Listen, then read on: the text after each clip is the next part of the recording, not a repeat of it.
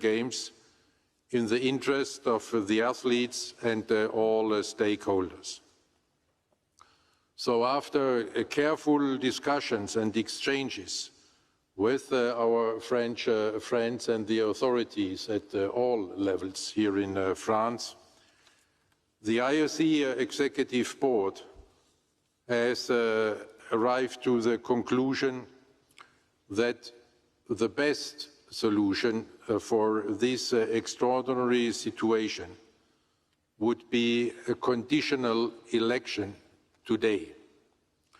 And to explain the details, I would like to invite the chair of our legal commission, Vice President John Coates, to give us some insight. Thank you, Mr. President. Under the circumstances that you've explained, the IOC Executive Board has decided on the 20th of July to maintain the conditionality that was set out last June, which is based on providing the Games delivery guarantee.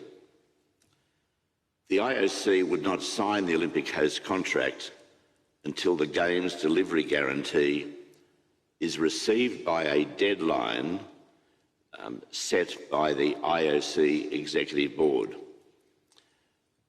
As is normal practice, I'm pleased to confirm that the IOC has received a signed copy of the Olympic host contract by French Alps 2030 prior to the session, normal practice.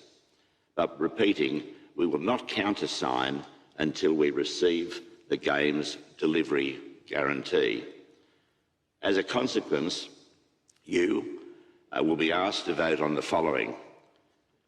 Do you accept to elect French Alps 2030 as host of the 26th Olympic Winter Games 2030, subject to the submission of the Games delivery guarantee under timelines set by the IOC Executive Board? President, I hand the floor back to you. Thank you very much, Mr. Coates, for this clarification. And now I'm opening the floor for questions to you, my dear friends and colleagues, whether your question is directed at the French Alps or whether it's directed to the future host commission. So if you would please indicate at the beginning of your question whom you would like to address. I don't see any question. I think the consultation call we had there a couple of weeks ago appeared to be very successful, and the explanations having been given by all the speakers have been also extremely clear and giving us the confidence I mentioned before. So we could move straight to the vote on the allocation of the Olympic Winter Games 2030 to the French Alps. And for this election, I thank you, Mr. Stoß, for your report, and for the proceedings of the elections, I hand over to the IOC Director General.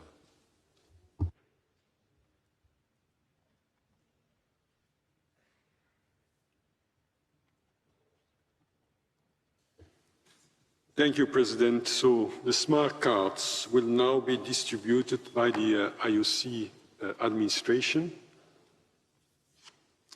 while the French delegations will be taking their seats.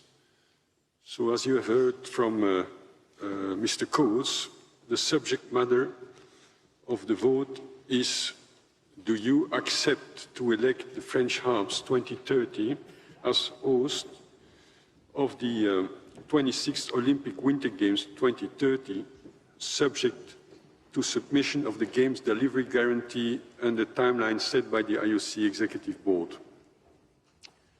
In accordance with Rule 18.5.1, the following members will not take part in the vote, and these are Monsieur Guy Dru, Monsieur David Lapartien, Monsieur Jean-Christophe Roland et Monsieur Martin Fourcade.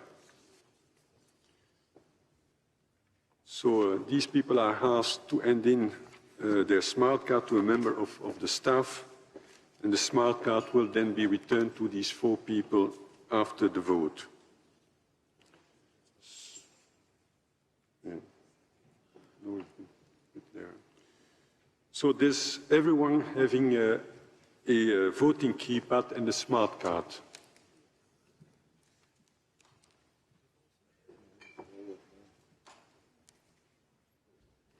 Mr. Ver, yeah, so I'm waiting. Mr. Verten is no, there in the back.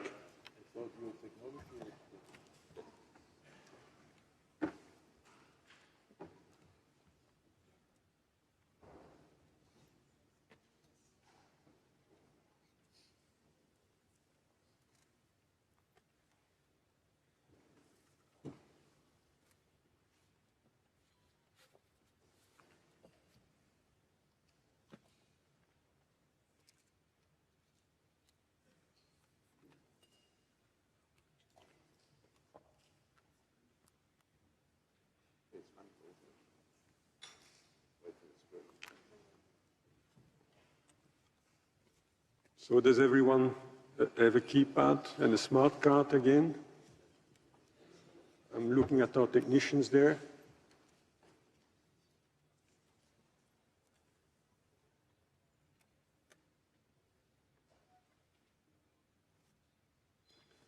This seems to be the case now, and I'm going to ask for the opening of the vote.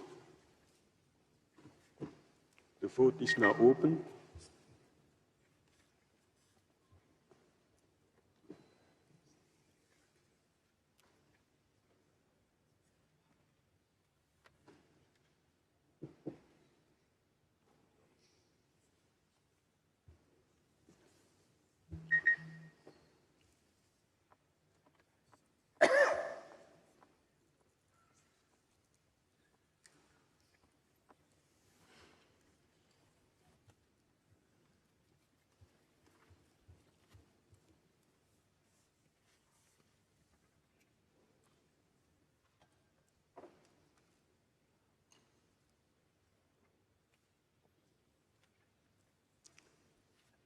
Did everyone have the opportunity to vote?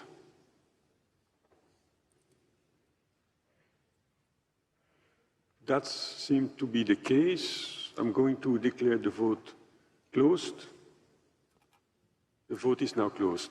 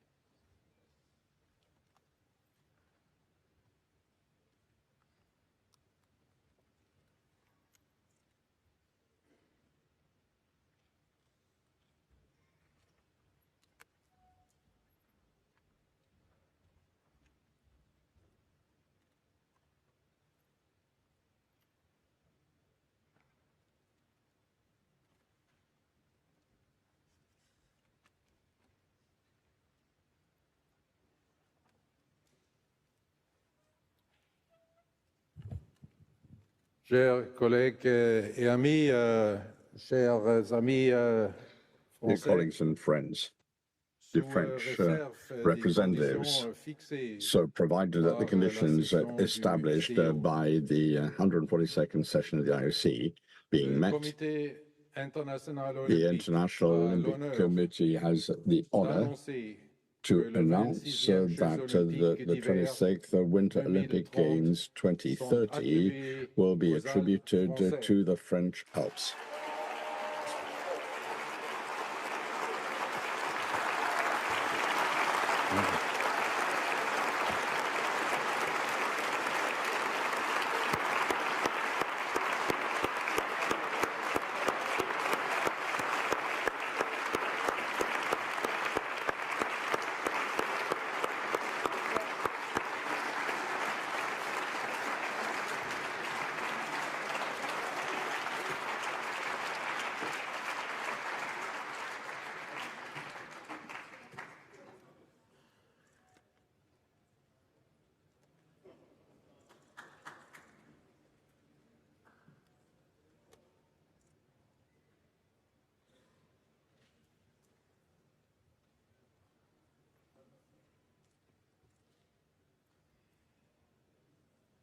Mesdames et messieurs, nous demandons aux présentateurs français de bien vouloir venir sur scène pour une photo de groupe. Merci. The French team to come up onto the podium for a group photograph.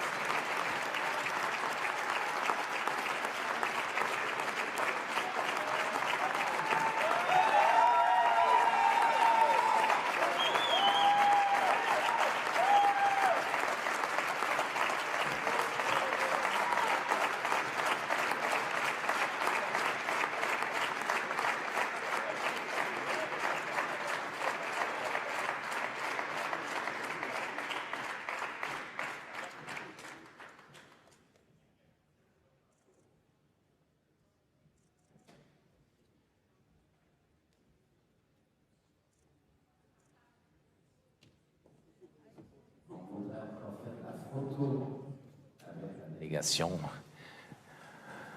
des présentateurs.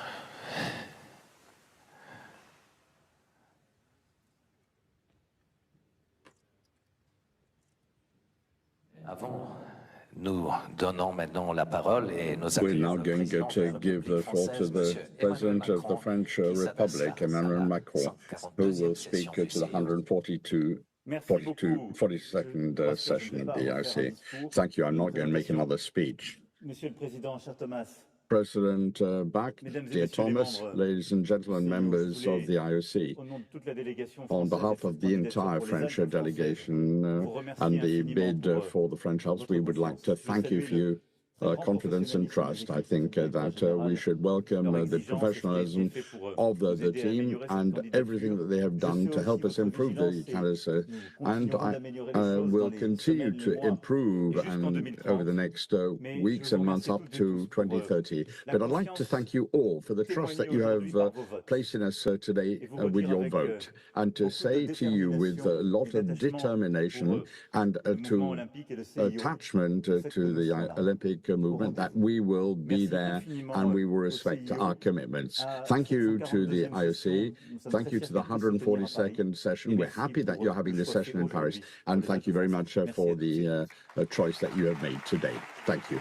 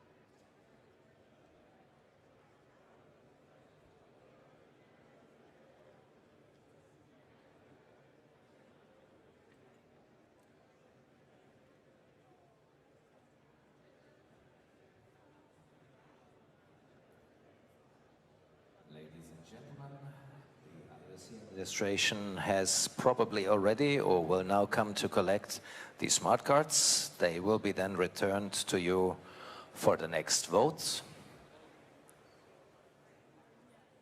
And again, please remain in your seats while we refresh.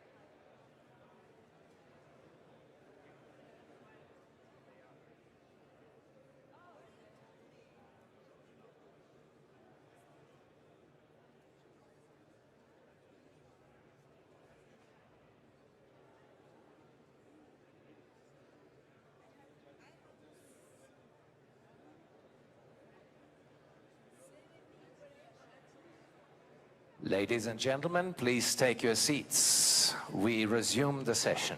Mesdames et messieurs, nous vous prions de prendre vos places. On continue avec la session. Merci beaucoup.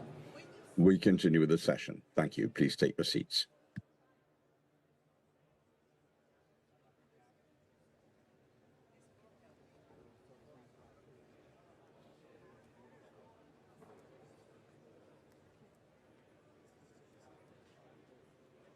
May I please ask everyone to take the seat so we can resume? Please take your seats.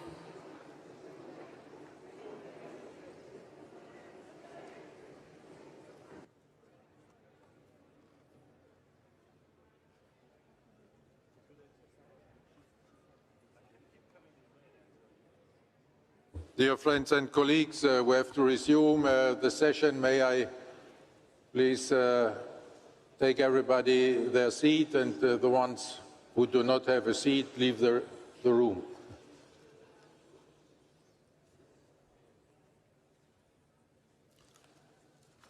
Dear friends and colleagues, I still owe you the number of votes with which you have elected the French Alps. So there were 95 votes, 7 abstentions, valid votes, therefore 88. The majority from the valid votes would have been 45. The yes votes were 84, and the no votes were 4. And then also for your information, because you have heard there that the Executive Board would set deadlines for the delivery of the guarantees. And these games delivery guarantee, the date has been set by the Executive Board for the Prime Minister at the latest by 1st of October 2024, and this guarantee signed by the Prime Minister then has to be ratified by the French Parliament no later than 1st of March 2025. So far, for the Olympic Winter Games 2030, and now, dear friends and colleagues, we move to the election of the host of the 27th Olympic Winter Games 2034. For this purpose, I would very much like to invite the delegation from Salt Lake City, Utah, to the stage. Dear friends and colleagues, please receive the delegation.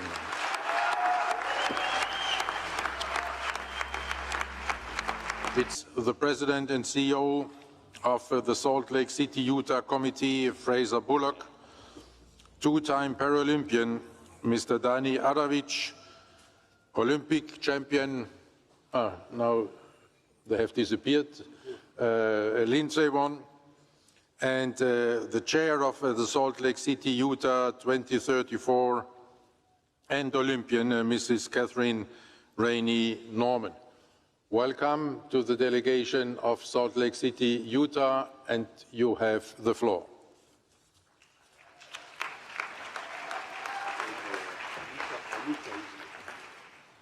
President Bach, distinguished IOC members, future host commission, dear friends and colleagues, good morning. I am Gene Sykes, the President of the United States Olympic and Paralympic Committee. And before the prepared remarks, let me just say how much I speak on behalf of Los Angeles yesterday, Salt Lake City, Utah today, the US OPC, and honestly all American guests who are here in France to appreciate the incredible hospitality, the emotion, and the readiness to serve the Olympic movement that we see in Paris and all of France, in particular with the presentation by the French group for the French Alps.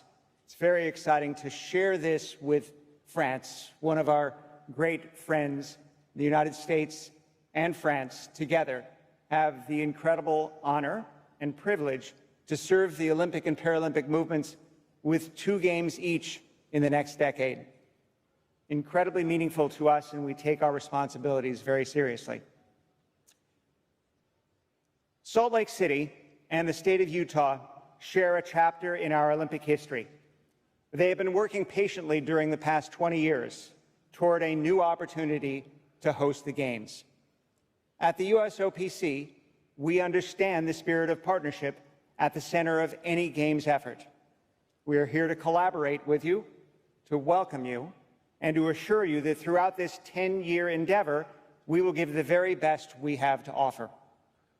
We have a deep and abiding respect for the Olympic movement and its spectrum of stakeholders, and we are committed to strengthening the Olympic and Paralympic movement in every way that we can.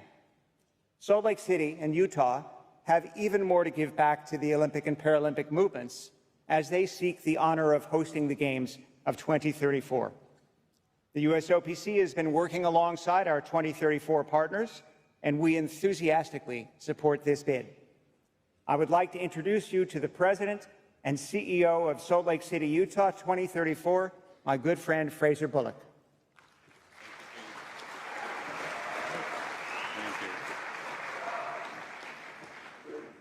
Thank you, Jean. Bonjour, mes amis. President Bach. Hello, dear friends. IOC members, Olympic and Paralympic colleagues, dear friends, I would like to welcome you to Utah. There are places here that are almost indescribable. The understated American West, held inside a magic that makes you think. Do places like this really exist? The answer is yes. And that beauty sits on the edge of innovation, home to the most welcoming people you'll ever meet. This is Utah. This is our home, and we love it. We want to share our home with you with open arms. Allow me to introduce the rest of our team. Spencer Cox, our great governor of the state of Utah. Aaron Mendenhall, our fantastic mayor of Salt Lake City. And of course, Jean. Catherine Rainey Norman, known as Kat. She is a 4-time Olympian in speed skating who competed on home ice in 2002.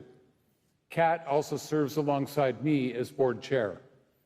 Next is Olympic champion Lindsey Vonn, who won the downhill at the Vancouver 2010 Games. She's a 4-time Olympian and winner of 82 World Cups and an integral part of our planning. And her first Olympic experience was in Salt Lake in 2002.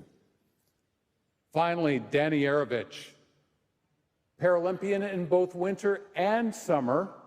She competed in Tokyo 2020 in athletics and in Beijing 2022 in Nordic skiing. I would also like to recognize and warmly thank our IOC members from the United States, Anita DeFrance and David Haggerty, for their invaluable advice and support. So many have contributed to get us to this point. I would like to personally thank Team Utah. Let me also offer congratulations to our colleagues from the French Alps and the 2030 team they put together. Your presentation was outstanding, and we see so many opportunities to collaborate with you as partners in advancing winter sport. I cannot fully express my sense of joy at this moment. Utah loves the games and what they mean to the world. It has been our dream to be here, back in front of you, almost every day since we submitted our final report for the 2002 Games. And today, finally, we're back.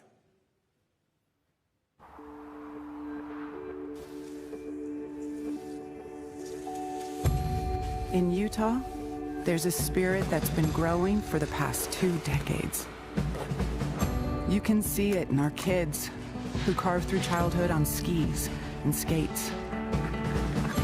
You can feel it in the hearts of world-class athletes from over 30 countries that train here. You can hear it in the passionate cheers of fans who fill the very same hallowed venues that hosted the 2002 Games. Because the Olympic and Paralympic Games left us with more than just venues and memories. The Games reshaped our culture, creating a proud tradition of hosting international competitions and sparking programs that teach the value of sport and teamwork to thousands of kids every year. This legacy sets the stage for an even brighter future when the Games return. Because Salt Lake is now and will forever be an Olympic city. It's part of our everyday life, woven into the fabric of every Utahn. And we can't wait to open our home to the world once more and say, welcome back.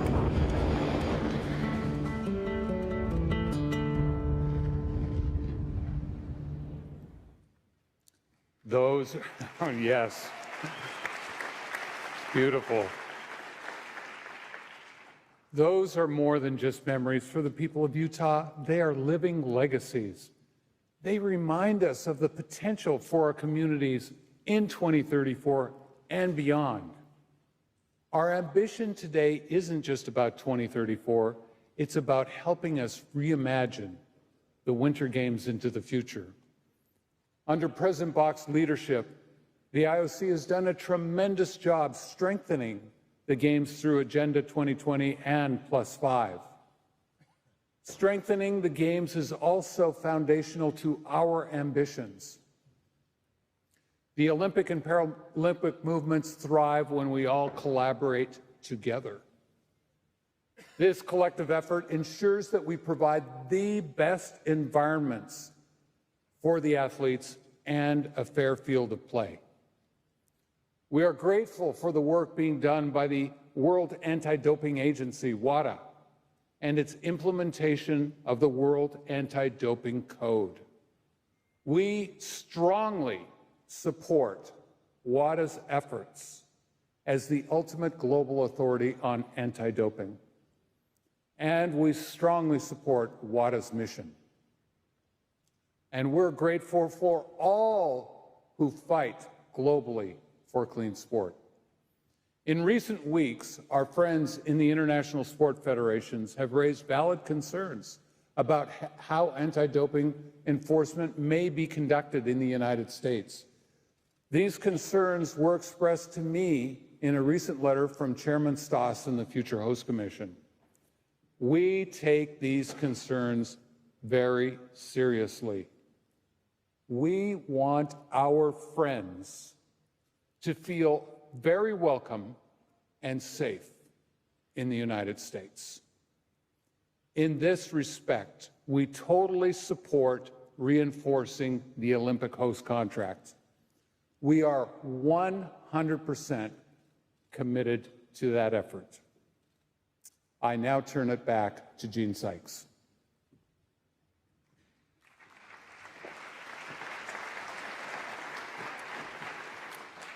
Thank you, Fraser. First, I want to congratulate the entire team from Salt Lake City, Utah, for their exceptional work in preparing to host another unforgettable Olympic Winter Games.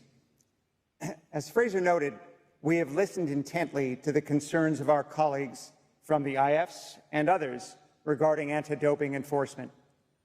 We also appreciate the time that President Bach and his team have given us to discuss this important issue.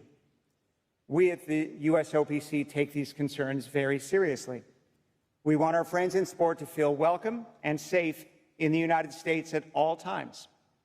We fully support WADA and its mission to ensure that athletes from around the world can compete in a fair environment. The USOPC, Salt Lake City, Utah, LA 28, and the full range of U.S. federal, state, and local government authorities have invested enormous efforts to host 2 games in a decade. This is truly a once-in-a-generation experience and a tremendous responsibility for our country. I speak on behalf of all of these stakeholders when I say that the importance of this effort cannot be overstated. Fraser, let me hand it back to you.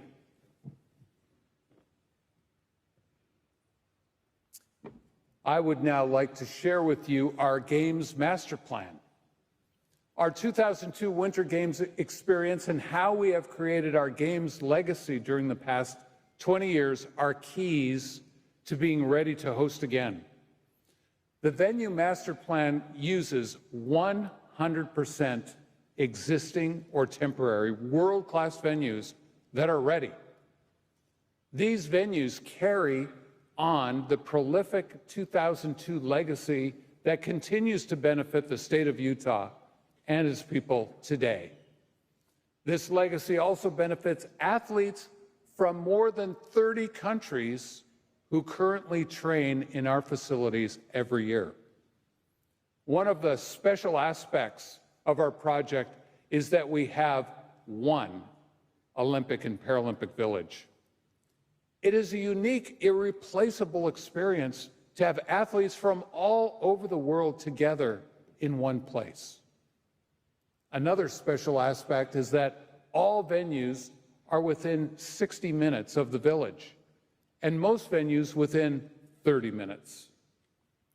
Our compact games makes for a more intimate experience for all the athletes and indeed all stakeholders. Salt Lake City will become an enormous Olympic festival with the entire city center activated. Several sports, including figure skating, short track, curling, and outdoor big air competitions will be hosted there, as well as Medals Plaza and the main media center. And downtown is only 10 minutes from our amazing Olympic and Paralympic Village, and only 10 minutes from our newly rebuilt net zero Salt Lake City International Airport. This master plan enables us to elevate the 2034 Olympic and Paralympic Winter Games experience for everyone. We are ready. Everything is in place. But beyond our physical assets, you can count on our people. As great as our venues are, our people are even better. I would like to invite Governor Cox to tell you more.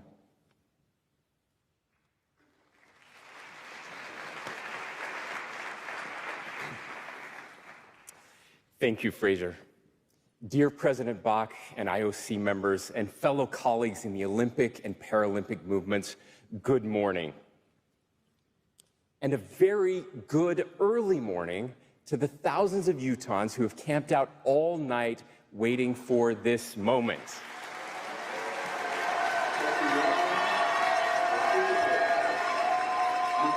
When the people of our state get behind our effort, they are completely behind it. They're all hoping to celebrate the potential of the Winter Games return to Utah on our state's biggest holiday that just happens to be today, July 24th, Pioneer Day. I am honored and thrilled to be here today with all of you. I bring the greetings and aspirations of 3.5 million citizens of Utah who love the games and can't wait to host them again. You see, we have a history together. We've been good partners before, and you can count on us. We have an experienced, trusted team that hosted the games in 2002, and a state that has hosted more than 1,100 events since the 2002 Winter Games. That's an average of 50 events a year, every year since 2002. Now, in our state, we have something special that we call the Utah Way. The Utah Way prioritizes relationships over political party, ideology, or cultural differences to solve our collective challenges. That aligns very well with the Olympic movement itself. We both value excellence, respect, and friendship. In today's polarized world, we are doing something truly unique. We have 100% political alignment today at every level of state and local government across all parties for hosting the 2034 Games.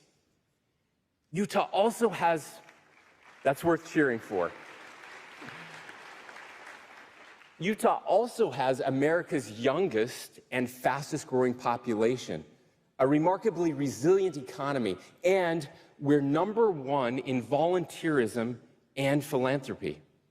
Our population is also diversifying rapidly, and 134 languages are spoken in Utah.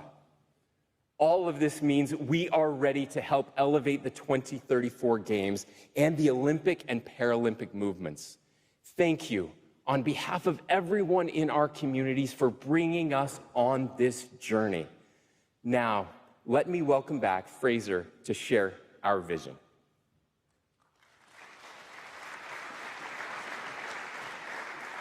Thank you, Governor Cox, for sharing the best of Utah and its people. Over many years of planning, you, the IOC, have taught us that one of the most important areas of focus for any Games host is its vision. Our vision is simple, clear, relevant not only to us, but to all of you. It is based on the word elevate. Put simply, our goal is to elevate our communities, to elevate sport, and to elevate the Games experience. The Games have the power to unite us in making a positive impact in so many ways. The essence of our ambition is to use the 2034 Games as an opportunity to do good. We believe that the 2034 Games have a vision that is focused outward, not just inward. We seek to have opportunities to partner with you to use the 2034 Games to benefit the entire Olympic and Paralympic movements. Our next presenters will show you examples of how we can make our vision a reality and how we hope to make a difference together. First, we have our capital city's outstanding mayor, Erin Mendenhall, to share more about our vision.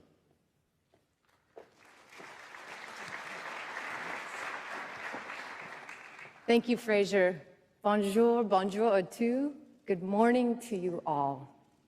As mayor of Salt Lake City, I want to first thank you for the outstanding partnership that we have fostered over the past several years.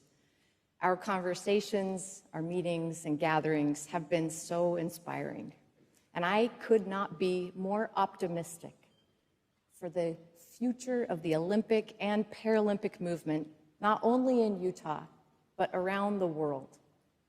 The foundational element of our vision is to elevate our communities. The Games will catalyze our ambitions and help us become a more sustainable, equitable, and opportunity-rich city. Our youth are at the heart of every major move our city makes. If Salt Lake City is awarded the 2034 Games, the breadth of the inspiration that the Games ignite will know no bounds. The Olympic values are embedded in our DNA and will serve as a scaffolding that supports our youth in pursuing their dreams. We are excited to establish programs that bring athletes into our classrooms, after-school programs, and our community centers to bring these values to life. The Games will also help us further unify our communities. And in a divided world, they are an opportunity to deepen connection for a cause that is greater than ourselves as individuals. 80% of Utah residents support bringing the Games back to Salt Lake City and Utah. We will make these Games more inclusive, more welcoming, and more meaningful for the world and for our own communities. This effort will also help us make sustainable environmental progress by accelerating our Climate Positive Salt Lake City initiative that centers on moving to net 100% renewable energy citywide by 2030. Hosting the Games can help our rapidly expanding efforts to improve air quality and protect the Great Salt Lake, which we are tackling as a unified state. The Games are a perfect fit for our future. Hosting the Games aligns seamlessly with the fabric of our communities, accelerates our ambitions for sustainability, and proudly represents our shared Olympic and Paralympic values. Our project has a lot to offer, but maybe the most important is the least tangible, and that is the power of optimism and partnership. We've done our homework, we've laid the groundwork, and we are ready to start the real work alongside you, our Olympic and Paralympic partners. Merci. Now, I'd like to welcome Paralympian Danny Arovich to the podium.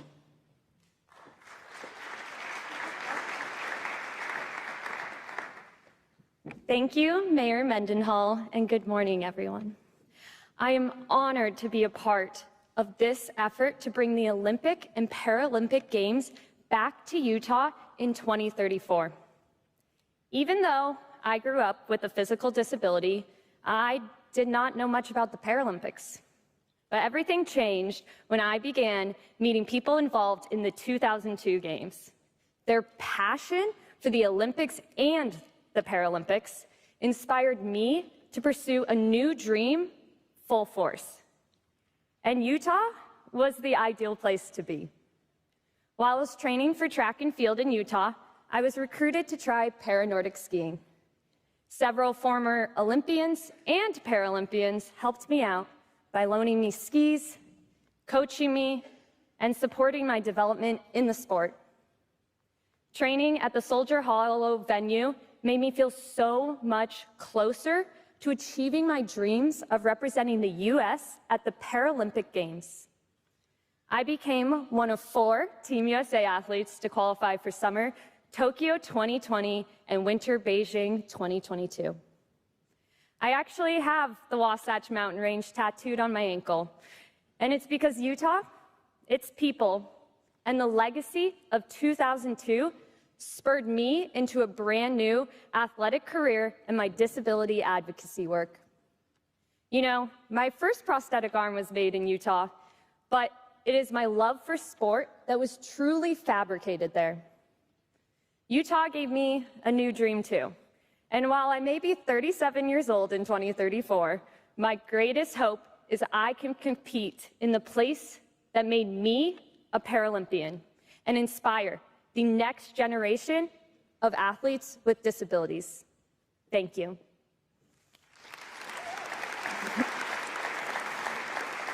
And I'm so excited to hand it over to Lindsey Vaughn.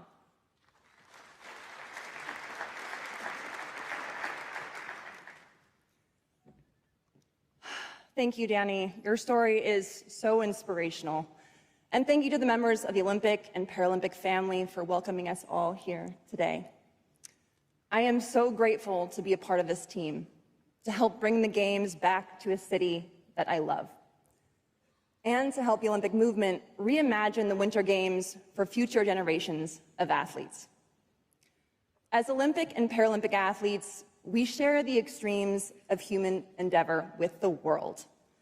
We have moments of disappointment that teach us, and we have moments of pure magic as we celebrate at the end of a long athletic journey. But what matters most to us is being able to share those moments with our families. But often, athletes' families can't join the very dream they helped create. I've experienced this firsthand. One of my biggest worries was trying to make sure family members could get to see me compete. At many important competitions, including the Olympics, I experienced challenges obtaining tickets, accommodations, and transportation for them. It would have been so helpful to be able to focus exclusively on competing, knowing that my family had been taken care of and could be there with me, especially at those pivotal moments during my career. My dad may not have been at all of my competitions, but he's always supported me. And I'm so thankful that he's here today to support me now.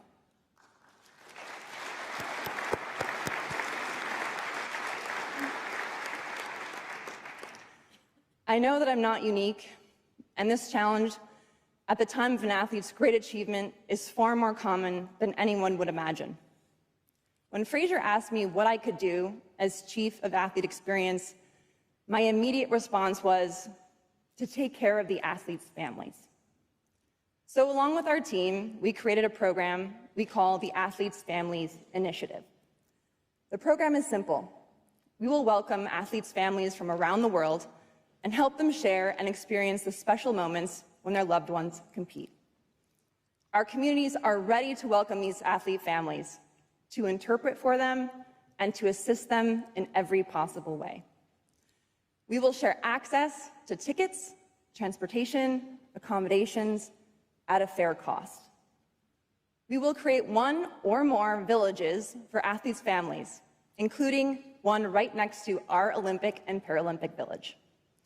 This will be a Games first.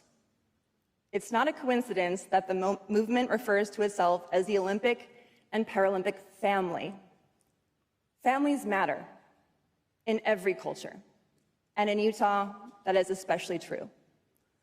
Salt Lake City, Utah 2034 wants to celebrate the athletes' experience in a new way. What better way to do that than with the most important people in our lives, their families? Thank you. And now, please welcome Pat.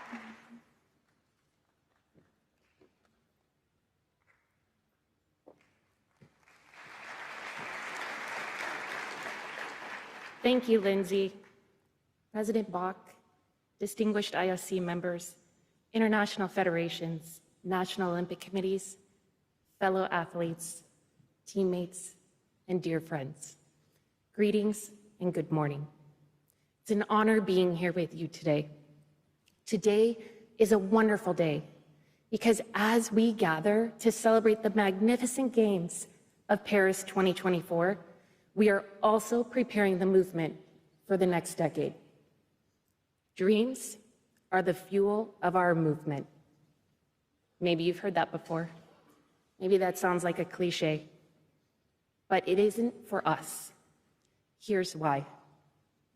Athletes dream of standing on the podium. Teams dream of proudly representing their countries. Humanity dreams of the game's power to unite the world.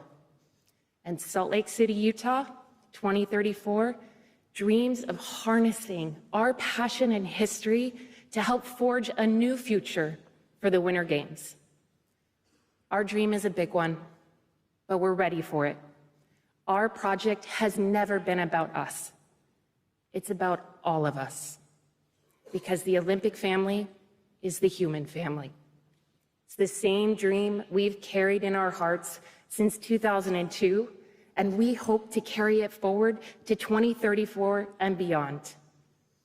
I am a proud Olympian, daughter, wife, and mother. Looking back, even before I competed at 4 Olympic Winter Games, I realize how much my life, both ups and downs, have been shaped by the values of Olympism. I'm sure most of you feel the same way. This movement is a calling. It's a higher purpose, and I'm fortunate to be part of it. My role as board chair of our project is multifaceted in all aspects of our planning. But perhaps my most important role is to serve as a voice for our children, athletes, families, and communities. 3 young athletes from Utah, Kate, Orson, and Emma, are here today. They embody the values of sport on and off the field of play. The Youth Sports Alliance, formed as a result of the 2002 Games, introduced Kate to figure skating and Orson to luge, while Emma learned to speed skate at the Utah Olympic Oval, a legacy venue from 2002. These groundbreaking programs introduce sport to thousands of children of all backgrounds and ages throughout our communities. This is the type of tangible legacy we pioneered in 2002, and it's the type we will continue to create after 2034. Kate, Orson, and Emma are now training and competing, and who knows, maybe we'll see them on the ice in 2034. I hope so. Our ambition for youth sport is twofold. First, we want to use the 2034 Games to significantly expand the reach of our youth sport programs, just as we have for the past 2 decades. Second, we want to partner with similar organizations from around the world. We want to learn from each other to bring the very best of sport opportunities to all our children. Our ambition in sport has another key dimension.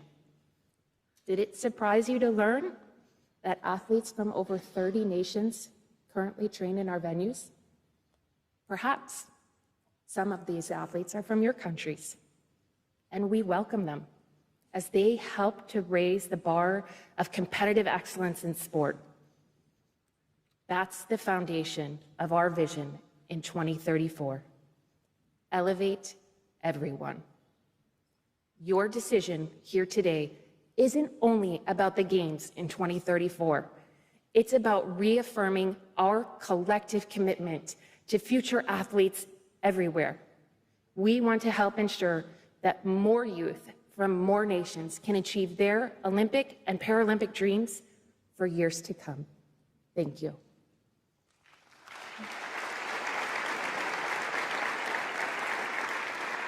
And now, let's have a look at how these dreams can come alive.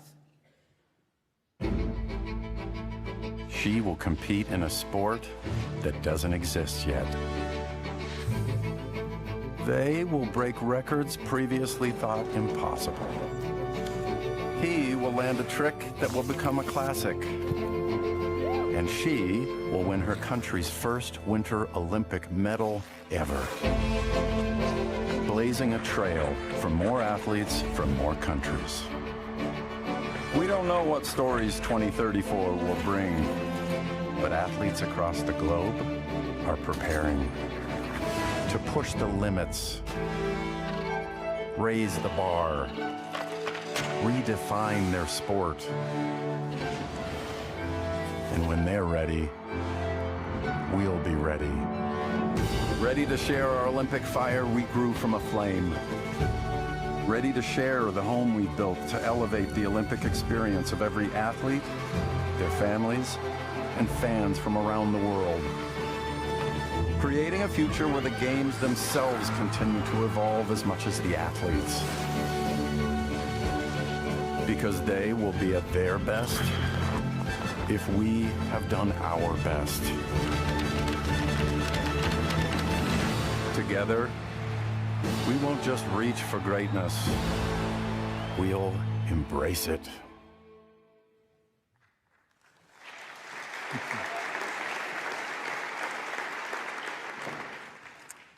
Hosting the 2002 Olympic and Paralympic Winter Games transformed our state and lifted our country and the world at a time we all needed to be together.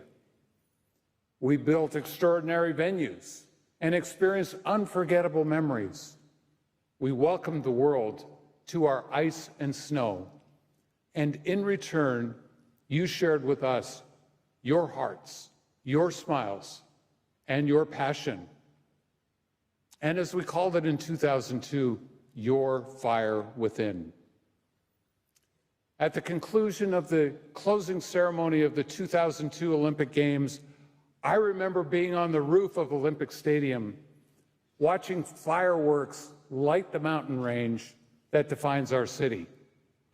It was a wonderful celebration of the world coming together. And for me, it was a dream come true. I really, and I mean really, didn't want that moment to end. Really. We have another dream of hosting the world again and having the opportunity for my state to give back in so many meaningful ways. I love this picture. It is of me and my grandson, Nate. He isn't even as tall as the sign. The words, "No easy way beyond this point," sometimes relates to the challenges we all encounter during our journey through life.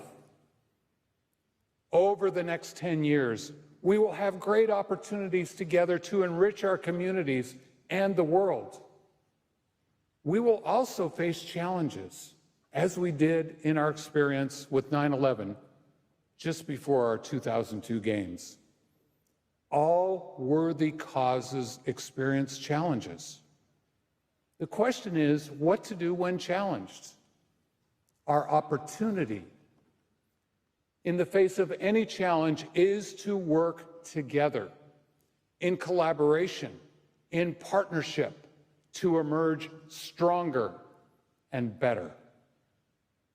In such situations, we have the opportunity to show the best of who we are, to live up to the values of excellence, respect, and friendship. You have Utah's absolute commitment to be with you side by side to face any challenge together. You will find us to be the best of partners. And finally, throughout our organizing committee's lifetime, we can bring together our team, our magnificent communities, and you, our wonderful partners, to impact the world for good. Our dream is that it can help bring unity, hope, and inspiration to a world in need of them. The Games have the power to lift and change the heart and souls of each of us. And most importantly, how we see each other and treat each other for good. The Games are a platform unlike any other in the world. If we learned anything from hosting in 2002, it is that hosting the Games is a privilege. It's one that will resonate for years in our communities. And if we do it right, it can also bring joy and solidarity around the world. Everything is in place. We're ready to deliver extraordinary games, and we're ready to partner with you to take the movement forward. We're ready to give more Olympians and Paralympians from more countries the chance to shine, to inspire, and to take home a medal, as well as thousands of new fans or friends. And maybe, just maybe, to inspire one more child in a faraway land or a nearby Utah town to say to themselves, that's what I want to do when I grow up. Thank you, IOC members. We humbly submit our ambition to you and request your support in hosting the Olympic and Paralympic Winter Games of 2034. The people of Utah invite you. This concludes our presentation, and we are eager to answer any questions you may have. We return the floor to President Bach.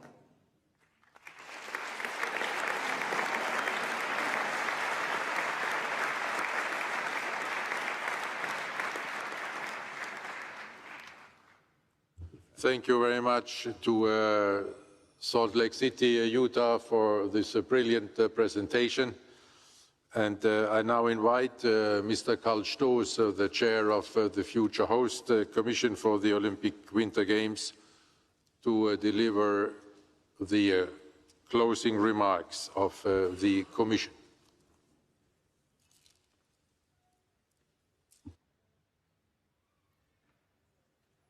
Thank you, Mr. President, dear IOC members, friends and colleagues, distinguished guests from Utah and Salt Lake City, dear Governor Cox, dear Mayor Mendenhall, and all the committee.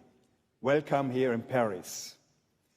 And it is now my privilege to present the final report for the Future Host Commission for the Olympic Winter Games in Salt Lake City, Utah, 2034, and to update you on developments since the publication of Commission's report and the IOC Executive Board meeting in June. For sport, Olympic Winter Games in Utah represents a fantastic opportunity. This very strong project benefits from an exceptionally high level of public and political support, as you have seen here at the presentation. The governor from Utah is from another party, the mayor of Utah, of Salt Lake City. But they have one goal: bring back the Games to to Salt Lake City, Utah. This is a clear mission, and we could feel it all the time when we went to Salt Lake City in Utah. On the games front, Salt Lake City, as we have just heard, has proven ability to deliver high-level sports competitions. 100% world-class existing or temporary venues, and opportunities for further extended the legacies of Salt Lake City 2002. During our visit, the Commission, and I would like to say thank you to all my fellow colleagues for your great support and great work. We have seen firsthand these excellent venues and to witness the immense experience and expertise that exists. Enthusiasm for the Games was always our feeling, from the first minute to the last minute. In every interaction we had, both at the venues and in all our meetings with athletes, sport leaders, politicians, and the private sector.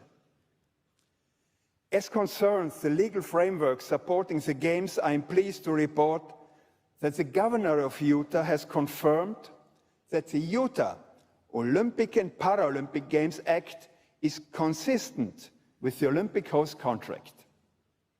In addition, the Utah legislature was committed to put additional legislation in place to facilitate Games delivery and ensure the implementation of the Games delivery guarantee. In recent weeks, the Cam Gardner Policy Institute has published an independent study about the predicted economic impact of Olympic and Paralympic Games in Salt Lake City, Utah, 2034. The report estimates that 2034 Games will generate $6.6 billion for the state of Utah. This is due in part to the potential long lead to the Games from 2024 to 2034. And following the recent statements of Fraser and also Chin, for both of summer and winter sports federations, there has been an exchange of correspondence between myself as chair of the Future Host Commission and Salt Lake City, Utah 2034 leadership on this subject to the WADA Code. We have received a response confirming that Salt Lake City, Utah 2034 and the United States Olympic and Paralympic Committee are 100% committed to compliance with the WADA Code, and that their dedication to clean sport and to the coordinated international anti-doping effort led by WADA is absolute. This has been further re-emphasized by the delegation this morning. Thank you for this clarification. In conclusion, and on behalf of the Future Host Commission, let me once more reiterate the many qualities of Salt Lake City, Utah 2034, which has met all requirements. And let me finish just 1 minute more with a personal story and personal experience. After our last visit in April, and after the final press conference, I went to the airport of Salt Lake City. I went in the departure hall, and just with hand luggage, and I went to an information desk and asked for my gate, departure gate. The man raised up his head, looked to me and said, "Hey, you are from the Olympics. Yes, man, bring it back. Bring back the Olympic Games to Salt Lake City." This is Salt Lake City, Utah. This concludes my report.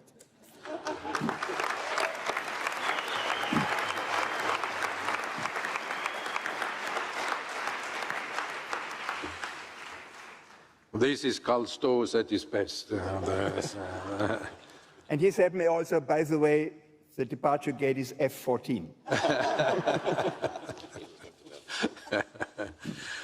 So thank you, Karl, for your very clear remarks, which complement the more detailed report provided to the IOC members during our last consultation conference with the friends from Salt Lake City, Utah, and which is also available to everybody's knowledge on the IOC's website.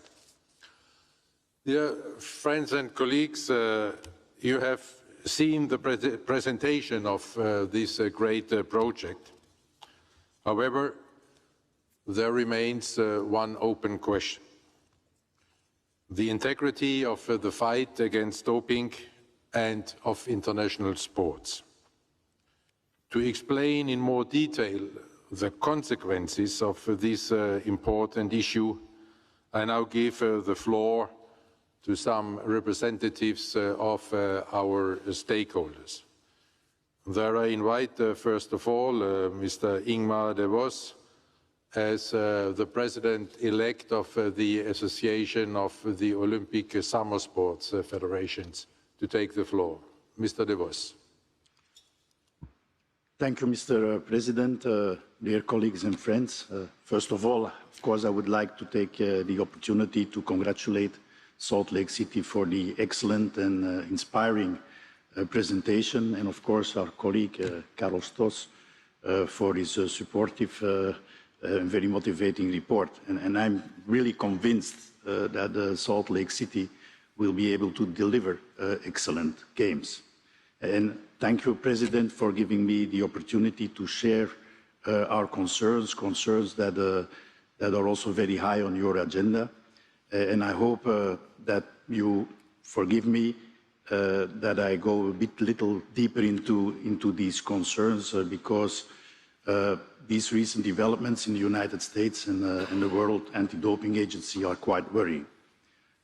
In my capacity as a representative of the Association of Summer Olympic International Federations in the WADA Executive Committee, I witnessed from close by how a case of food contamination of 23 Chinese swimmers in China has led to some events that, in my view, have potentially a very negative impact on sport and on our athletes. And I don't want to go too much in detail about the case itself, and I also happy to refer to the statement made by Aswaf less than 2 weeks ago. But it was clearly not a case of doping. And according to all the available evidence, scientific and otherwise, it was a case of no-fault environmental contamination, and the low levels of TMZ present could have given no performance enhancement to the athletes concerned. Such cases of environmental contamination happen regularly in all parts of the world and in different sports, including in the United States of America, where anti-doping organizations had closed cases of no-fault food contamination, and where WADA decided not to appeal such a no-fault contamination scenario. In this particular case, also the World Aquatics, sorry for the confusion with these acronyms nowadays, but World Aquatics came to the same conclusion. Despite being a simple case of contamination, WADA was accused by some stakeholder representatives and in the media of the worst possible thing an anti-doping organization can happen, namely that it would cover up cases of doping in order to favor a particular country or a group of athletes. With the Olympic and Paralympic Games in Paris on the horizon, WADA needed to act fast and appointed a highly respected independent prosecutor to examine the matter and to conduct a thorough review of WADA's handling of the matter. The interim conclusions of Mr. Cotier were presented on the 9th of July to the Executive Committee and were crystal clear. There was no evidence that WADA had showed favoritism nor was there any interference or irregularity when WADA decided not to appeal the China decision. And this was considered as reasonable, both from the point of view of the facts and the applicable rules. Whereas we look forward to receive the final report of the independent prosecutor later this year, this will not change at all these conclusions, but we look forward to receive some recommendations for the future. But despite these very clear conclusions, the attempts to damage the reputation and credibility of WADA continued. And I really appreciated the diplomatic and conciliating approach of the American representative in the WADA Executive Board. But several United States initiatives based upon this case on Chinese, so consequently foreign soil, are extremely worrying and basically, for us, unacceptable. They are the result of the famous Rodchenko Act that we have already questioned many times in the past. The United States Congress hearing, letters from the United States Senate, a US federal criminal investigation regarding an anti-doping case on a foreign territory, the issuing of a subpoena to our colleague, the Executive Director of World Aquatics, to testify as a witness in a US investigation regarding this Chinese case, are clearly intended to undermine the role of WADA and the trust in the global anti-doping system. But it also undermines the integrity of the international sports competitions.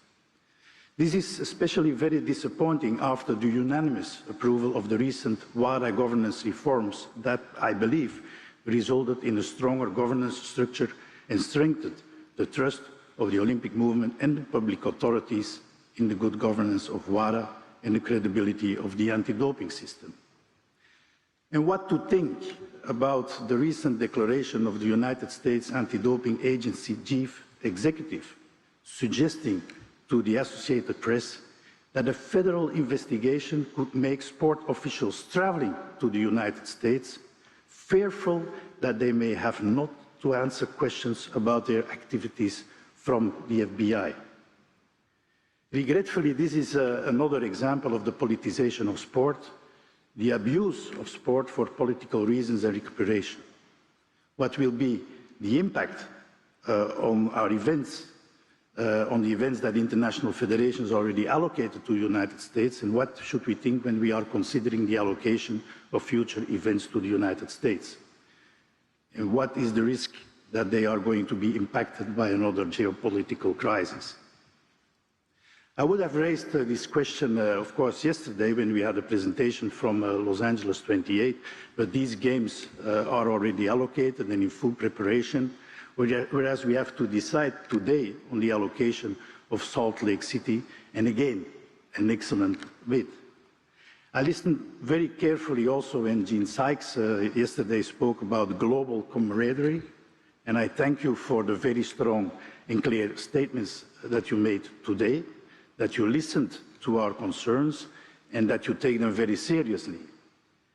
But we really need to understand what is going to happen in the future and where is this going to end. I know that the representatives here present of the United States National Olympic Committee and Salt Lake City most probably cannot provide today the firm guarantees we want or we need. Or maybe the governor and the major, above all the political parties, can help with this. But I believe that before taking the vote today, a clear statement on how our concerns will be addressed by concrete actions would be highly appreciated to put us back in our comfort zone, so that we can support this excellent and exciting bid, and so that your dream can come true, which is what I truly hope. Thank you very much.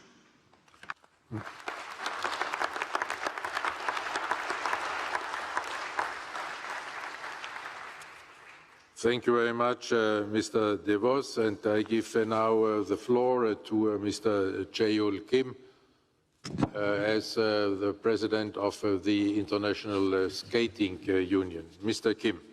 Thank you, President. Dear Jean, dear Mr. Fraser Bullock, Governor Cox, Mayor Mendenhall, Danny, Lindsay, and Kathleen, thank you very much for your inspiring and emotional presentation. Before I put on my IF hat, your presentation remind me of the journey that I went through delivering the games in 2018. And it's so amazing to see your story, and thank you very much. I really appreciate it. As a president of International Federation, there's so many things that I love about your bid. Just to name a few, Salt Lake City is a great winter sports city that hosts many international events. For ISU, we go there at least twice a year for our events, and they are successful. More importantly, you have very compact and sustainable plan that is fully aligned with Agenda 2020 +5. And it's very assuring to see so many citizens of Utah camping out overnight to show their support. This is what Olympic is about. I really appreciate it. And if awarded, I'm sure that 2034 Games in Salt Lake City can provide unique Olympic experience for the athletes and for the fans, and inspire many young minds throughout the world. The Winter Olympic Federation, WOF, is excited about the prospects of returning to Salt Lake City 32 years after the successful 2002 Games, just as summer colleagues in this room are excited to be back in Paris after 100 years. And I also like to thank Jean and Mr. Bullock for addressing our concern regarding the recent development around anti-doping and WADA. I appreciate the strong commitment and the statement of Jean and Mr. Bullock. I briefly want to echo the concern raised by our colleague Ingmar and emphasize the statement that WOF made on this topic recently. WOF welcomes the report of the independent prosecutor that there were no irregularities by WADA in handling the case related to Chinese swimmers. WOF also respects the decision of WADA Executive Committee to approve the independent report.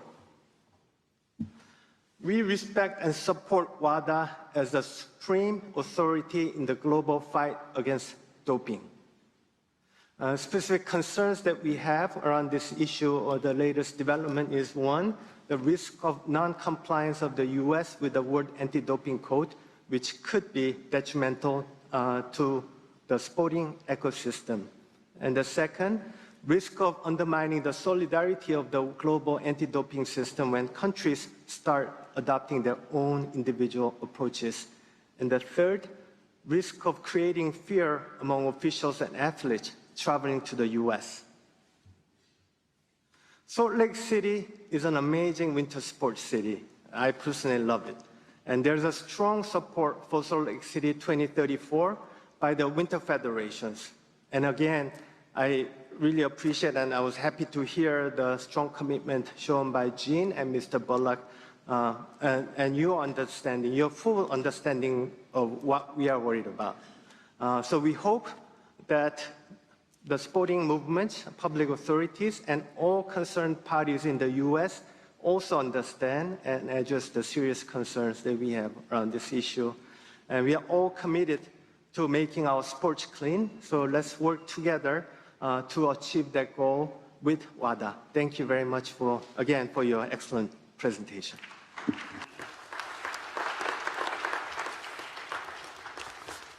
Thank you very much, Mr. Kim, and I now give the floor to Mr. Humphrey Kayange as athletes representative in the WADA Executive Board. Mr. Kayange. Thank you. Dear Mr. President, dear colleagues, I would like to offer an athlete's perspective in light of the recent developments.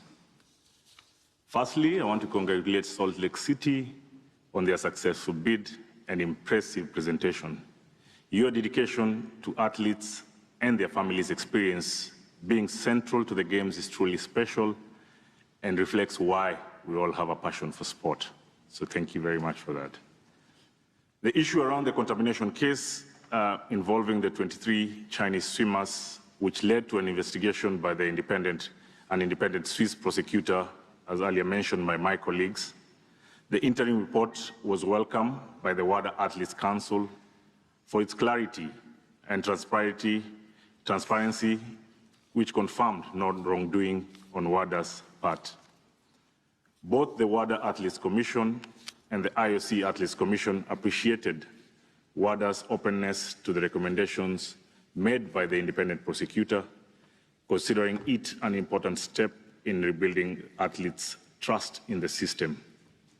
For the WADA AC and the IOC Athletes Commission, WADA and the anti-doping community, we must learn from this case and focus on strengthening the system. The WADA Athletes Council is actively listening to athletes' concerns and is open to the recommendations, improvements to the process, the code, and international standards. The IOC Athletes Commission is committed to collaborating with the WADA Athletes Council on this matter. Additionally, protecting athletes from leaking of their personal and sensitive data has been identified as an area that requires attention, as well as addressing concerns around the safety of athletes and the survival of the global anti-doping system. The implications of such actions could have far-reaching impacts on athletes from various parts of the world. It is imperative to uphold the fundamental principles of the fight against doping, which include the protection of athletes' health, respect, and fairness. These principles encompass not only adherence to rules, but also mutual respect and non-discrimination. As we approach the Olympic Games in Paris, the importance of unity and bringing the world together is more significant than ever. This call for unity is equally vital within the anti-doping community. WADA and the fight against doping should not be leveraged to create division, but rather to promote ethics in sport in support of Olympic values, to foster international cooperation, and to protect athletes' health and the integrity of clean athletes. Despite these concerns, and listening to Jean and Fraser earlier on, I am confident that with the support of the US OPC, LA 28, and the Salt Lake City's bid, we have ambassadors who uphold a unified global anti-doping system under the leadership of WADA, an important message to the athletes, and hope this will be echoed by more partners. Thank you. Thank you very much.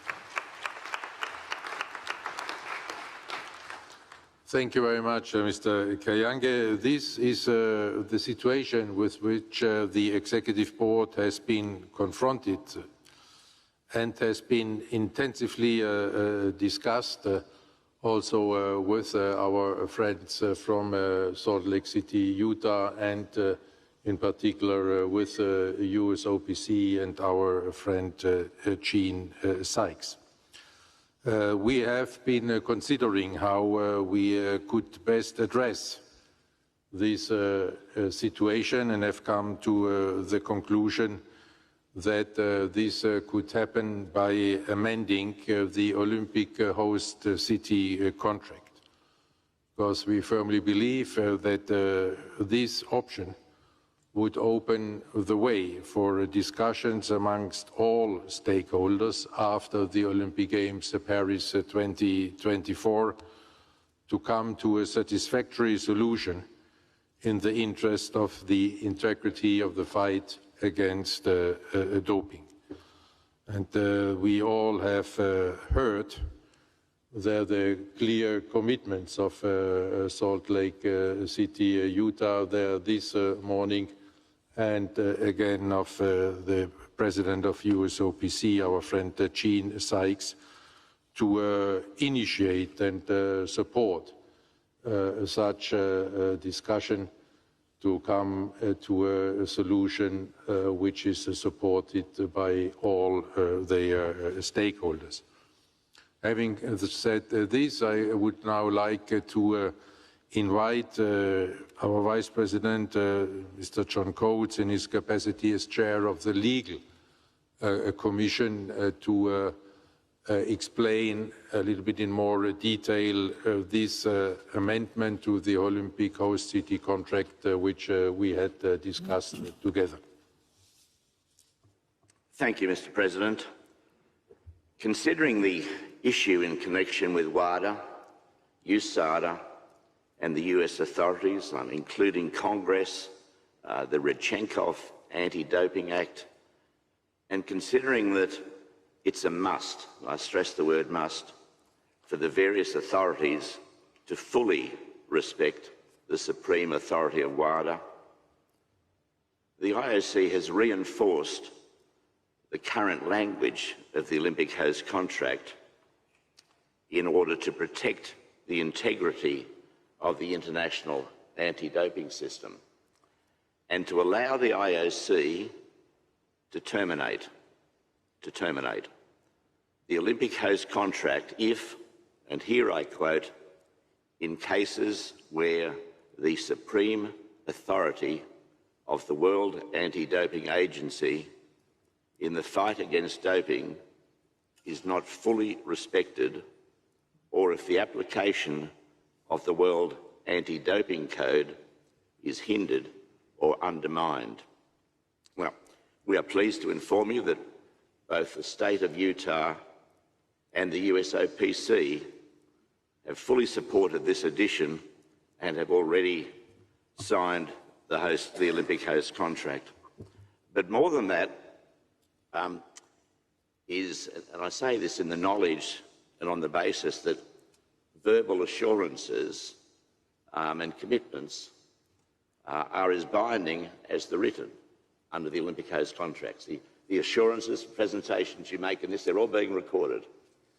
And they're as binding, and I particularly noted President Fraser Bullock and USOPC President Gene Sykes, a candidate for election as an IOC member later today.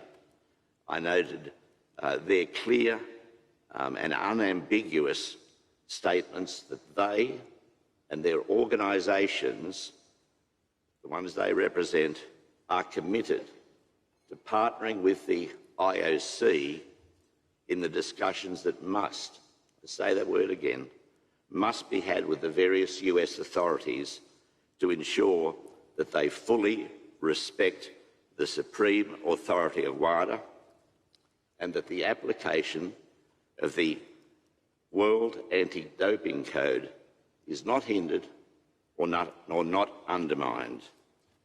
We appreciated that, and we are very much looking forward to, as soon as possible after these Paris Games, working with you to achieve those statements. So, President, I hand the floor back to you. Thank you very much, Mr. Coates. And now I'm opening the floor to you, my dear colleagues and friends, for any questions you may have. Monsieur Guidru. Oui, thank you, Mr. President. Now, as many French people speak English here, I try to do the same, above all out of consideration for our friends of Salt Lake City, American friends. Fraser Bullock, congratulations.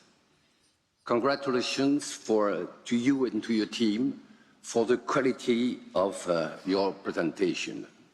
And I take the occasion, as a veteran gold medalist, to say hello to our friends who are around you now on the floor. Be sure that you invite us to come into your dream. You need a big place, because we are a lot of. Just some words to my friend, our friend, Anita de France. We all knew and appreciate the experience of Anita, IOC experience, and especially Games organization experience. Thank you, Anita, to prove, if necessary, that summer athletes especially when it is for your country to prove that the summer athletes can love the winter games. And you know me, Mr. President, some funny words to conclude. Before, when I hear the name of Bullock, Sandra was coming on my eyes. Now it will be Salt Lake City. Thank you.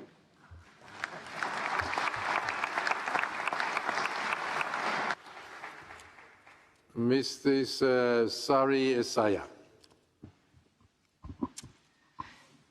Dear President, dear colleagues, I would also like to start by congratulating Salt Lake City 2034 on their excellent bid. It was so great to hear that 80% public support is there for the Games. It's exceptionally high. And also it was so nice to hear about the legacy of the Salt Lake City 2002. Also that the existing venues which can be used tomorrow, this is really great from the sustainability perspective. And also the promise to take care of the families of the athletes, that's great too. But then we hear some concerns from our colleagues, and these concerns heard by our colleagues are real, and we must not ignore them. But we also heard very strong and determined commitments from our colleagues that the US OPC LA 2028 and the Salt Lake City 2034 will do everything to ensure the Olympic values and the university of the Games. And these are celebrated and respected in the United States. I was also encouraged by the word of Fraser Bullock and our colleague Jean Sykes, who both expressed strong support for WADA and the global anti-doping system.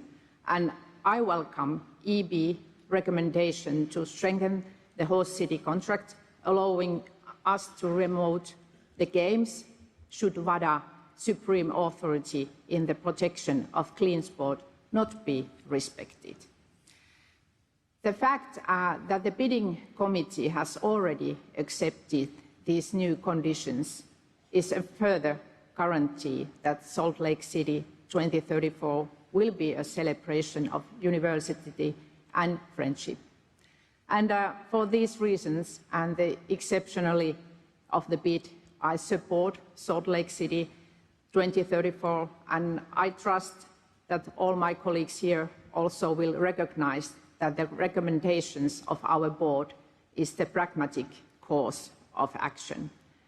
This project is a great example of legacy fully aligned with the ambitions of the IOC.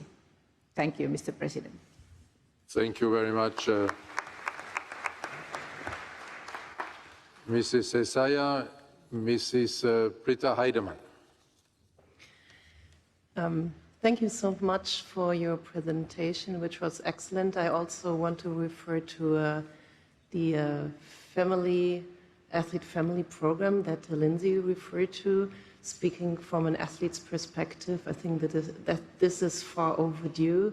And we have experienced here in Paris with Tony Estanguet as an athlete being head of taking care of the athletes' wishes. I think, Lindsay, go on with that, and it's excellent that you are bringing forward such ideas, and the athletes will thank you for that, and I'm happy to hear that. Thank you. Thank you very much, Mrs. Heidemann.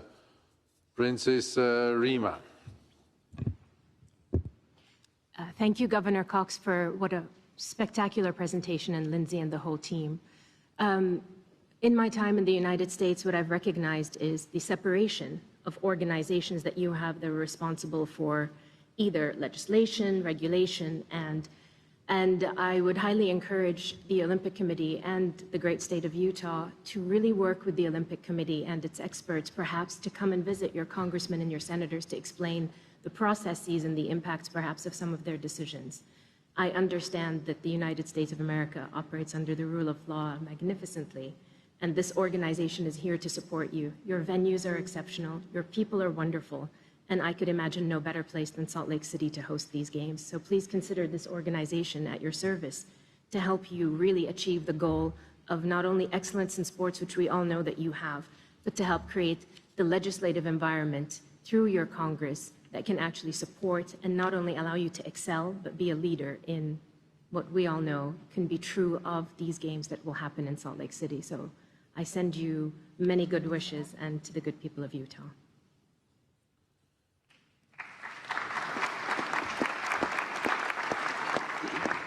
Thank you very much. Madame El Moutawakel. Merci, Monsieur le Président. Thank you to the entire team for a wonderful presentation, which I listened very carefully, and I really highly appreciated each and every input that came from each and every one of you.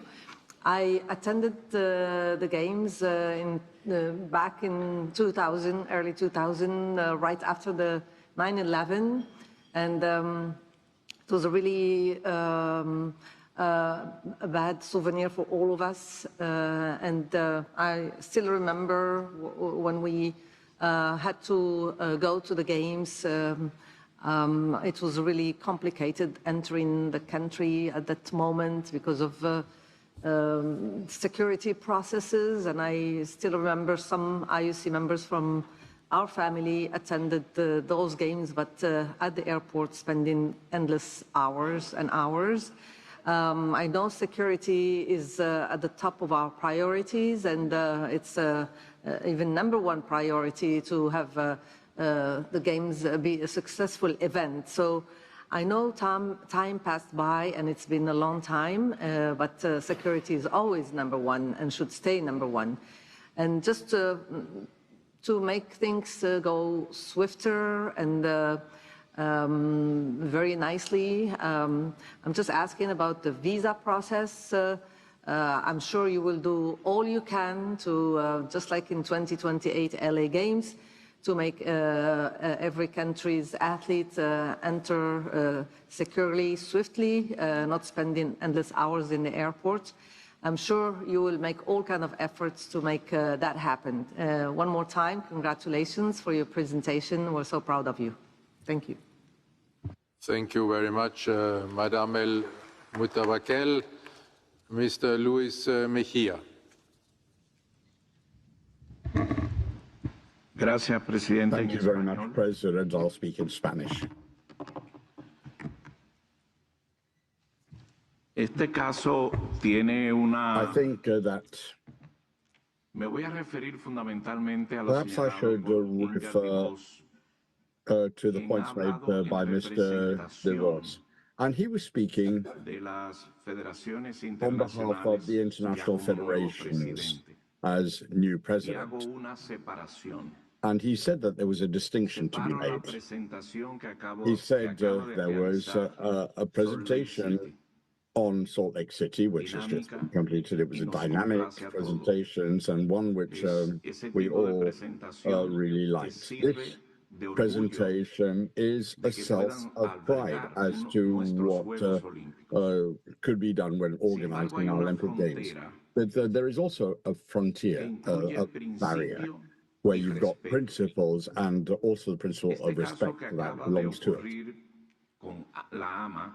And what has just happened with WADA, which is the main authority to which we delegated responsibility to deal with questions of anti-doping. And that is an organization whose principles have to be respected. You cannot have a single nation that takes the privilege of being above all the laws. Suerte que esto 10 días antes, esto que ocurrió con los nadadores. Now, we know what happened 10 days ago with the swimmers. All our federations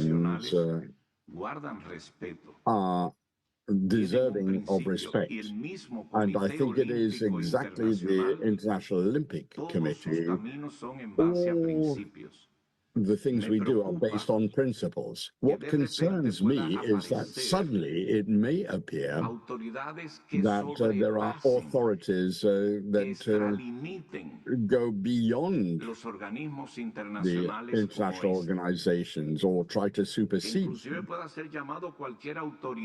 It could be any authority in our organization that could take things to a court of justice. I think this has to be something that we are fully aware of, because in the next decades, in the next 10 years, we're going to give the authority to Los Angeles to organize the Summer Games. And I also voted as the Commission. We also have given our approval to 2034 for Salt Lake City. So the organization, the movement, has always believed in the United States, has always believed in your athletes, and there was a fantastic presentation that you made. But at the same time, I think we need to call attention to the fact that there is a distinction that needs to be made, and all our laws must be taken into account. And I'm very happy that John Coates presented an amendment. And I believe that this is something which needs to be respected. We've got to ensure that our organization, that our athletes respect the codes that have been accepted at the international level, which is the one that has been done by WADA, and also the question of anti-doping. So we need to separate the different things. I think we need to welcome the presentation, but I did want to express my concern. I think that we need to ensure that we respect all these principles and accept our responsibilities. But I would like to finish by saying congratulations to Salt Lake City for the presentation, but I did want to express my concern. Thank you, President. Thank you, Mr. Mejia. No more requests for questions. Therefore, I hand over to our friends from Salt Lake City, Utah, to answer the questions and comments. Thank you, President, and thank you all of the members who have offered their perspectives and raised questions. So on the broad issue of the respect for WADA, I want to offer some comments and then make a commitment to all of you. On behalf of all of the organizations that you've seen in the past couple of days, LA, Salt Lake City, the USOPC, we are committed to fostering WADA's authority, as WADA's authority is crucial for the opportunity to provide clean sport for athletes and give them confidence that they can be protected. So our view is that this is of paramount importance, and we take your concerns very seriously. There were a few comments about the recommendations that will come in the final report from the investigator, Mr. Cotier, as well as the recommendations in the report of World Aquatics. Those recommendations offer us some opportunity to begin a dialogue and begin the process of solving this issue. And we are committed to solving this issue. We will do that. We respect the treatment that we've had, the very open conversations and dialogue, and we certainly accept the obligations and responsibility inherent in the amendment to the Olympic host contract. So from our perspective, we take very seriously to heart all of your comments, and we pledge to you that we will be good partners and we will support with you this very, very important institution. Thank you. Thank you. Thank you, Mr. Sykes. Mr. Fraser Bullock. Yes, thank you, Gene. Thank you, President Bach. We've been at this for 22 years. And something like this happens. It has nothing to do with us, but it has to do with our country. and it has to do with the Olympic movement and the Paralympic movement.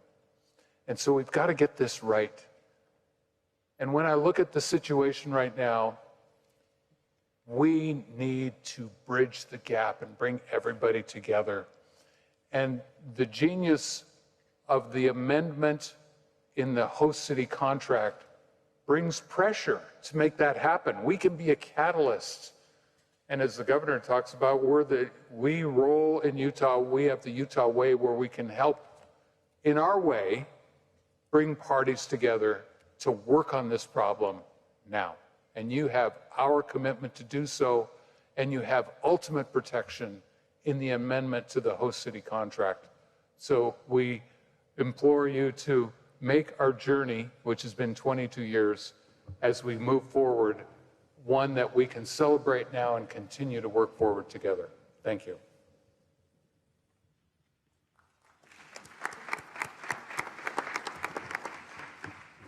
Thank you, President Bach, and to all of you for your concerns. As governor of the state of Utah, I just wanted to share a couple things that I think are important. Let me start by saying that we also decry the politicization of sports and what we're seeing, not just in our country, but in other places across the globe. We want you to know that we are your allies in this process, that of course transparency and accountability are important in the fight against doping, and we support WADA in every way possible. I also just have to say it's easy to say to talk about the problem and to say we understand the concerns. Sometimes we admire the problem, but it's more than that. We are committed to actually fixing the problem. And our commitment to you is that we will use the politics of our offices, the mayor and I, together to work with the current administration and whatever future administration, the federal government, with elections happening in the United States, that we will work, excuse me, with our members of Congress, that we will use all the levers of power open to us to resolve these concerns. We will work with, again, whoever the president of the United States is starting in January of next year, that we will work closely with them to alleviate your concerns and to make any changes that are necessary to make that happen. So we are fully committed, not just saying it on stage, but committed in purpose and in practice to alleviating the concerns that you have, bringing us together to unite as sport always does, and to prove to you that we can fulfill the host contract as amended, as currently written, to alleviate your concerns and bring the Winter Olympics to Salt Lake City. Thank you.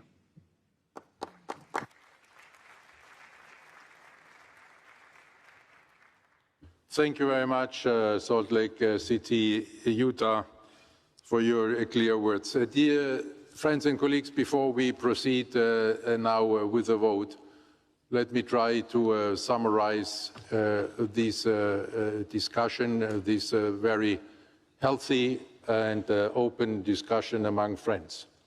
And I say clearly among friends, because as you have been outlining, the issues under discussion are in no way caused by Salt Lake City, Utah, or USOPC, or by the state of Utah, or by the city of Salt Lake City, or by the population of Utah. You really, as Fraser Bullock has explained, you have nothing to do with this.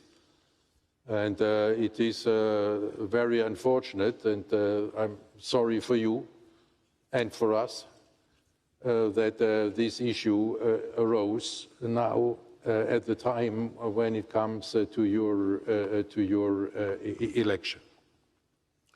You do not only have nothing to do with this, I think you were also extremely clear in your commitment to the integrity of the international fight against doping and the supreme authority of WADA, which by the way has been established and whose rules have been set in full agreement with the United States of America at the time, and where the United States of America is duly represented there in the different boards.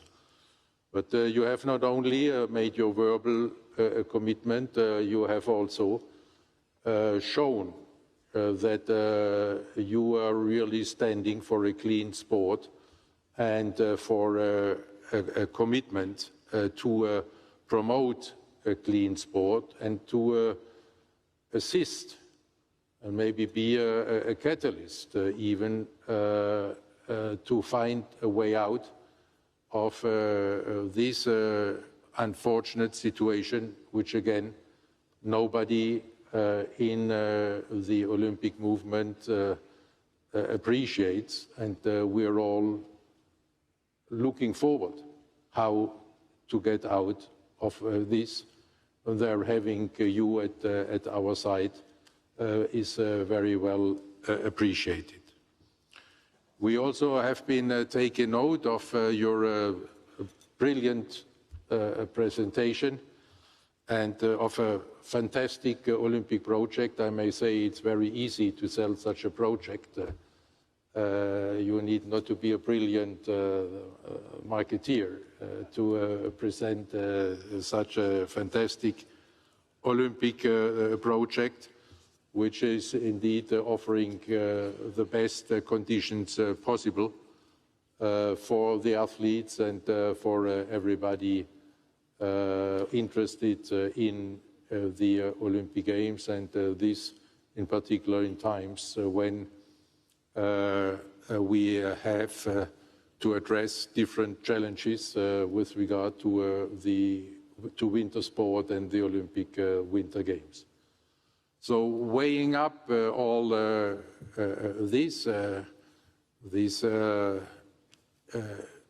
issue which has been risen, the presentation, the project, the amendment to the host city contract in cooperation and full agreement, then this leads the IOC Executive Board to propose to you, my dear friends and colleagues, to elect the Salt Lake City, Utah 2034 as the host of the 27th Olympic Winter Games 2034.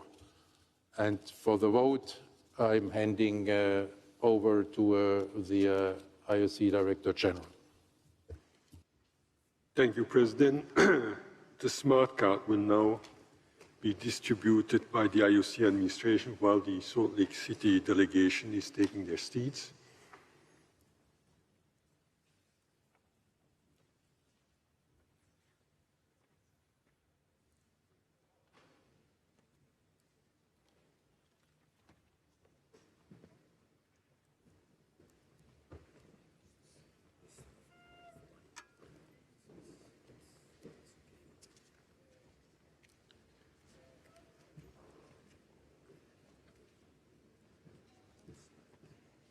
So we will proceed with the vote. The subject matter of the vote is, do you agree to elect Salt Lake City, Utah 2034 as the host of the 27th Olympic Winter Games 2034? In accordance with Rule 18.5.1, the following members may not take part in the vote. This is Ms. Anita de France and Mr. David Agati. Both are asked to hand in the smart card to a member of the staff, and the smart card will be returned to you after the vote.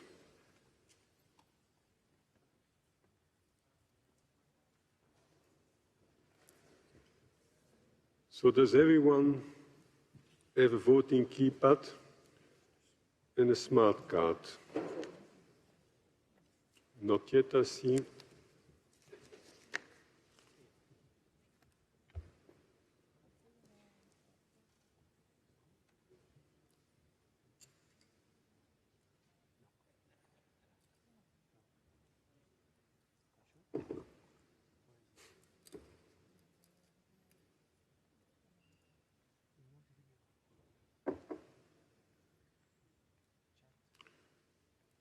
wait a few seconds more.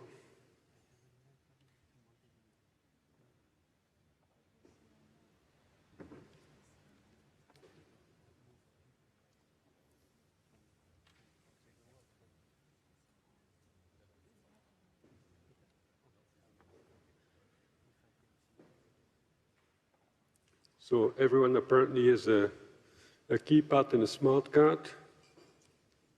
So this is the case, then I'm going to request the opening of the vote. The vote is now open.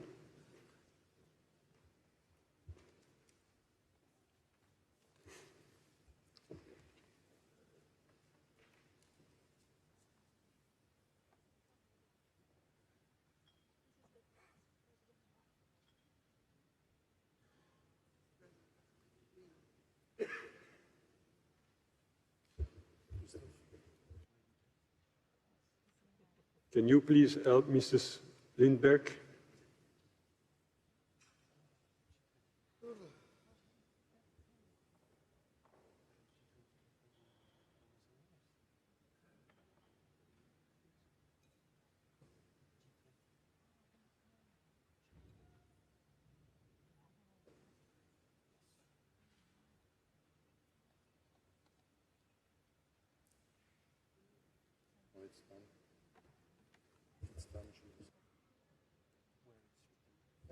Gunilla, all fine?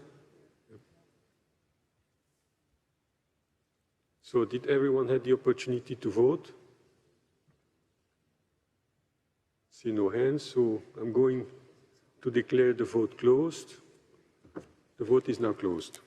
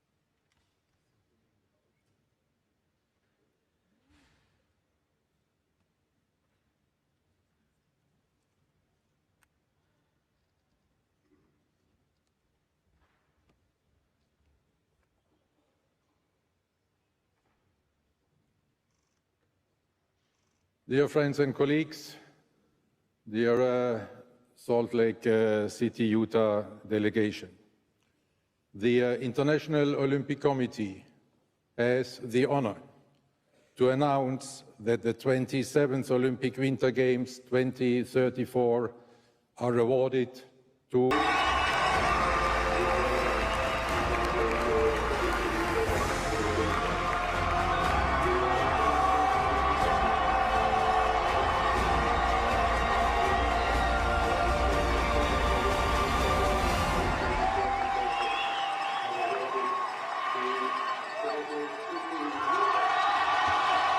Before we invite the governor of Utah to say some words, may I inform you about the result of the voting.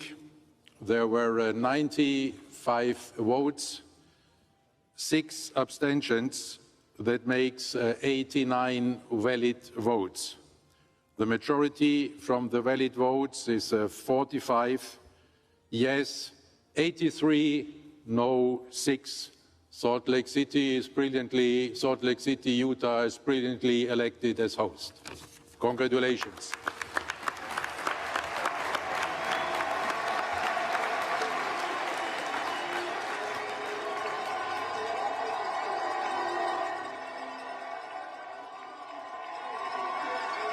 Ladies and gentlemen, please welcome to the lectern the Governor of Utah, who will address the 142nd IOC session.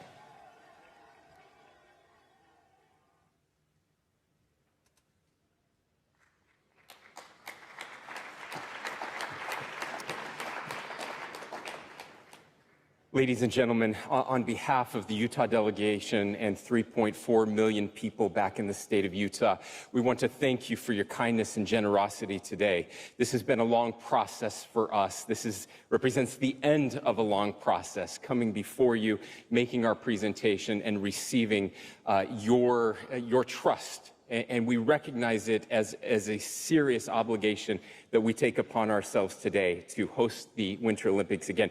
In 2002, you, the Olympic and Paralympic movement, did something for us. You gave us something very special. You gave us an opportunity. You put us on the world stage for the first time, and you made us proud.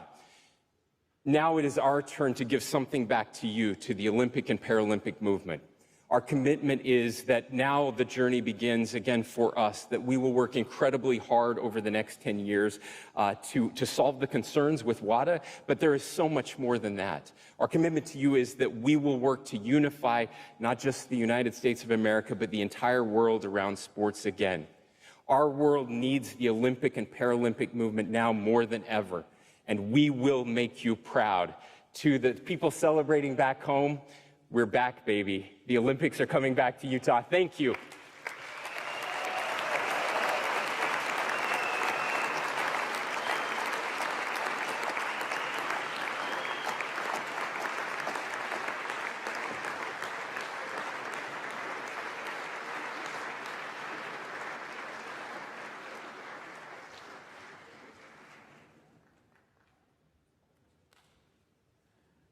May we kindly ask the Salt Lake City, Utah presenters to come back on stage for a group photo. Thank you.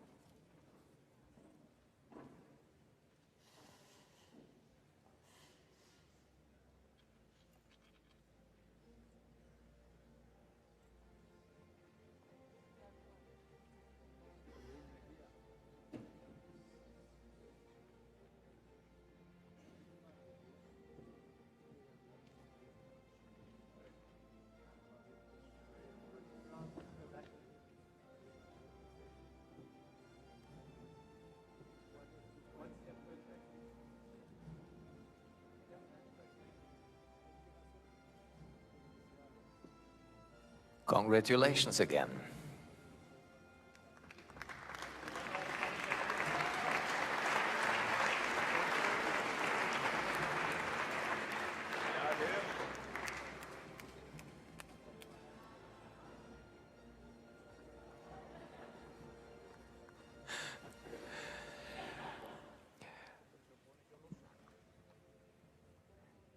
Congratulations again to both the French Alps and Salt Lake City, Utah.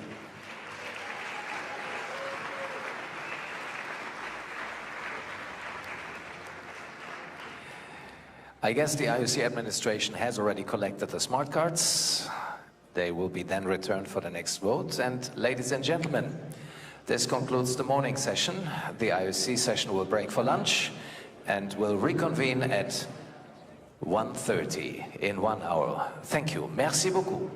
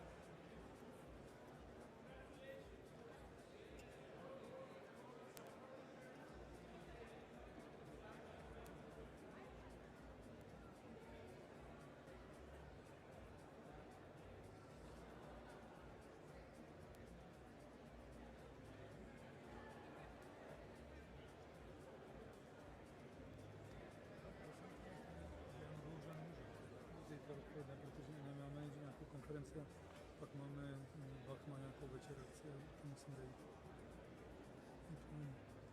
Pokud ten termín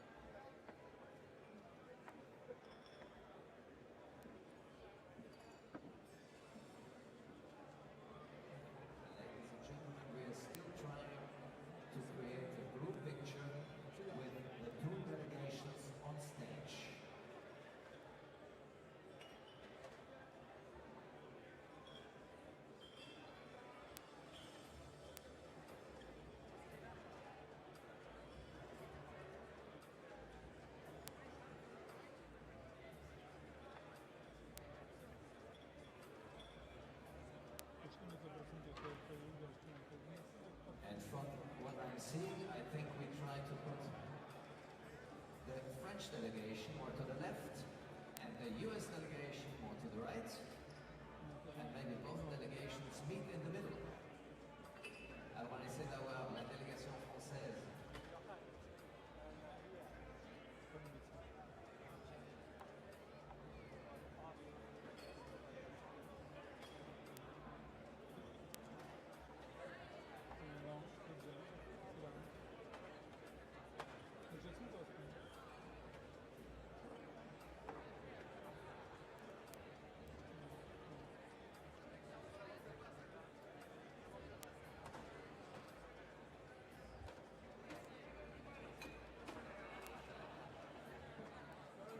We're missing still some members of the Salt Lake City, Utah delegation. But it looks, now ladies and gentlemen, we need to bring the photographers that are in the first row. Let me try to do this. Sorry. Either the ones here in front, you kneel down, down, down. Down, down, down. Can you move a little bit more to this side? If you want to take pictures, just go in the second row. Could you please move a little bit more to that side? A bit more to that side. A bit more to that side. Thank you. Greg, is it here? I know that you're part of the delegation, but you need to move still a little bit more to this side. And now you can smile. Greg, the photographer's in the center. Please look at him.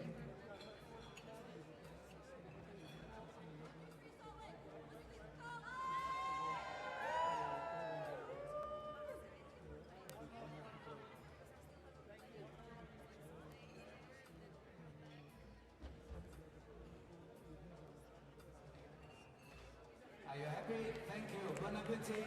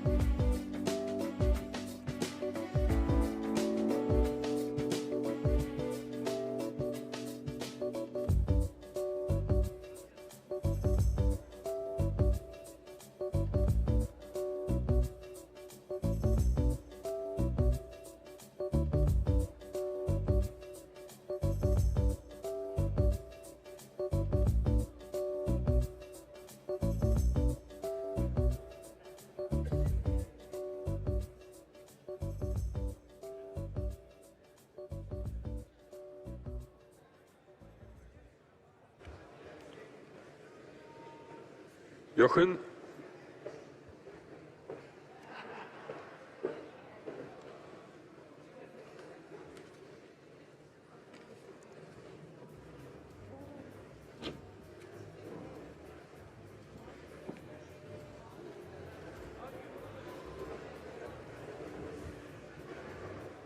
Jochen, we can start.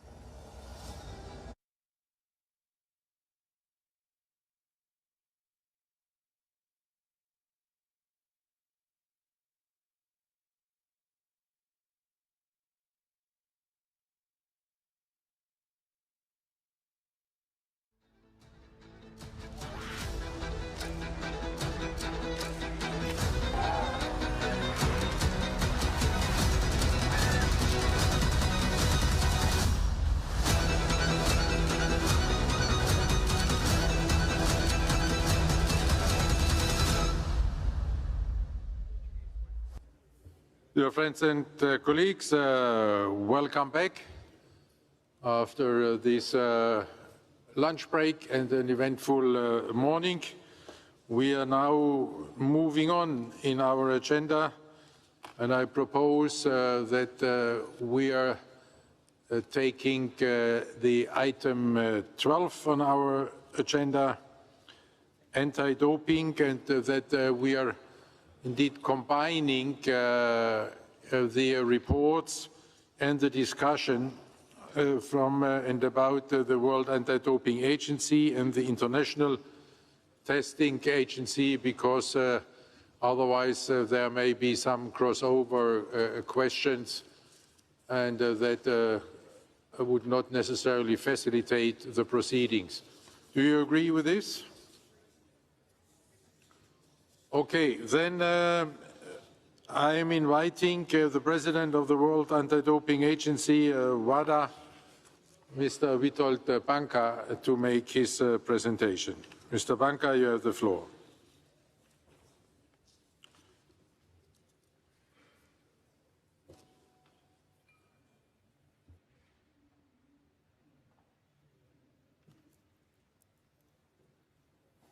Dear IOC President Thomas Bach, IOC Vice Presidents, IOC Executive Board members, IOC members, ladies and gentlemen, thank you all very much for your warm welcome and the opportunity to address the IOC session once again.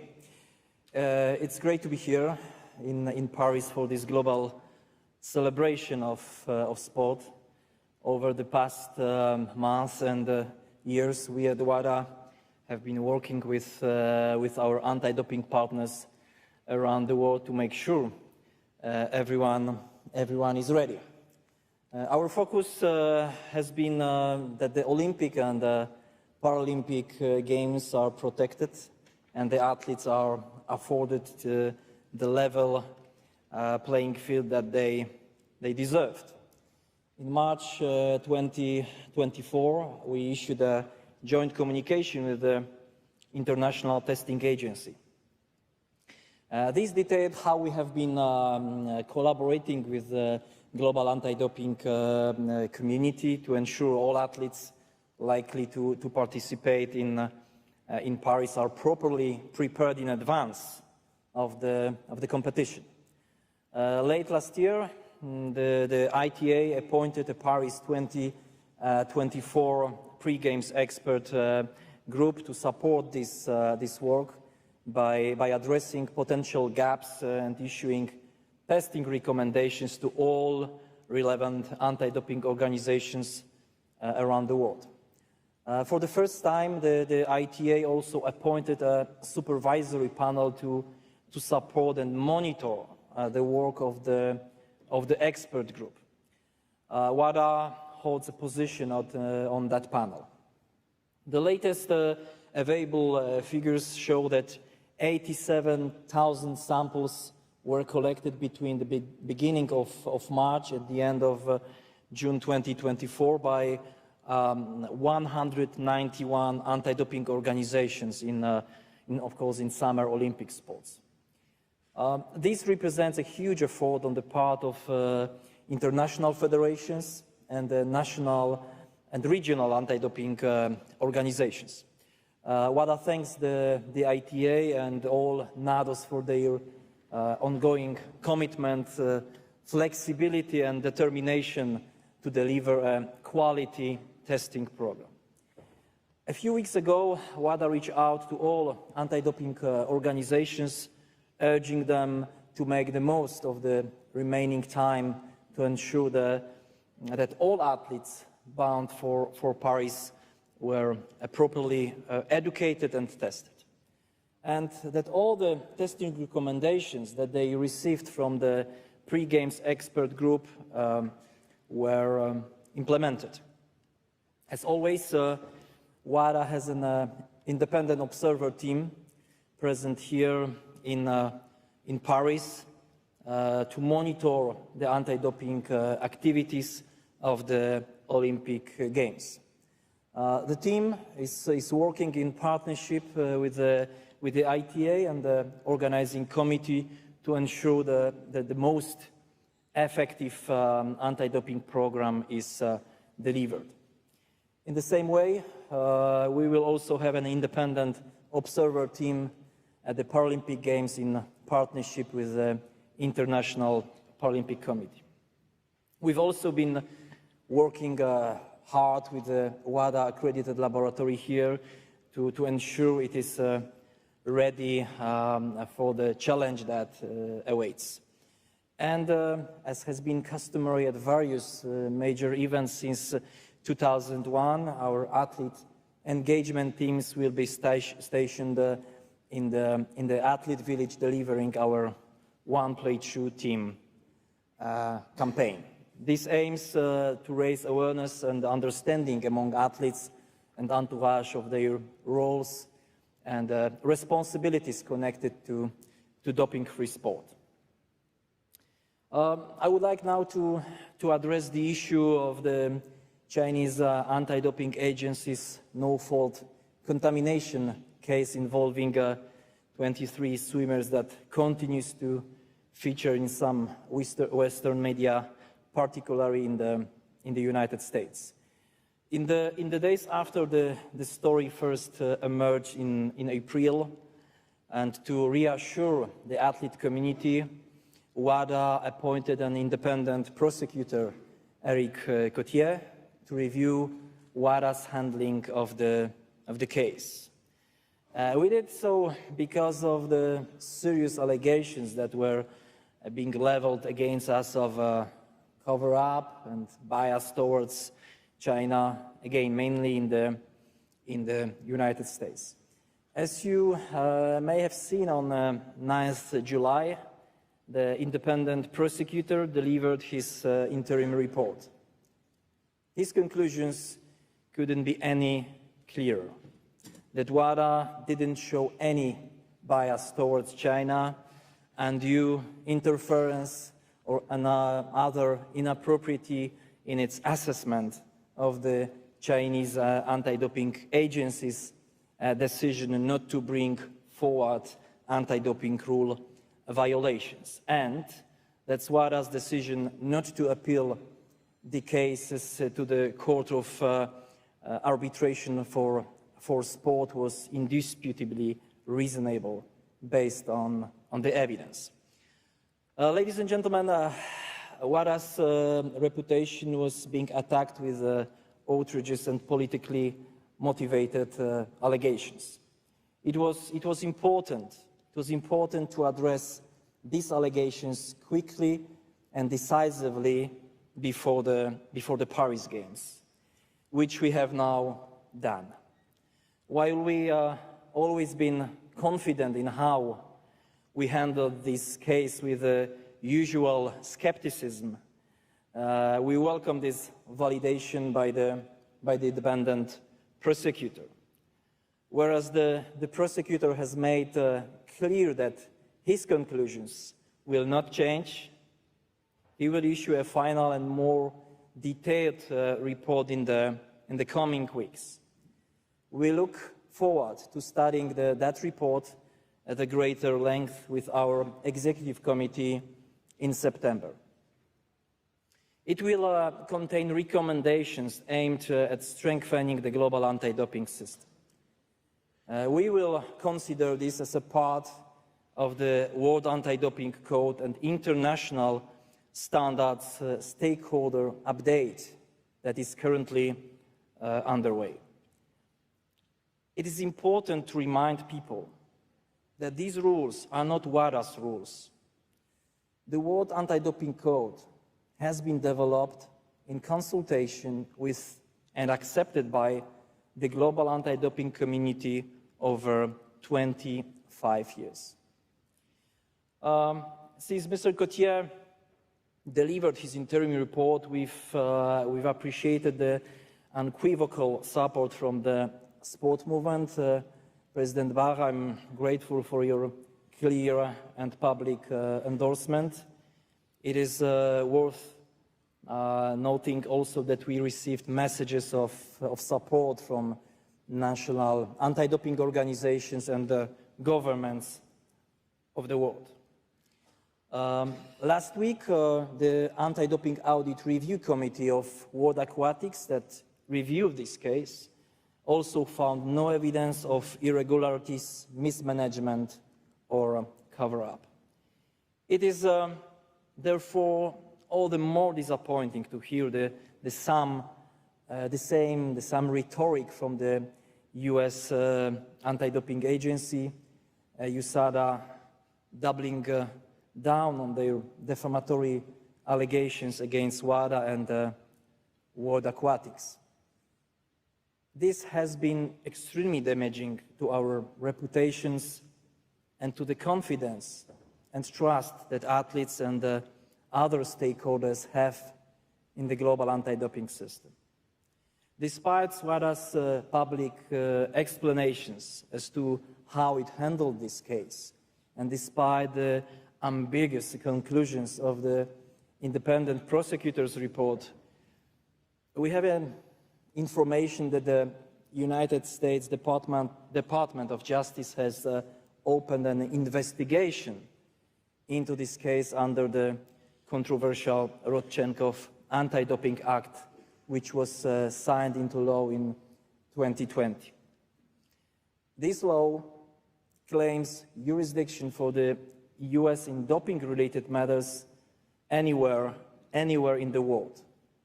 I know this investigation is something that alarms many of you too. And indeed, the Association of Summer Olympic Federations and the Winter Olympic Federations recently issued strong statements condemning this investigation and what it implies. To be clear, the tests in this case were conducted exclusively on Chinese athletes at a domestic swimming meet in China by the National Anti-Doping Organization of that country under the terms of the World Anti-Doping Code. Not only were there no American athletes at this event, but there was no international swimming meet scheduled to take place in the 6 months after it. USADA has said that the Rodchenkov Act was introduced because WADA couldn't be trusted to be a strong, fair, global watchdog. Although clearly wrong in its portrayal of WADA, this shows how USADA sees this law as a tool for USADA to put itself above the rest of the world, perhaps even to replace WADA as the global regulator for anti-doping. This cannot be allowed to stand. If the US authorities assert jurisdiction over cases that have nothing to do with them, it risks putting the US outside the global anti-doping system. But the need for anti-doping rules to be consistent and to be applied non-politically is why WADA was funded in the first place. It is why we have a World Anti-Doping Code.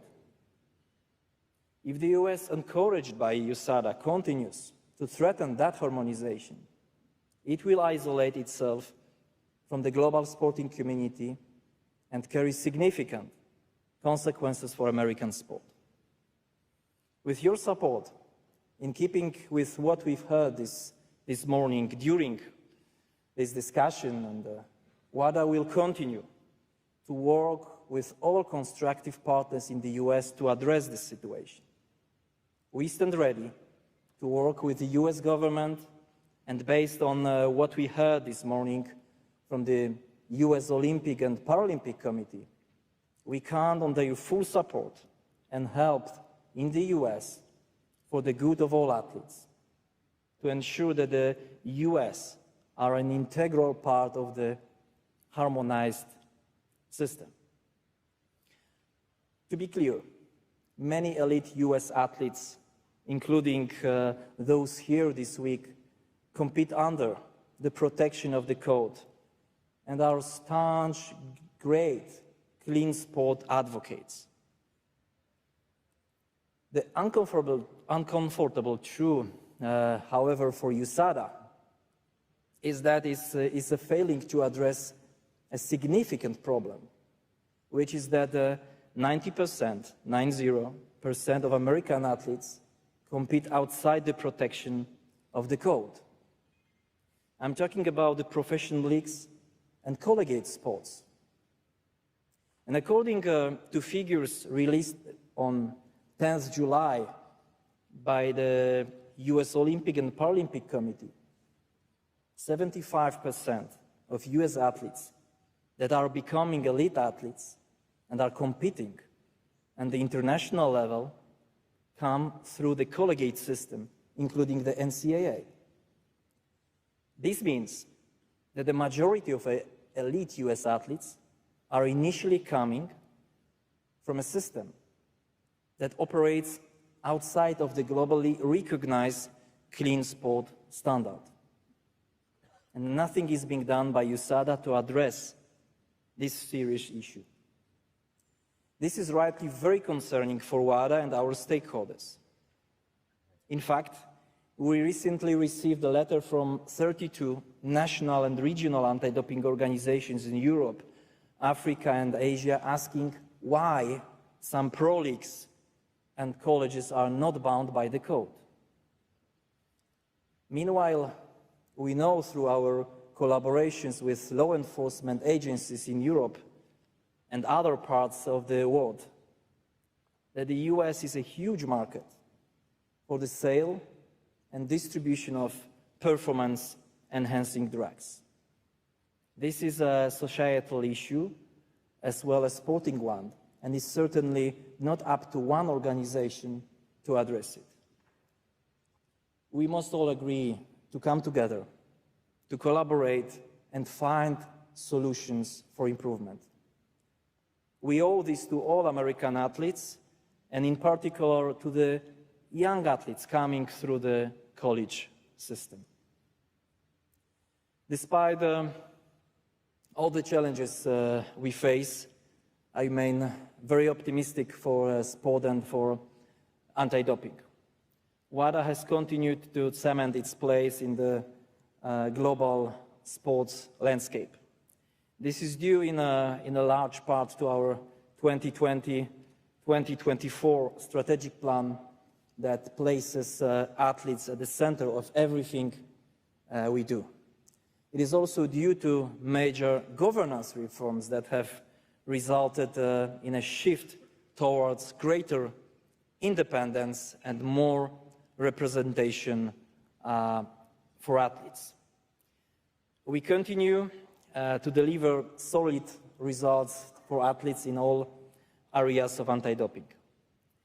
This includes intelligence and investigations, with a particular highlight being the remarkable success or story of our European Union-funded project that has strengthened I&I capability across 48 countries.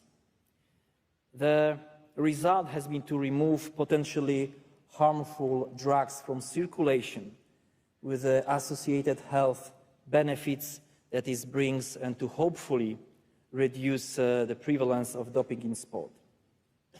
And we are talking about 67 joint operations between national anti-doping organizations and law enforcement agencies, including customs, dozens of illicit laboratories dismantled, many arrests made by police, many anti-doping rule violations pending, and almost 50 tons of prohibited substances intercepted and seized, which equates to an estimate 300 million doses of drugs.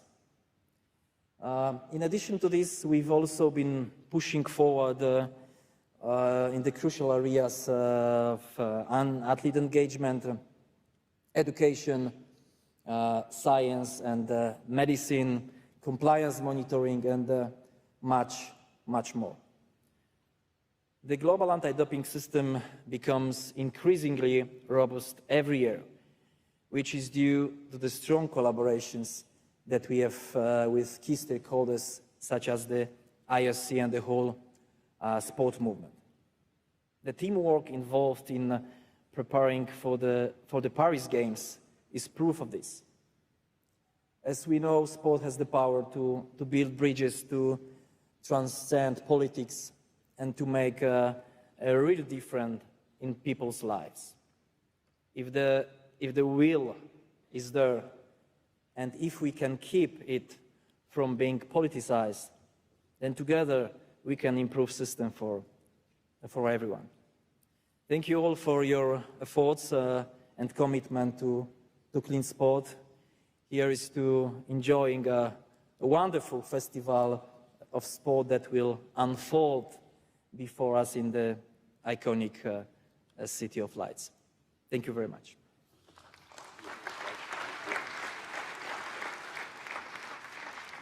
Thank you very much, Mr. Banca, for your excellent report. Et maintenant, j'ai le plaisir d'inviter Madame Valérie Fourneron, Mrs. Valérie Fourneron, the President of the Foundation Council of the ITA. I'd like to invite her to present her report. Welcome, Mrs. Fourneron. You are in your home country. Cher Monsieur le Président Bach, Dear President Bach, dear members of the IOC, dear colleagues, it is with a very special pleasure that I'm going to speak to you for the first time, perhaps in French. Just a few hours away from the opening ceremony of the Olympic Games in Paris. These games will resonate very specially for me personally.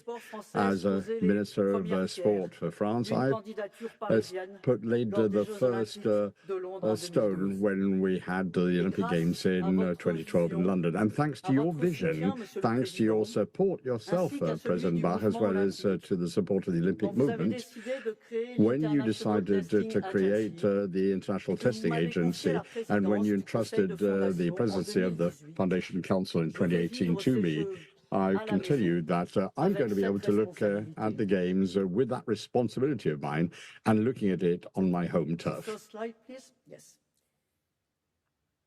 2023, as you can see on the screen, we're going to conclude 2023 after intensive work. More than 17,000 athletes and their entourage in particular have participated in our education webinars, and that doesn't take into account all the programs which have been delivered throughout the world during international competitions. More than 40,000 samples were collected from 15,000 athletes on behalf of our 77 partners, the international federations and major event organizers. In 2023, we also managed 485 cases of anti-doping rule violations and the opening of 25 inquiries following cases that were reported to the ITA by the anti-doping agency, national anti-doping agencies, or obtained by confidential reports that were filed anonymously on the ITA platform Reveal. It is particularly encouraging for me to note that the organizations that delegate their program to the ITA have 80% less corrective actions when we need to check compliance with the WADA. 2023 was also the first year of our new strategic plan for the period 2023 to 2026. It was approved by the members of our board, and I'd like to thank them for their commitment and their trust. It reiterates our ambition to continuously increase our know-how and the independence of anti-doping programs, to reinforce the efficiency of processes with a particular vigilance with regard to the cost of anti-doping and the economic model of the ITA. And President, I'd like to thank you, as well as the Executive Board of the IOC, for the renewed trust you have placed in me recently with the approval of a budget to support the development of ITA over the next 4 years. The fight against the doping doesn't slack, and every week we've got a new set of questions and challenges which we need to address in order to provide the athletes and the general public with the trust in our structures and our competitions.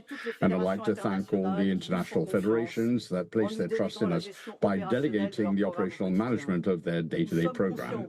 We are aware of the efforts that this requires in an environment which is becoming increasingly complex, with obligations which are becoming ever more burdensome, particularly in the field of science, legal aspects, conformity, intelligence, education.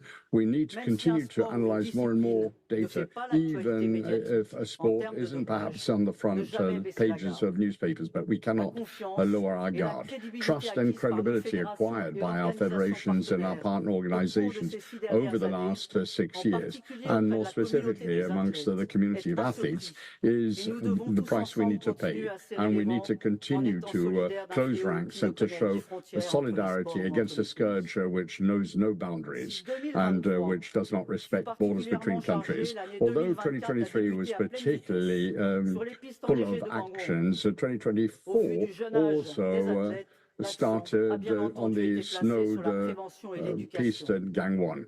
In view of the young age of the athletes, we put our focus on prevention and education. ITA and WADA were present in the athletes' village in order to ensure we had a good team in order to ensure clean sport. For Paris, a preliminary program pre-game started a year ago in order to harmonize the control processes throughout the world so that all athletes, all sports disciplines and countries participating in the games should be subject to a proportionate system of control, an equitable system of control during the qualification period, and particularly in those areas such as training where there is a high risk of doping.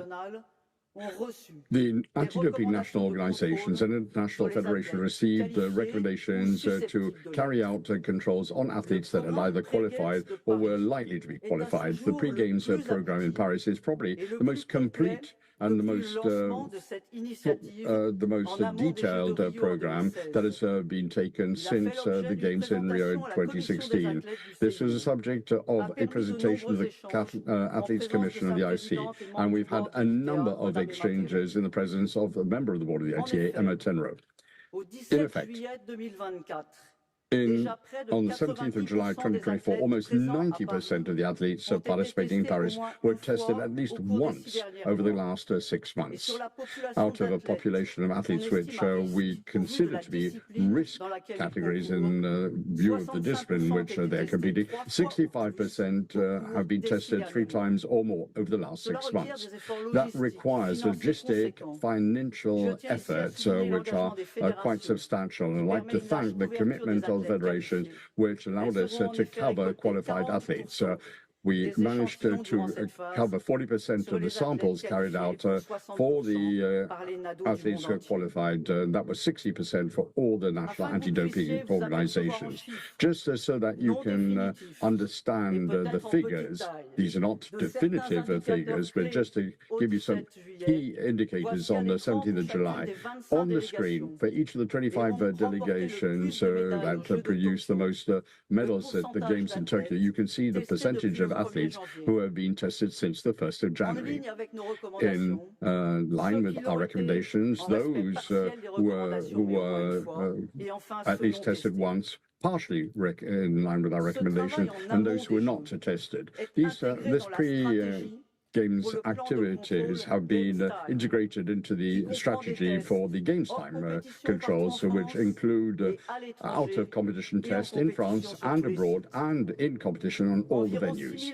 Around 60,000 samples will be collected and analyzed during the Games, thanks to the work carried out by our teams, those of the COJA, with the support of the French Anti-Doping Agency, where we have more than 250 national and international officers and more than 600 volunteers, without, of course, forgetting the important role played by the French Analytical Laboratory. Any positive case which is reported during the Games will be submitted to the IOC by the ITA and will be taken to the CAS for CAS. And I'd like to thank CAS for its decisive work. As President Baker was saying a moment ago, the work of ITA, of the French Organizing Committee and that of the laboratory will be supervised by a team of independent observers appointed by WADA. The ITA will fully support the efforts of WADA within the framework of its program for the commitment of sportsmen and women, with the presence of an Olympian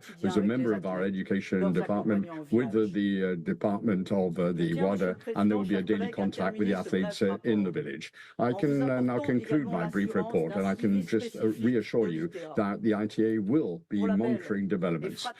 And for the beautiful delegation of the refugee athletes, we will have an education program and appropriate controls. For the delegation of independent athletes, the neutral athletes, with targeted anti-doping controls, which have now been carried out for some months.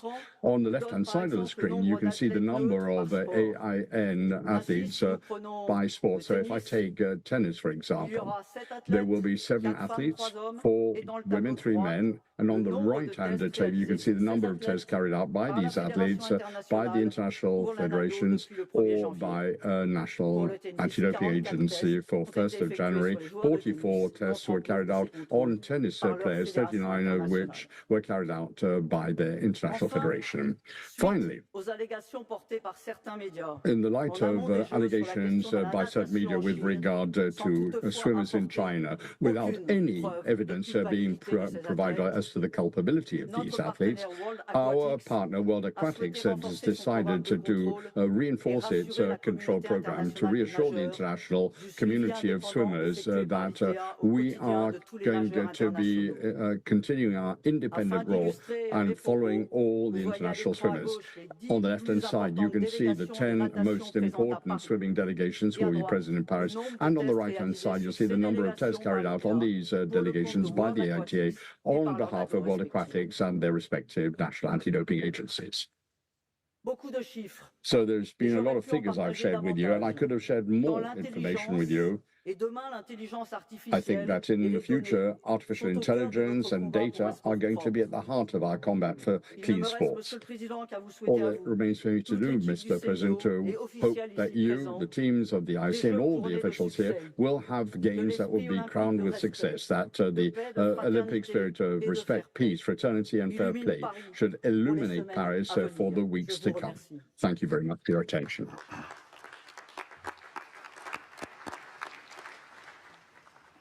Merci, Madame Founeron, pour votre Thank you, Mrs. Founeron, for that report. extrêmement intéressant et And it was extremely très interesting important. and extremely Si important. ce concerne la lutte And it contre le concerns dopage et the en fight particulier against doping. aussi ce concerne les Jeux olympiques And et also paralympiques it concerns the Games in Paris, both the Olympic Games and the Paralympic Games.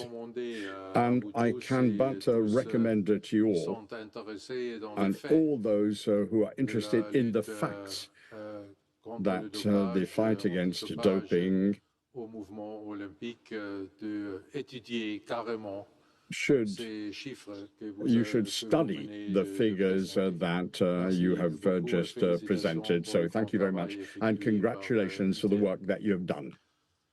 And now I open the floor for questions with regard to the fight against doping, and I would like to start with the questions directed to WADA.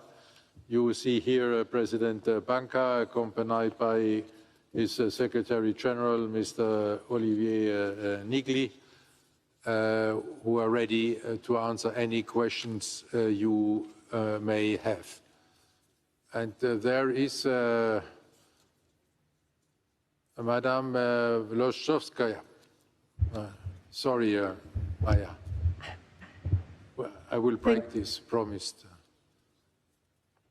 It's working. Thank you, Mr. President. You pronounced it really well, perfectly. Oh, yeah, come on, it's very polite, but not true. No, honestly, Włoszczowska, perfect. Thank you again, Mr. Banka, Dr. Founeron. Thank you very much for the report. I would like to thank for including athletes in the pre-games supervisory panel and also helping Athletes Council to organize the global calls with the athletes community. We appreciate really much the quick reaction after ARD document was published. We felt really well informed, and we were happy that all our questions, which were difficult ones, were answered. I think it really helped to keep the trust to the organization. Welcome also WADA's commitment to work closely with the WADA Athletes Council for the code review. As was noted before by my colleague Humphrey, your commitment to review upcoming recommendations underlines WADA's dedication to always strengthen the system. Looking into the data protection of athletes was also identified by athletes, and we definitely need to look into this. Also welcome ITA transparent communication and all its work, which is important to build the trust. To summarize, I would like to express our full commitment to collaboration in the fight for the clean sport and express our full support to WADA. Thank you very much for the hard work you are doing. We know it's not an easy job, so we really appreciate your dedication. Thank you very much. Thank you very much. And now Mrs. Anita de France. Thank you, Mr. President. First, my thanks to the presenters. I do want to say one thing, that the U.S. team doesn't have dopers. We make sure of that. So it may sound to me like the suggestion was that they were all dopers, not the case. We do have some restraints on college, but it's more, it's not the WADA at all. But we're working, and I promise you we will work together instead of fighting in the future, because it's far too important to... One second, please. Okay. Far too important to the future of sport, and for athletes to have a fair chance of competition as one who competed in an era where it wasn't fair.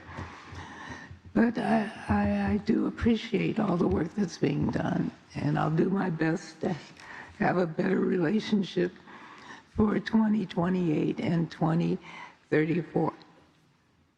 Mr. President, while I have the microphone, I simply want to thank my colleagues for electing Salt Lake City.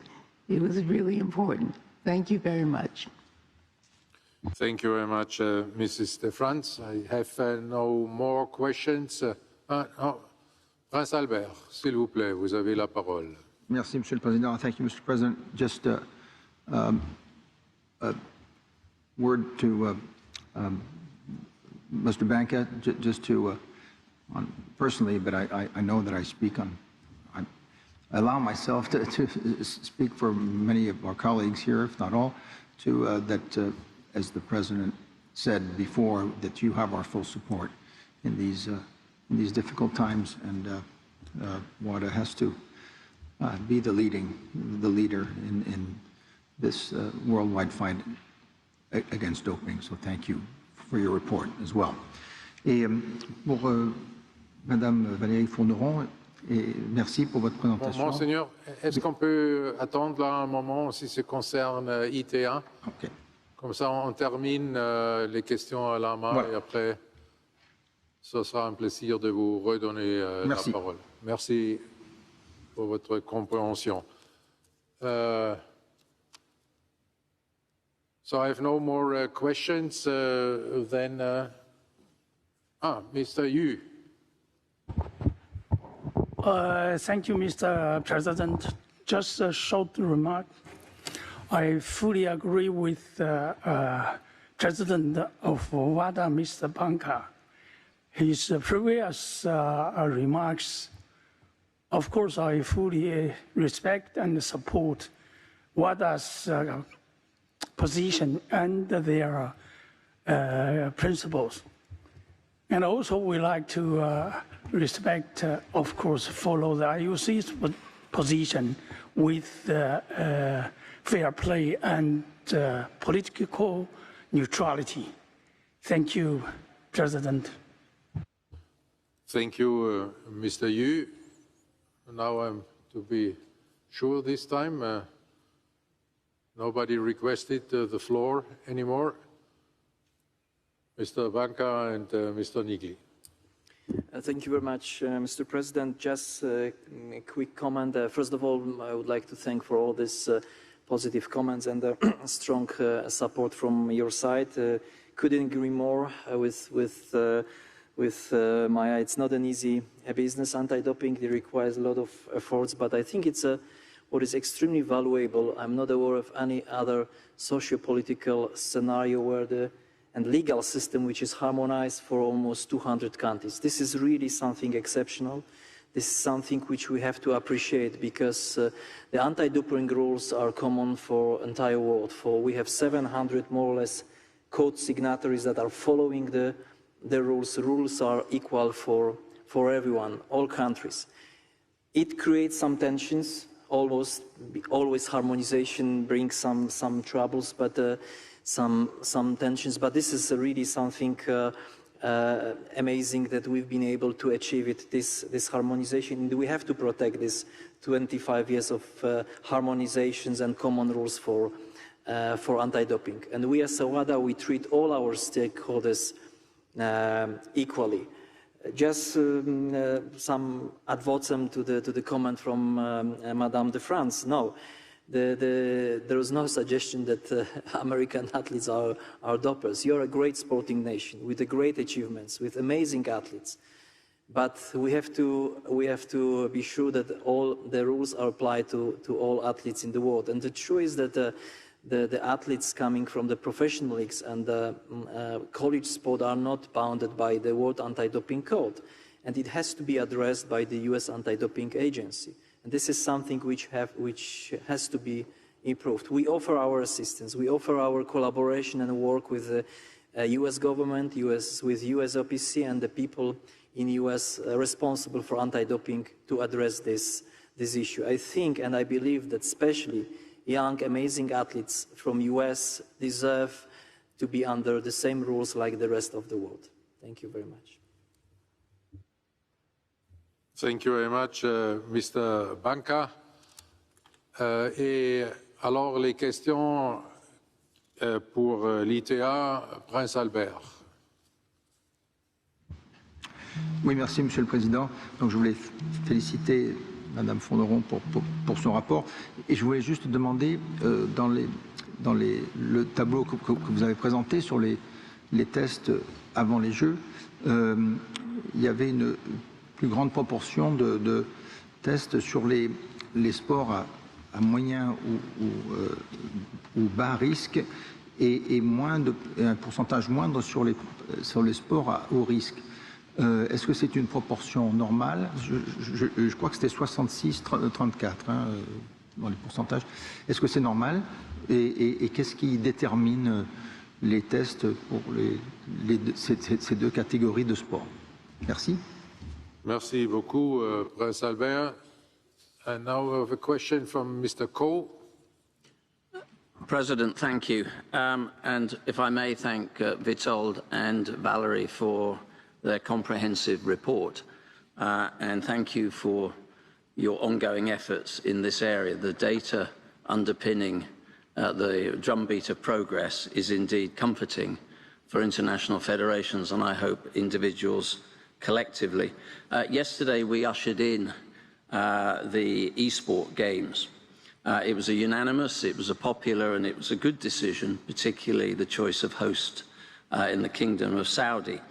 As was said by many in the subsequent discussion and in so many different ways, that the holy grail, of course, for sport and sporting organisations is to remain relevant and salient in the lives of young people and sometimes to challenge ourselves to the point of discomfort, enabling us to do that, but crucially, of course, not at the expense of integrity, transparency that comes from good governance. With that in mind, and this is particularly for Valerie, what role do you see the ITA and, of course, Witold with WADA and NADOs and maybe even some of the integrity units that are now working alongside our international federations in policing in its way these new events, both in deterrence, education and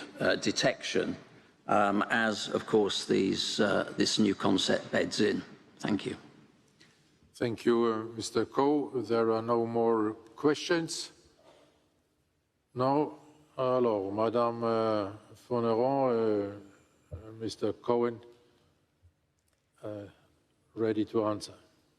Yes, perhaps for the operational questions, I give the floor to my Director General, but for the answer to Prince Albert, it's of course different of the high-risk and low-risk disciplines, and we have more recommendations for the high-risk disciplines, and the high-risk disciplines, it's of course the physiological discipline, with their sort of exercise, it is, and also for individual athletes, it's the personal data of each athlete to have, and at the end, the test distribution plan is based on the risk assessment by discipline and the risk assessment by athletes.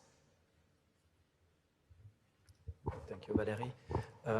Monseigneur, regarding your question, what we showed on the slide was that 75% of the, or basically 88% if we take the global population of athletes in Paris, will have been tested at least once.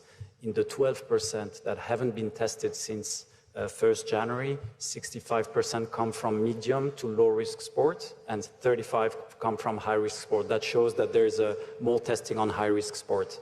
The good news is that out of all the athletes taking part in high-risk disciplines, 95% of these athletes have been tested at least once before coming to Paris. So this is why this is the most complete pre-games program ever implemented for the Games. It is reassuring. There are still nations or countries where testing is extremely low because of various reasons, and this is what we will address with the World Anti-Doping Agency in the future for a compliance perspective. Lord Coe, regarding your question on esports, so what we have done, of course, the IOC has kindly issued an invitation for the ITA to participate in the Olympic Esports Week in Singapore, where we were able to start by delivering education and prevention programs to all those athletes. It is athletes or players, I don't know how we call them, gamers, It is clear that we're targeting a very young population that haven't been or that are not familiar with the fight against doping, so that is the priority. And then, of course, I think together with WADA, we will have to perform some specific risk assessment. The physiological demands of gaming is very different from marathon and other disciplines that we know so well, and the substances that the athletes would be likely or tempted to ingest are also very different. We have started some testing activities with a number of our partner international federation. I can mention Taekwondo, cycling, but also chess, where we have done some testing on e-gamers. And we are taking part now with the IOC on the clean and safe esport working group that the IOC has established to, right from the start, put together, as well as with WADA, the right principles for esports. So obviously we'd be happy to get in touch with the Athletics Integrity Unit and your federation to discuss that and have a common approach to fighting doping in esports.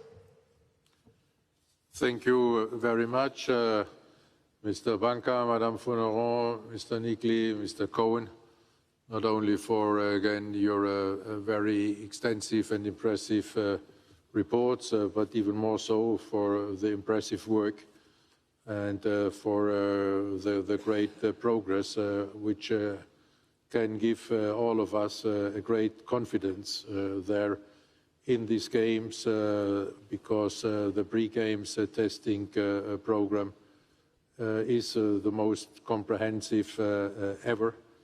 And we trust and we know that you will there not now lower the bar when it comes to the games, but that you will remain even more vigilant.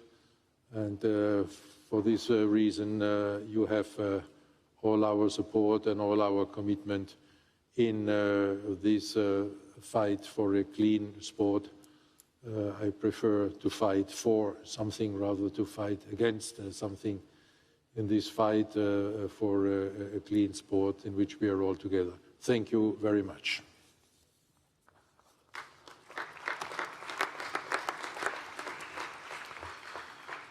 And dear friends and colleagues, I propose now that we are coming back to topic 4.1. This is the Ethics Commission. There we have advised you yesterday that their re-election of one of the members has to take place, and this is the re-election of Mrs. Amina Mohammed for a second term as member of the IOC Ethics Commission. And the decision proposal, as well as the biography of Mrs. Mohammed, has been sent to you in advance. So I guess that we can directly proceed with the vote and invite the Director General to do so. Thank you, President. Smart cards now will be distributed by the IOC administration. In order for a member of the IOC Ethics Commission to be re-elected for a 4-year term, it is necessary that the majority of the vote cast are in favor of the re-election of this candidate. The voting possibilities will be yes, no, abstention. The name and the photo of the candidate will appear on the screen. And we shall now proceed with the vote. The candidate is Ms. Amina Mohammed, to be re-elected as a member of the IOC Ethics Commission as a personality who is not an active honorary or former IOC member. The subject matter of the vote is, do you accept to re-elect Mrs. Amina Mohammed as member of the IOC Ethics Commission as a personality who is not an active honorary or former IOC members? Voting possibilities are yes, no, abstention. In accordance with Rule 18.5.3 of the Charter, Mr. Paul Tergat and Humphrey Kayange may not take part in the vote. And I guess we have not distributed smart cards to Mr. Tergat and Mr. Kayange. So Does everyone have a keypad and a smart card?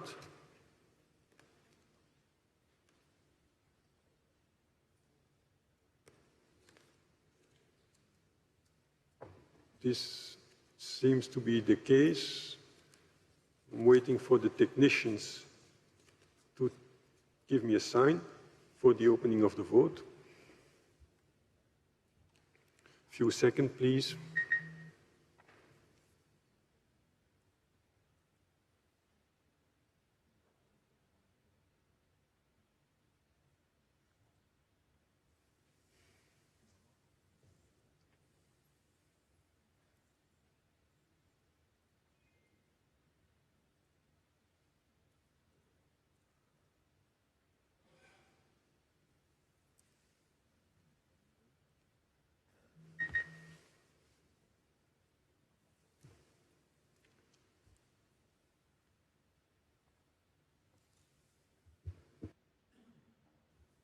Okay, I think now we are going to declare the vote open. The vote is open.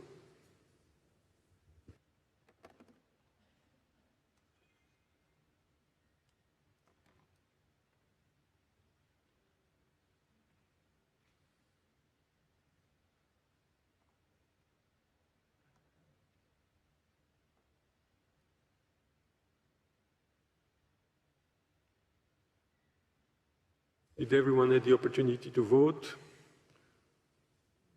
This seems to be the case. Then I'm going to declare. No, isn't it the case? Ah, Mr. Furias in the back.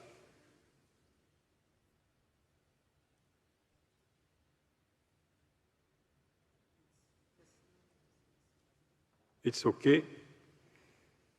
So, and here we have another issue. Mr. Brons was not in the room when we started the procedure, so he cannot take part in the vote. That's why I'm asking you to be in the room when we are starting the vote. So did everyone have the opportunity to vote?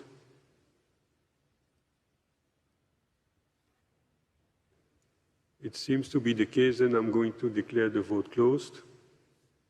The vote is now closed.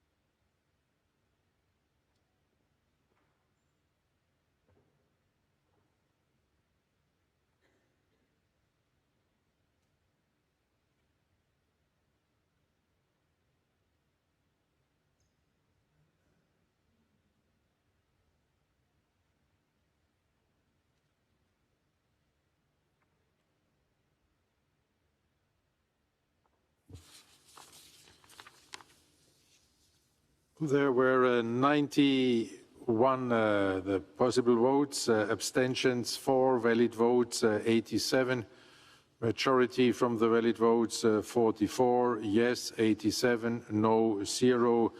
Mrs. Amina Mohamed is re-elected as member of the IOC Ethics Commission. We congratulate her very much and wish her all the best in this important mission. And with this, dear colleagues, I propose to move to item 15 of our agenda, and this is about the IOC Members Election Commission. First of all, and there I would like to invite the chair of the IOC Member Election Commission, the Princess Royal, to give the report of her commission. Royal Highness, you have the floor.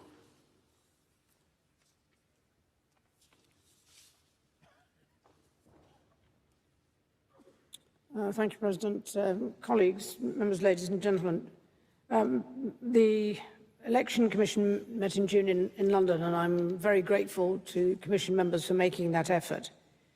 And we have looked over the implementation of the slightly more targeted process, and in areas where we've lacked expertise in membership that were identified.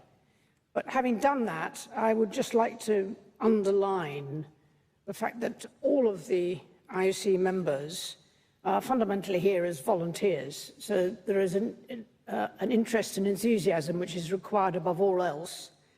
And it is perhaps something that we can pass on. And today we've been reminded of just what a difference the Olympic movement can make and individual members and their part in it can make to access to a form of international sport which is the same for everybody. So it is important that we remember that they are volunteers. We need to get across that message, that they understand the potential for this organisation to make a difference, the value that you already add to it as members, and to see how they can add value to the membership and to the movement. So it's important to get those mixes right, and we think that has been achieved, and the Ethics Commission has helped us to maintain a geographical and gender balance, which is equally important, along with that individual in motivation, so that none of that prevents the spontaneous candidatures being submitted. And that's important because each of you as members may well meet a person who you come across in your own travels who you feel would be a real advantage to the movement that may not technically fit in other aspects, but is important to be logged and to be looked at. But I'm particularly grateful for those new members accepting that challenge to join the movement, and I hope you'll agree that these are entirely appropriate. We have a summary. I'm sure you've read the report, a summary of the decisions, and there are a number of decisions to be made on the membership and extensions.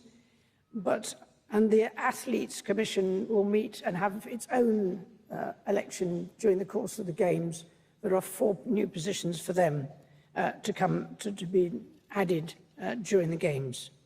But that is the report. We are grateful that we have 8 members joining us now, but my message is to all of our members to keep an eye out, please, for future members. President.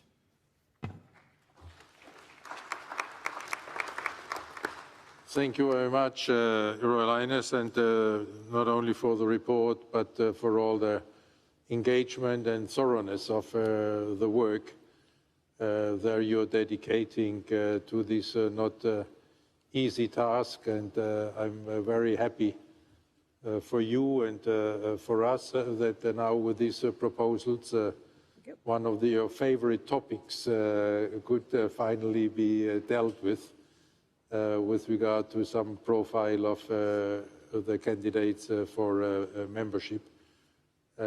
This, I think, is a great relief for all of us, and it's thanks to your determination and perseverance in this respect. Thank you very much.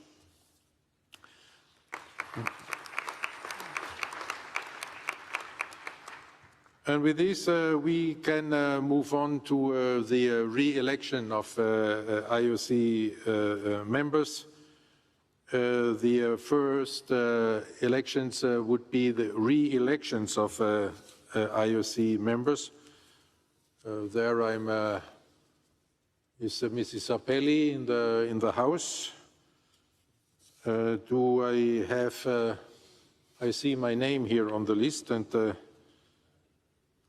I must admit I haven't campaigned very much for my re-election. Am I allowed to lead these proceedings? Or do I have to refer to Mr. Coates? Mrs. Sapelli? She's refusing to give an answer? Yes, of course. Oh, I'm sorry. Yes, yes, of course. I'm sorry, President. I'm here on the top of the room. You're always on top of everything. Non, c'est mon français qui est mauvais. Pardon, mon anglais qui est mauvais. Je suis en haut de la salle. Oui, Monsieur le Président, vous pouvez continuer. Merci beaucoup, Madame Sapelli. Excusez-moi.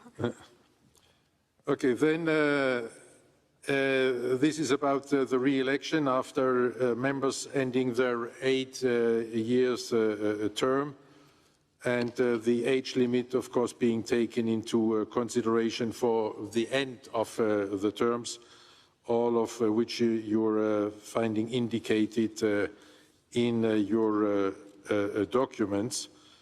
So it's mainly about independent individuals, with the exception as linked to one with the function as IF president. This concerns their Mr. Ferriani, and one to a function as NOC president. This concerns the Mrs. Tricia Smith in her capacity as president of the National Olympic Committee of Canada.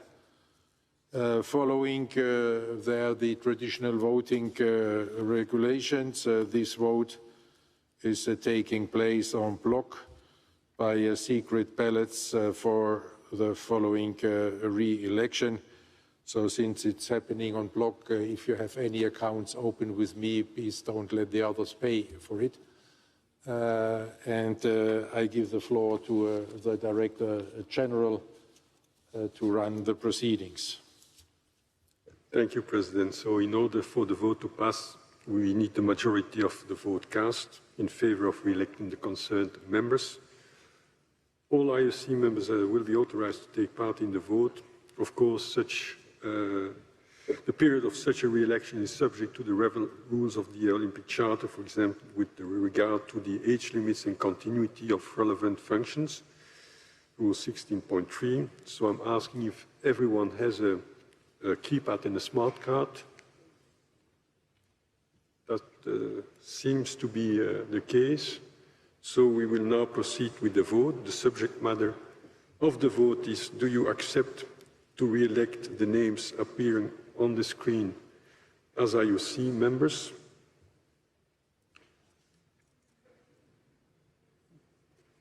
Before opening the vote, I will wait for the signal of the technicians.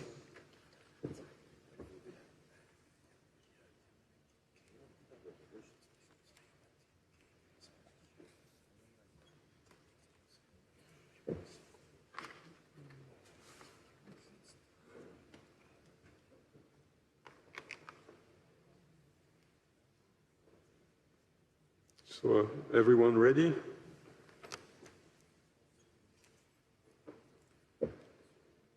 Seems to be the case, so then I'm going to declare the vote open. The vote is open.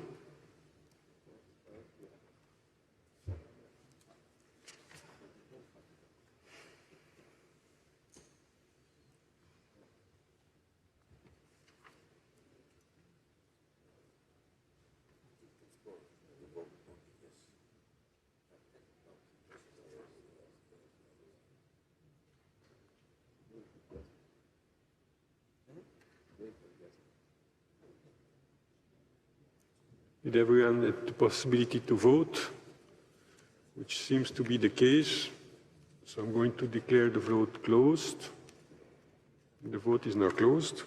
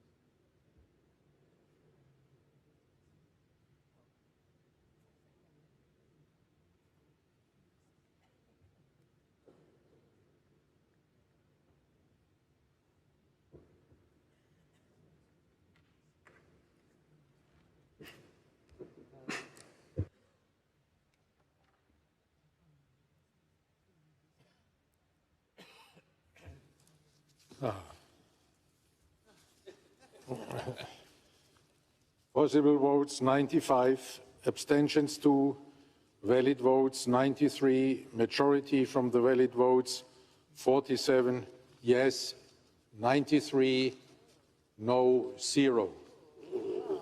Thank you very much.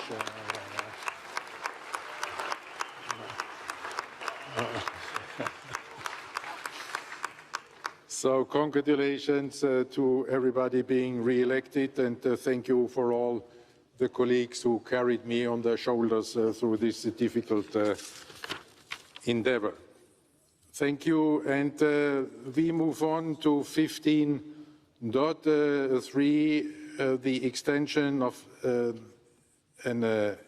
terms of office for one member. You know the regulations, and you have heard the recommendation and read the recommendation of the members' election commission, which is proposing to extend the mandate of Mr. Mustafa Beraf for a period of 4 years, and I ask the Director General to proceed with the vote. Thank you. So here again, for the vote to pass, it's necessary to have the majority of votes cast in favor of extending the term of office of the concerned member. So the subject matter of the vote is, do you accept to extend the age limit of Mr. Mustafa Beraf as a member of the IOC for a term of 4 years, starting on 1st January 25 and running until the end of 2028, pursuant to Rules 16.3.3.2 and 18.2.2.2 of the Olympic Charter. Does everyone in the room have a voting keypad and a smart card? This seems to be the case. So I'm going now to request the opening of the vote. The vote is open.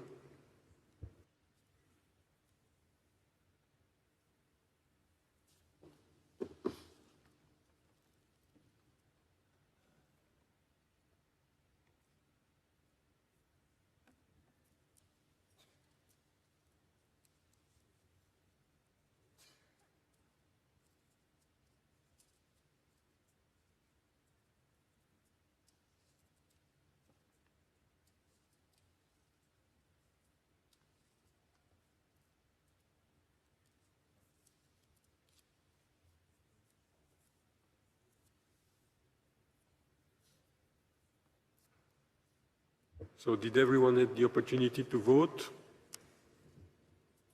This seems to be the case. Then I'm going to declare the vote closed. The vote is now closed.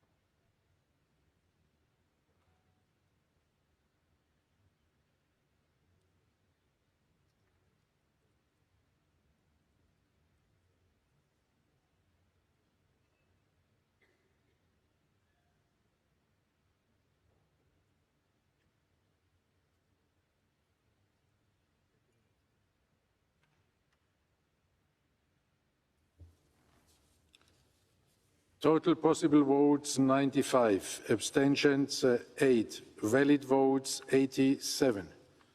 Majority from the valid votes 44, yes 79, no 8. The mandate of Mr. Mustafa Beraf as member of the IOC is extended for 4 years. Congratulations. Félicitations, Monsieur Beraf. And now we are moving on to the election of 2 vice presidents and members of 2 members also of the IOC Executive Board. This is topic 15.5, and the positions are, of course, for a term of 4 years, and I ask the Director General to take over. Thank you. As you know, in accordance with Rule 90.5 of the Charter, elections as IOC Vice President and as members of the IOC Executive Board will take effect only at the closing of the 140th session on 10 August 2024. In order to be elected, a candidate must obtain a majority of the votes cast. You are now going to vote for the 2 candidates for elections to the 2 offices for Vice Presidents. We have only 2 candidates for these 2 positions, namely Nawal El Moutawakel, Morocco, and Gerardo Verten, Argentina. We will start with the elections of the first of the 2 positions for the Vice President of the IOC Executive Board. As a matter of courtesy and respect for Mrs. Al Moutawakel, Mr. Gerardo Verten has accepted to withdraw for the vote for the first position. So then the subject matter of the first vote is then, do you accept that Mrs. Nawal El Moutawakel be elected as an IOC Vice President? And I'm asking if everyone has a keypad and a smart card, which seems to be the case. Then I'm going to, Madame Moutawakel, you can keep it, you can keep it. I'm now going to request the opening of the vote. The vote is open.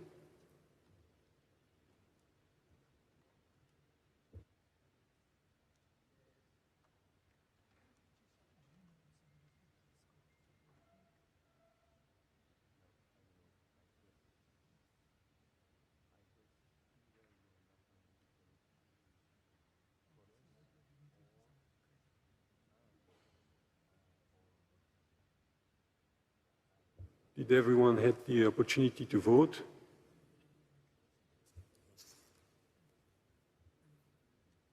This seems to be the case. I'm going to declare the vote closed.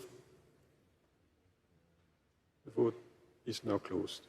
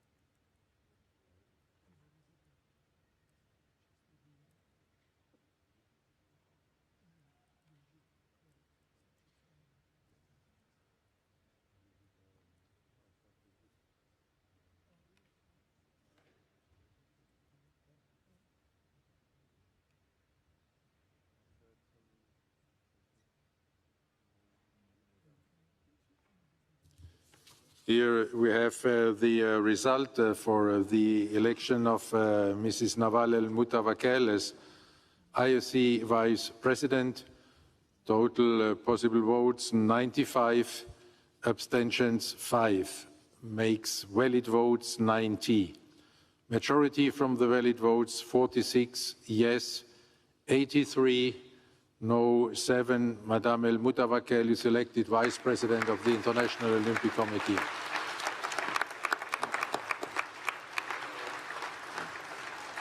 Congratulations. And now we can proceed with the election for the second position of Vice President, Mr. De Kepper. Yes, indeed. The second position for the Vice President of the IOC Executive Board. Do you accept that Mr. Gerardo Verta in Argentina be elected as an IOC Vice President? And again, here I'm asking if everyone has a keypad and a smart card, which should be the case. I'm going to declare the vote open. No, you keep it. The vote is open.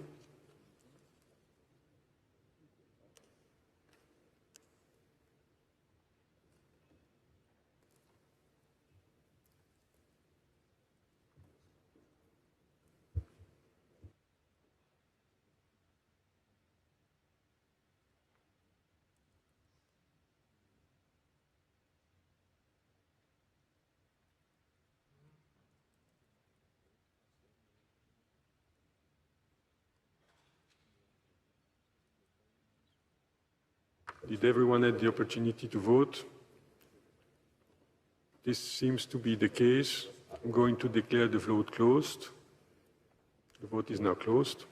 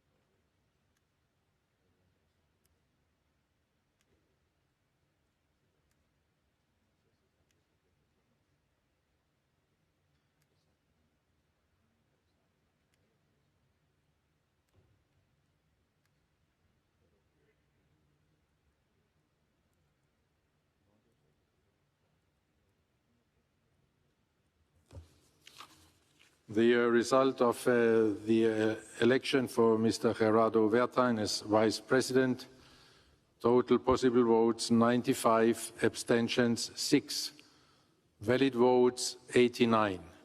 Majority from the valid votes 45, yes 78, no 11. Mr. Gerardo Vertain is elected Vice President of the International Olympic Committee. Congratulations, and looking forward first to welcoming back on the board our colleague Nawal El-Moutawakel, and to continue to cooperate with you, Mr. Vertain, in the IOC Executive Board. And now we can proceed with the vote on the two available positions on the IOC Executive Board. Mr. De Kepper, you have the floor. Indeed, as we have only two candidates for these two positions, namely Ms. Michaela Kochwanko-Jaworski and Ms. Lingwei Li. Ms. Lingwei Li has accepted out of courtesy and respect for Mrs. Kochwanko-Jaworski as incumbent for the position to withdraw from the first vote. So we will then proceed indeed with Ms. Michaela Kochwanko-Jaworski, whose first mandate on the IOC Executive Board is coming to an end. Therefore, the subject matter of the vote is, do you accept to elect Ms. Michaela Kochwanko-Jaworski as a member of the IOC Executive Board? And I'm asking if everyone has a keypad and smart card, which should be the case. This is the case, so then I'm going to declare the vote open. The vote is now open.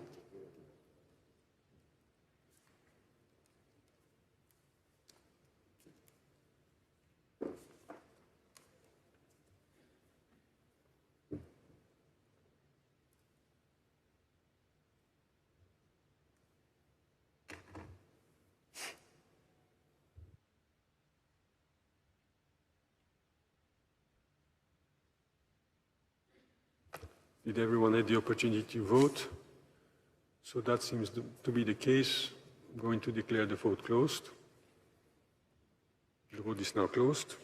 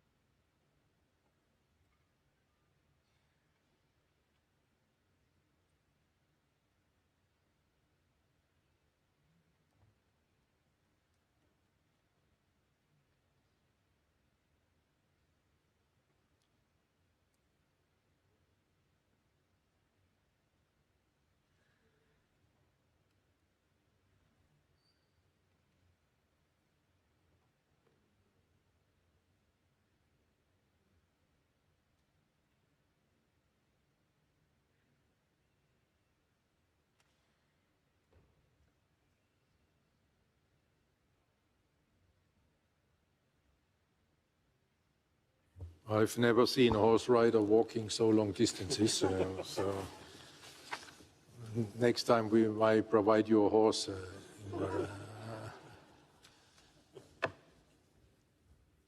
The result for the election of Mrs. Michaela Kochuango-Chawoski as member of the IOC Executive Board.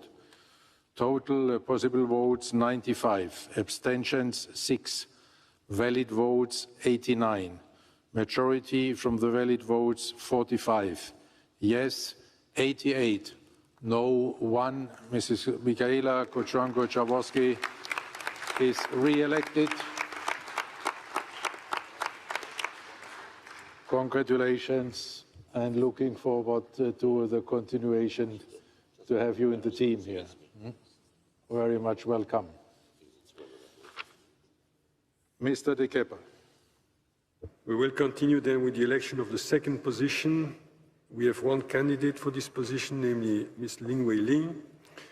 The subject matter is, do you accept to elect Ms. Ling Wei Ling as a member of the IOCB?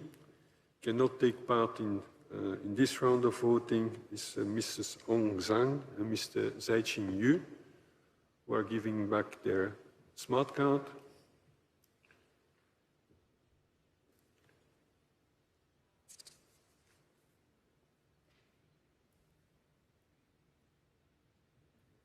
So I'm waiting that our staff can jump to the technicians.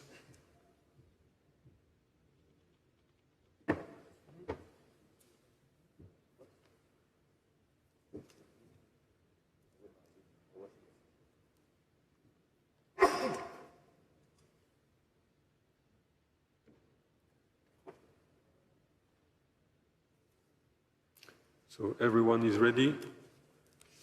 Okay, then I'm going to declare the vote open. The vote is open.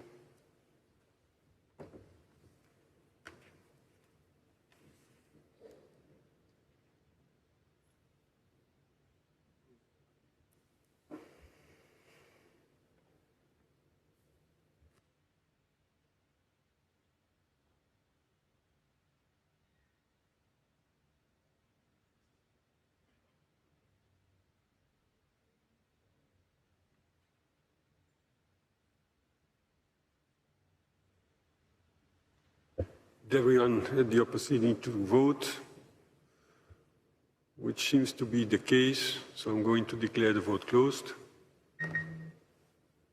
The vote is now closed.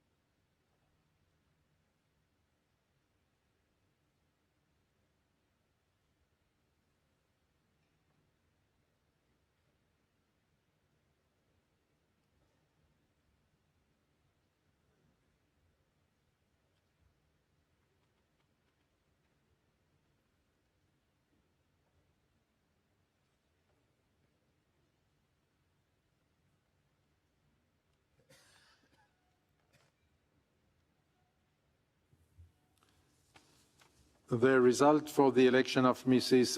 Li Wei. Total possible votes 93. Abstentions 5. Valid votes 88.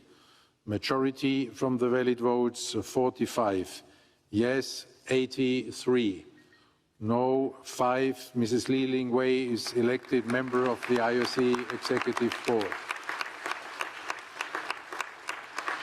Congratulations, Mrs. Li Wei, and we are looking forward to welcoming you here in the board and join all the team of the IOC Executive Board. And now we can proceed with the election of new IOC members. You are very well aware of the proposal having been presented by the IOC Members Election Commission and by Her Royal Highness. So I guess I would not need to repeat all the biographies and the reasons for the proposal. And just to remind of one thing, that we have here two terms who will start at a later date if being elected. The first one concerns Mr. Ian Chesterman, who will begin his mandate as of 1st of January 2025 after the extension of the extended term of Vice President John Coates, and Mrs. Sarah Walker would start her term after the end of the Olympic Games Paris 2024, because until then she is an IOC member as an IOC Athletes Commission member. Mr. De Kepper, you have the floor. Thank you, President. As a reminder, if it is necessary that the majority of votes are in favor of electing the concerned members, and we will start with the first vote, and the subject matter of the vote is: do you accept to elect Ms. Aya Medani as a member of the IOC, pursuant to Rule 16.111 and paragraph 2225 of bylaw Rule 16 of the Charter? I'm asking again if everyone has a keypad and a smart card. This seems to be the case. Then I can request the opening of the vote.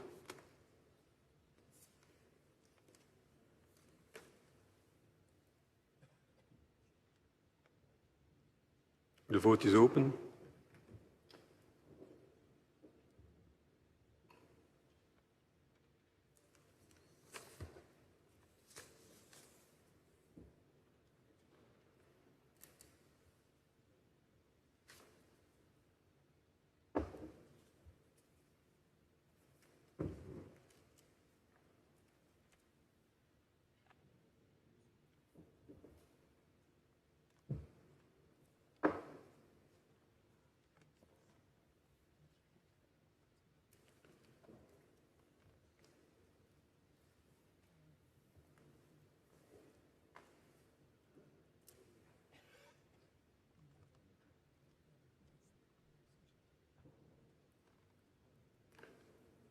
Did everyone have the opportunity to vote?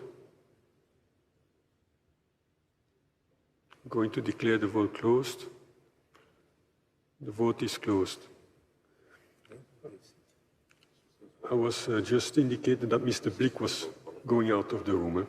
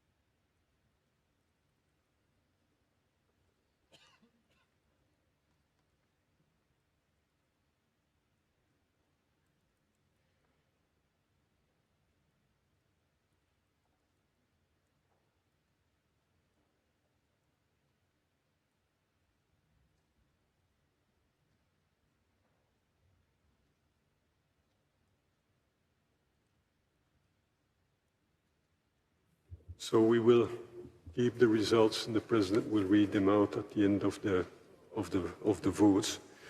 So we will then go with the second vote, and the subject matter of the second vote concerns Mrs. Sarah Walker.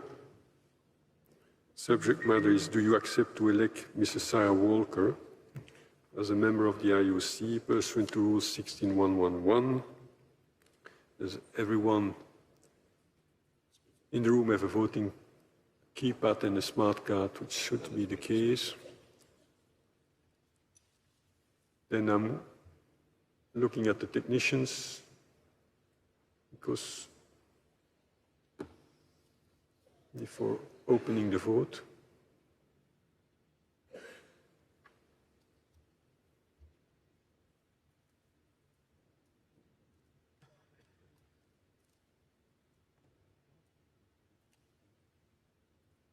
Okay, I'm opening the vote. The vote is open.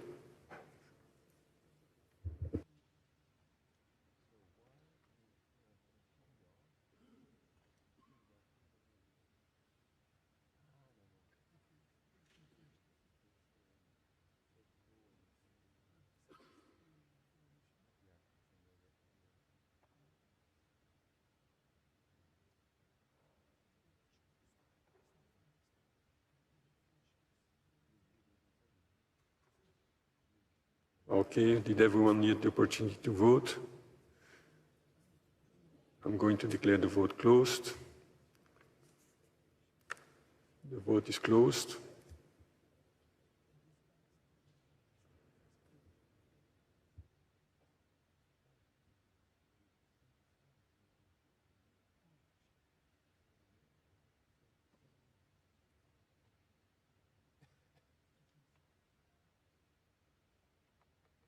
You make me a sign when I can go on to the next vote.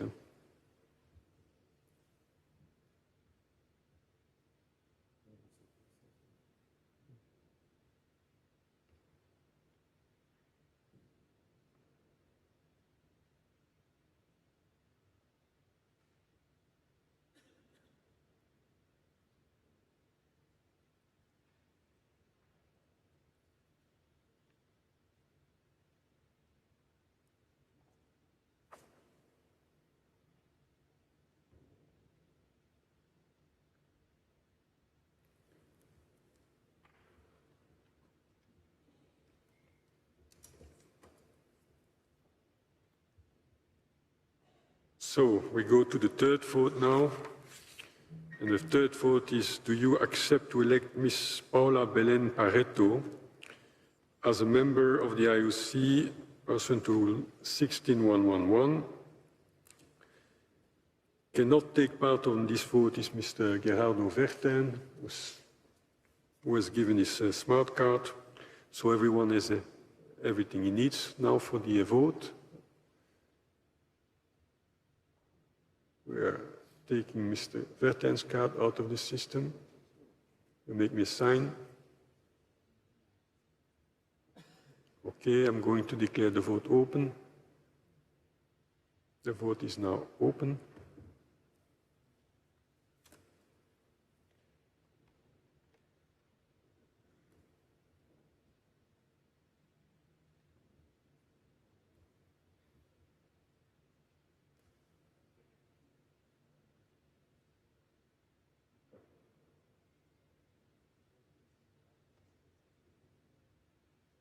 Did everyone have the opportunity to vote?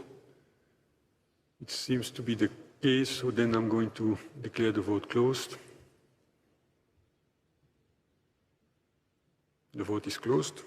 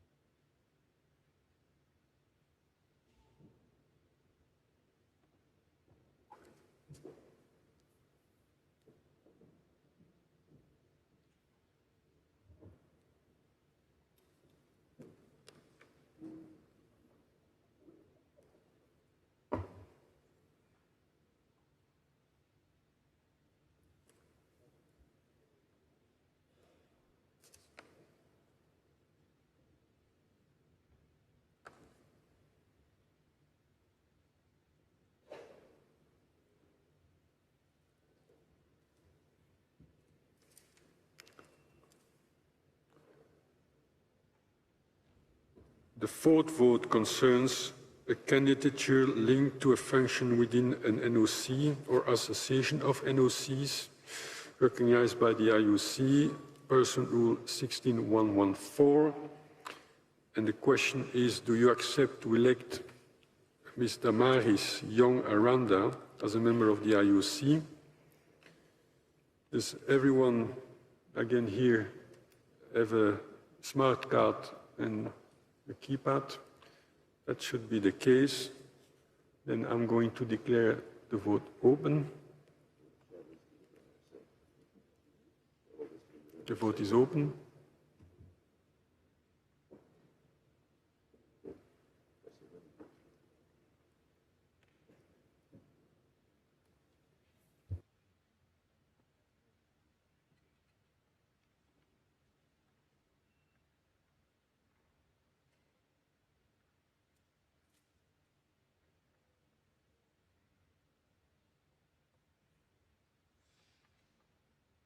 Did everyone have the opportunity to vote?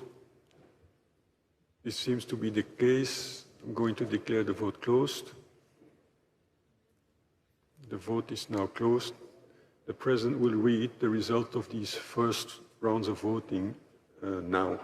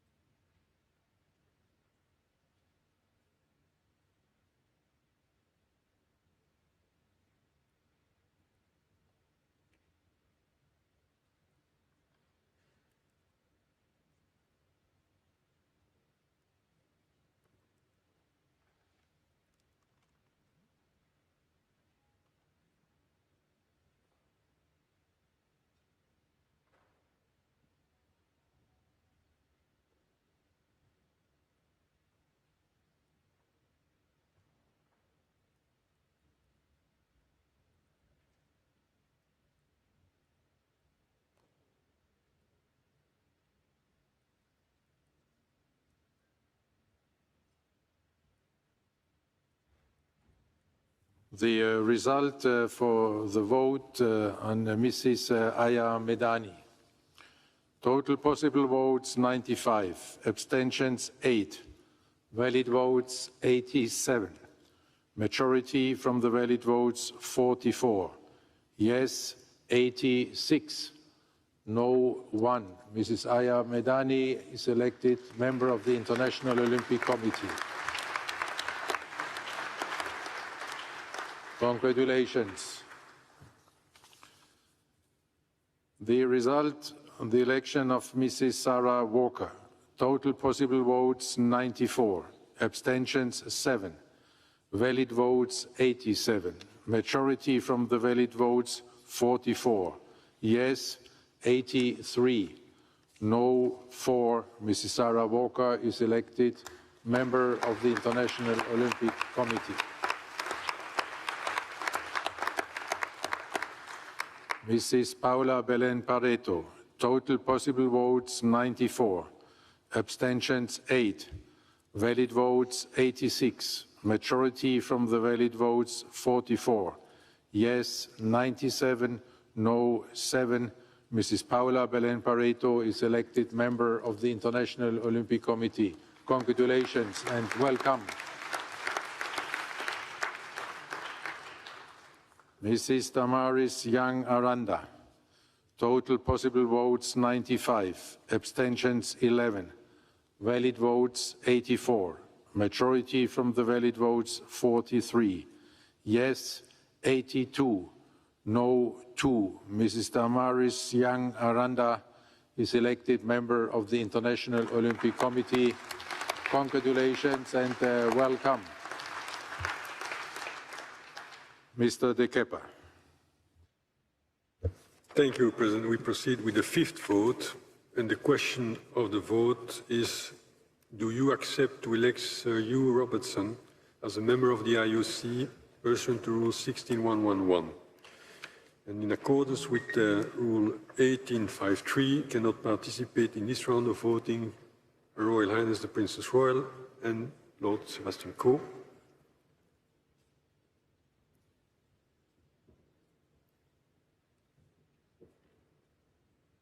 So we are taking the cards out of the system.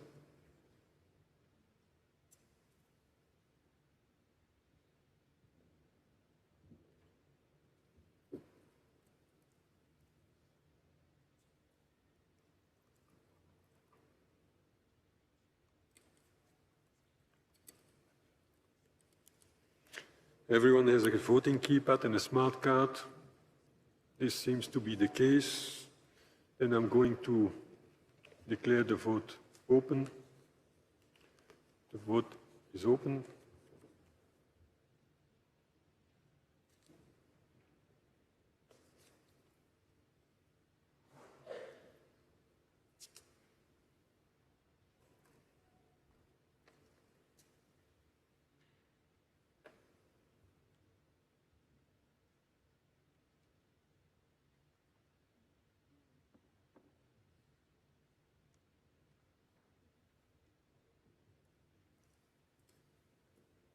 Everyone had the opportunity to vote. This seems to be the case. Going to declare the vote closed. The vote is now closed.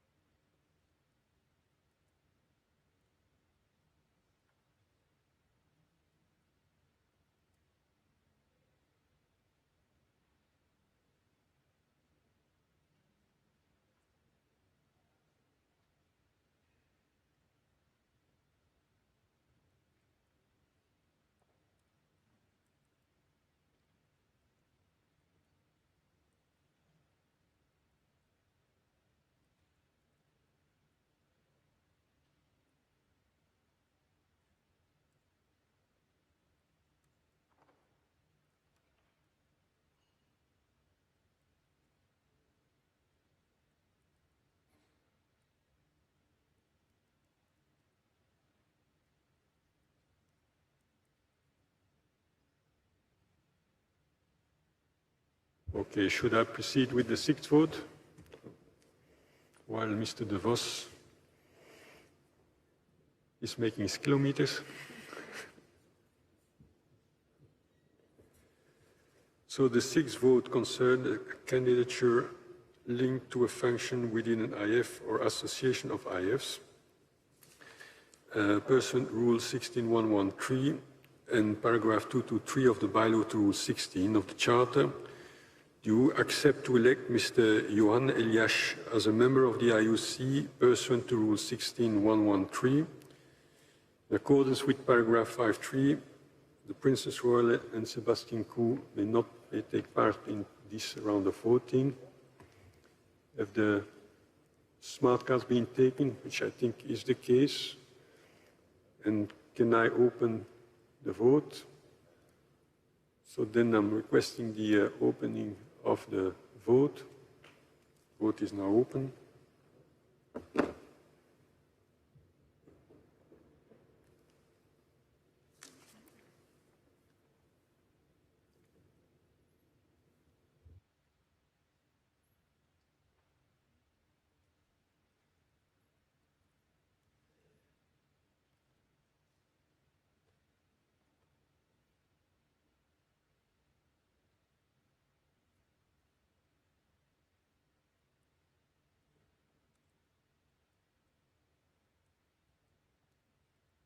So did everyone have the opportunity to vote? It seems to be the case. I'm going to declare the vote closed.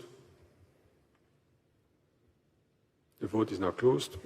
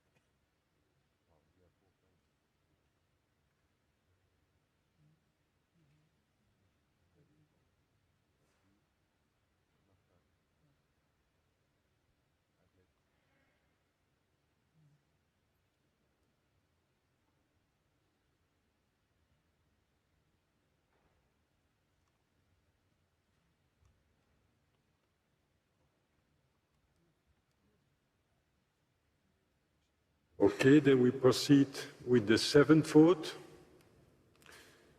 And the seventh vote concerns a candidate linked to a function within an NOC, and the subject matter of the vote is: do you accept to elect Mr. Gene Sykes as a member of the IOC, pursuant to Rule 16.114, and in accordance with the Olympic Charter Rule 1853, Ms. Anita de France and David Agati cannot take part in this round of voting. The cards are being taken out of the system. You give me a sign.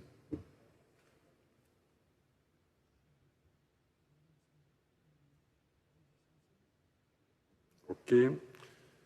Everyone ready to vote? I'm going to declare the vote open. The vote is open.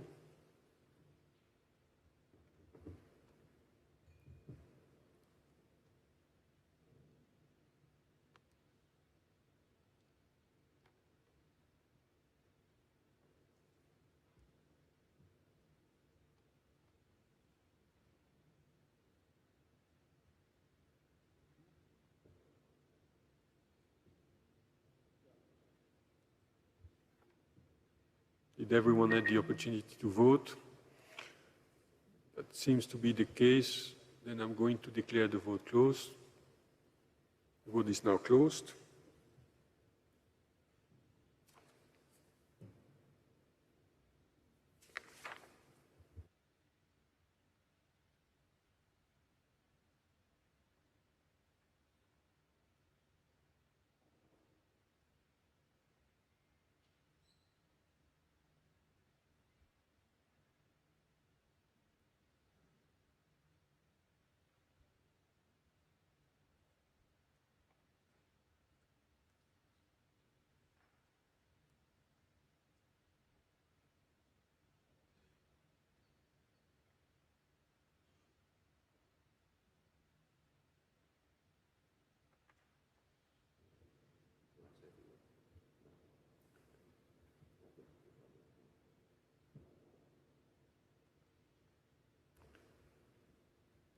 Okay, the last vote also concerned a candidature linked to a function within an NOC or association of NOCs. The candidature of Mr. Jan Chesterman is proposed by the EB starting from 1st of January, as the President mentioned, when the term of the IOC Vice President John Coates ends. So the subject matter of the vote is: do you accept to elect Mr. Jan Chesterman as a member of the IOC, pursuant to Rule 16.114? And I'm not taking part in this round of voting Mr. John Coates, who is giving in his smart card. So then you make me a sign. Okay, I'm going to request the opening of the vote. The vote is now open.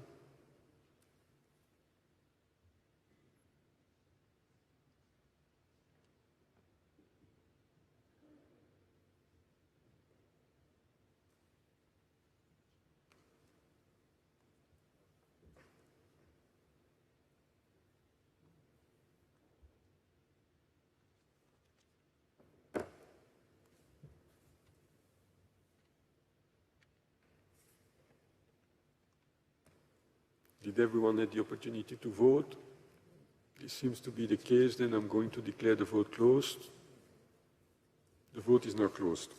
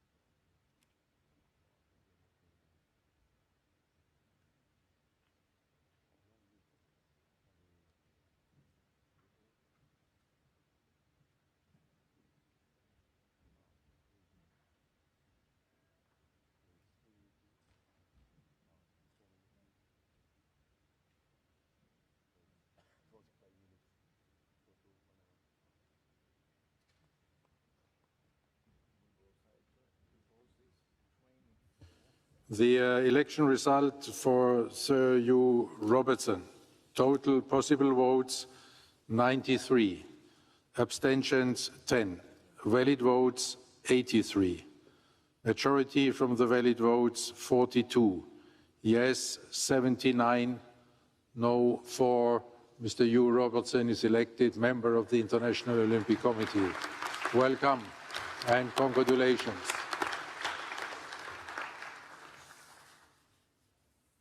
The result for Mr. Johan Elias, total possible votes 92, abstentions 11, valid votes 81, majority from the valid votes 41, yes 64, no 17.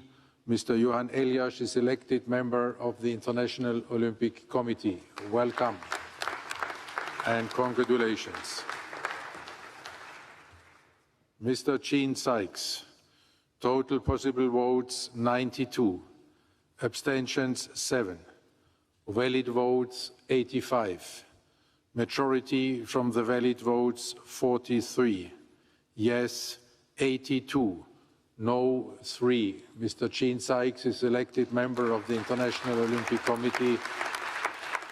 Welcome.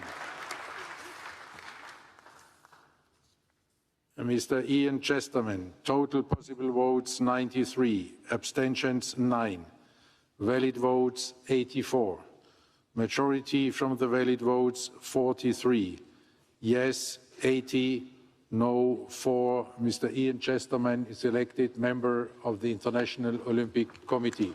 Congratulations and welcome.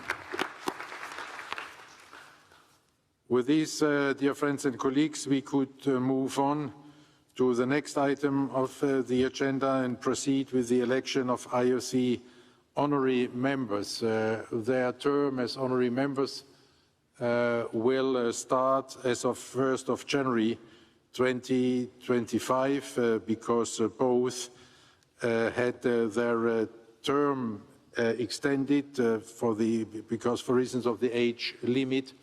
And now this extended term is coming to an end at the end of this year.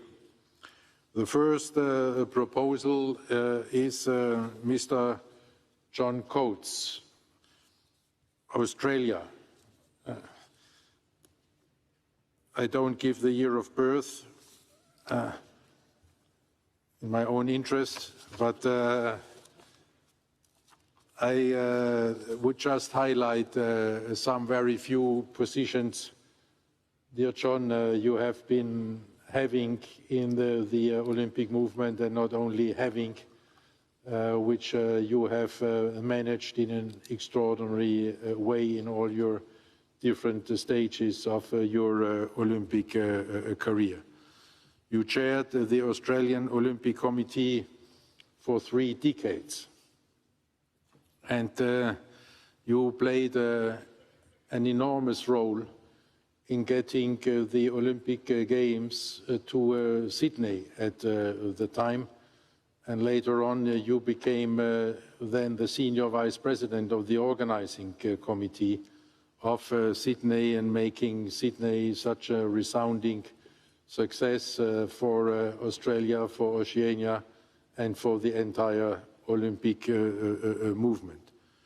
After Sydney, you were elected then a member of the IOC, which you joined in 2001. Then you have been serving on the IOC Executive Board with 2 terms as IOC Vice President. You have been elected the President of the International Council of Arbitration for Sport since 2011.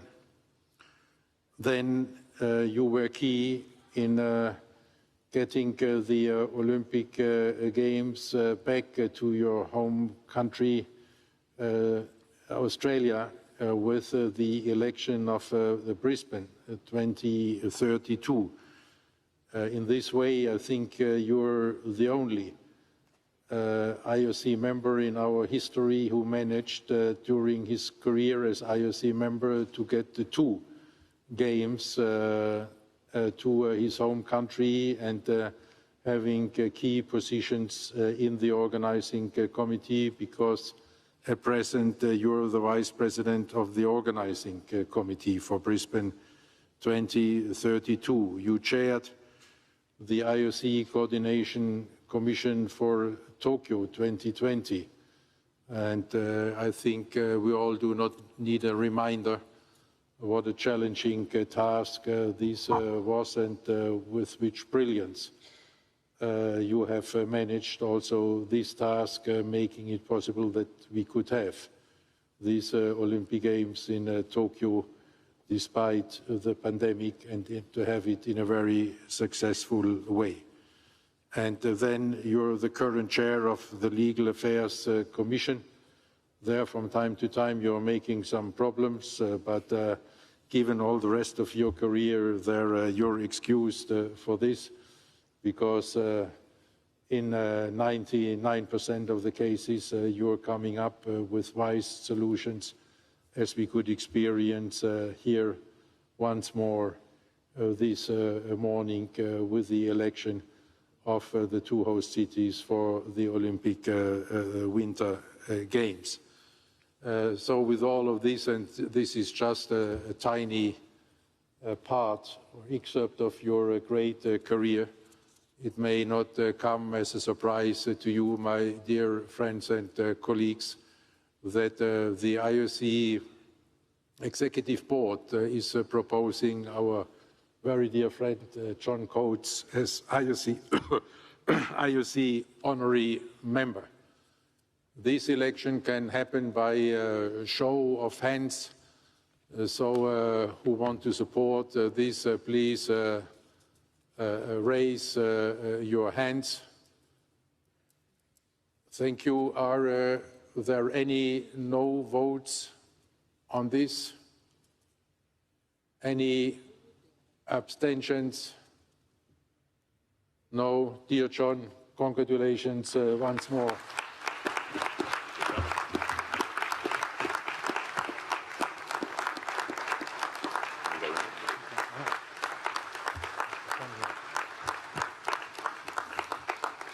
And yeah, you can already go. I try to catch up. Since John has already received the Olympic Order in Gold in Sydney 2000, we in the IOC Executive Board did not want to downgrade him from this by awarding then one in silver. Therefore, John, you must be happy just with the token of appreciation now, which I would very much like to hand over to you in the presence of all your colleagues.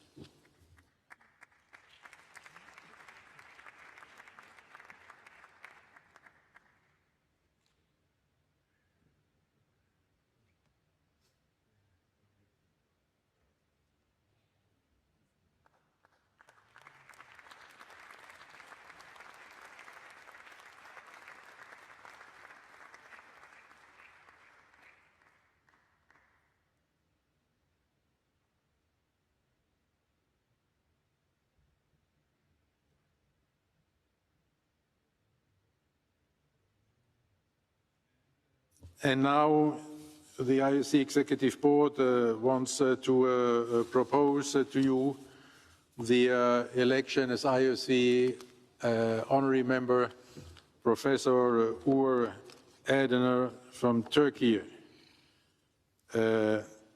Like John, he will finish his term at the end of 2024. Also, he has a huge list, not only in sport, but also in medicine and science. So also there I have to present my apologies first, and dear Uğur, that I cannot give all your laurels here as a reason for your election. You are the current chair of the Turkish National Olympic Committee, and during your term as president of the Turkish Olympic Committee, you have really brought it to new heights in so many respects. Your NOC under your leadership is one of the most active also when it comes to live up to the social responsibility of the Olympic movement, where you are initiating and participating in so many programs in education, in schools, of course, in medicine, and in many other areas more. And you have also been a great promoter of an excellent Olympic candidature, and are now reviving this experience, what we all appreciate very much, and what you have been doing in Turkey for women in sport, I think is unique under not always easy circumstances. So an extremely impressive and successful career for sports in Turkey and beyond. You joined the IOC in 2008.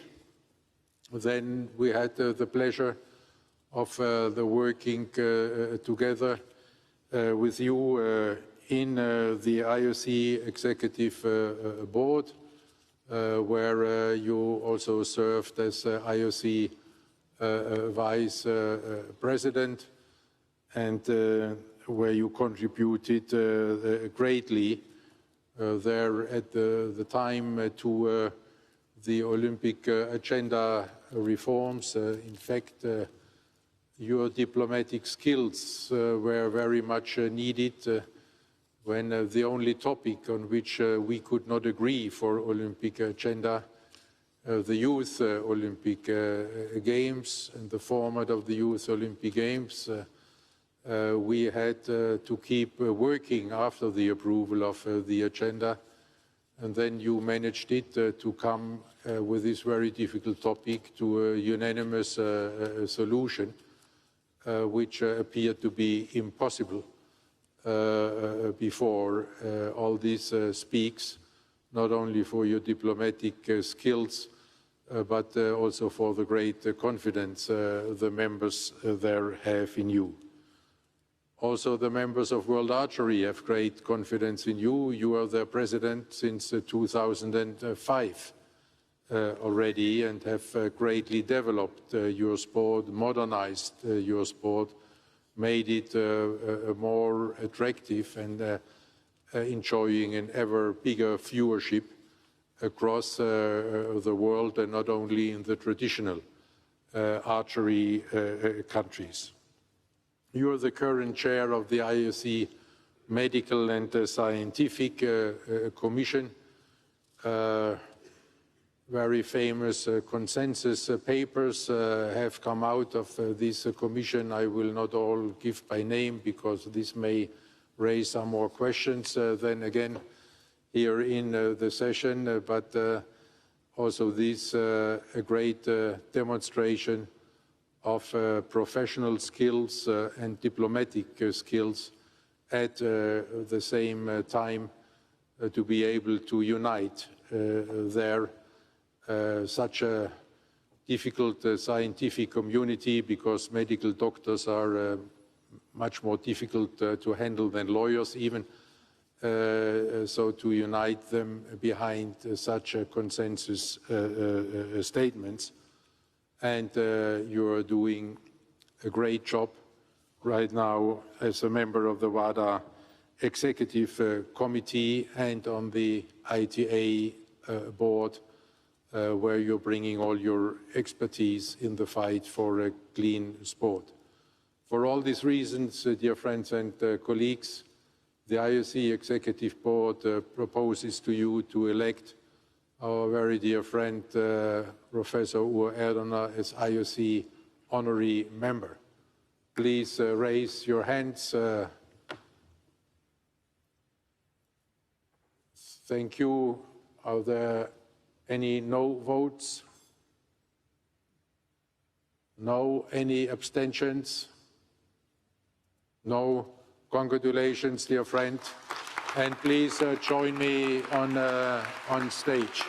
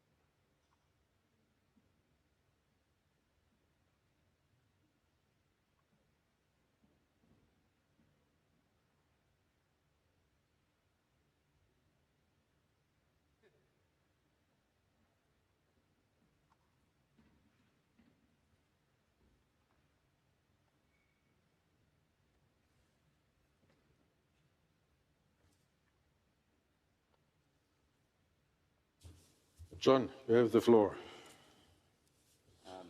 Thank you, Mr. President, and thank you, dear friends, for the very generous acknowledgement you've just given me.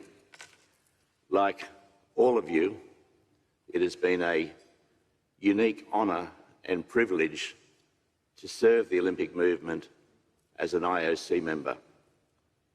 I've also had the particular privilege that for one half of my membership, I've been able to serve on the IOC Executive Board and twice as Vice President. And more importantly, I've been part of what I would call, or what we call, the period of change or be changed. It was a very exciting time to serve under you, Mr. President. And I was able to think back yesterday quite emotionally about many of the changes and new initiatives that we've introduced during that period. I was particularly pleased to see the amount of money that is going to the Continental Associations, NOCs. I come from that through Olympic Solidarity. But of course, the opportunity to be part of selecting cities to host the Games. Where I got most emotional yesterday was the Olympic refugee team, and to see those people on stage. And I think we can all be very proud of what we've initiated there and what must continue. So thank you for letting me be part of all of this, dear friends, dear members, dear President. I've greatly appreciated it. I better stop now before I get emotional. Thank you.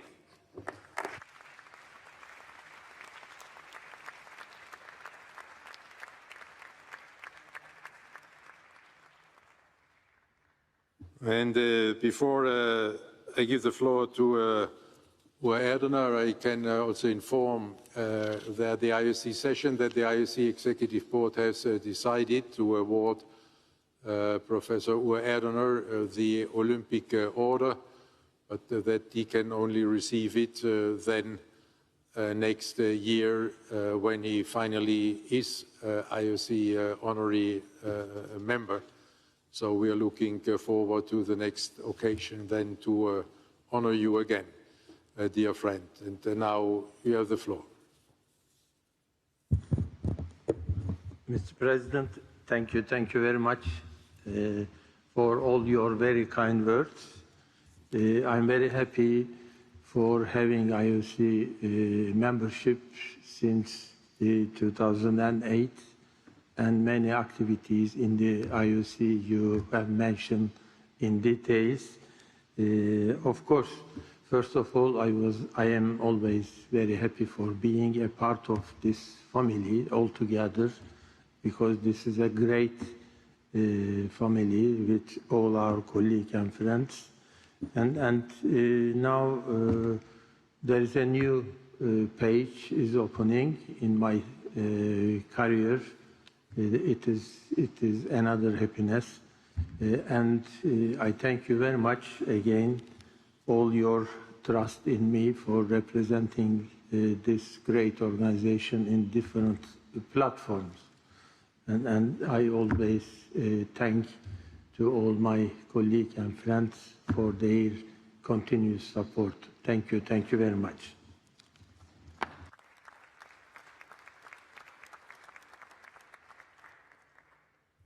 And now, dear friends and colleagues, we are moving on to the oath taking by the new members. And there I pass the floor to Princess Nora of Liechtenstein, our delegate member for protocol for IOC members who will proceed with the oath taking and instruct me what I have to do and what the new members have to do there in this respect.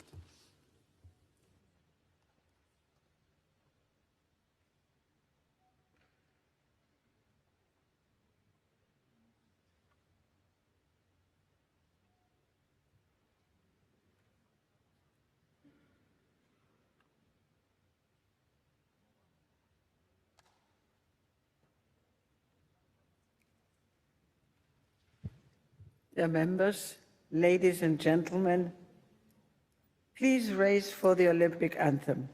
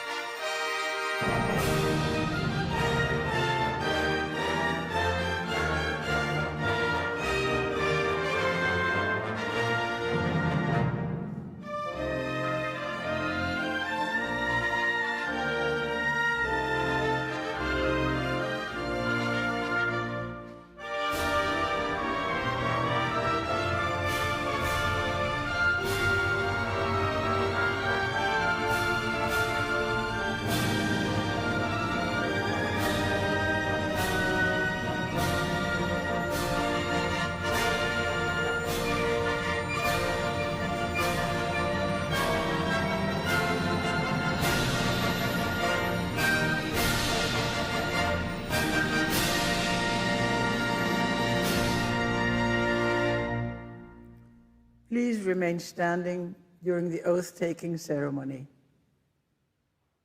Mrs. Aya Medani, please come to the lectern.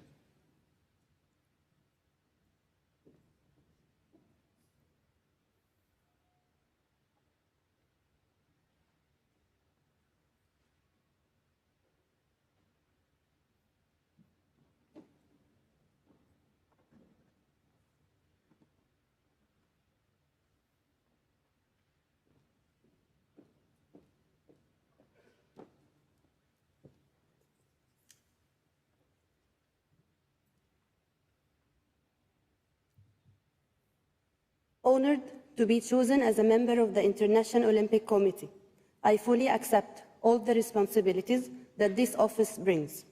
I promise to serve the Olympic movement to the best of my ability. I will respect the Olympic Charter and accept the decisions of the IOC.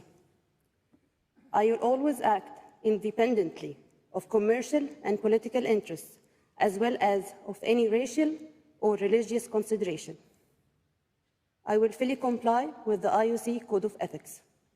I promise to fight against all forms of discrimination and dedicate myself in all circumstances to promote the interests of the International Olympic Committee and the Olympic movement.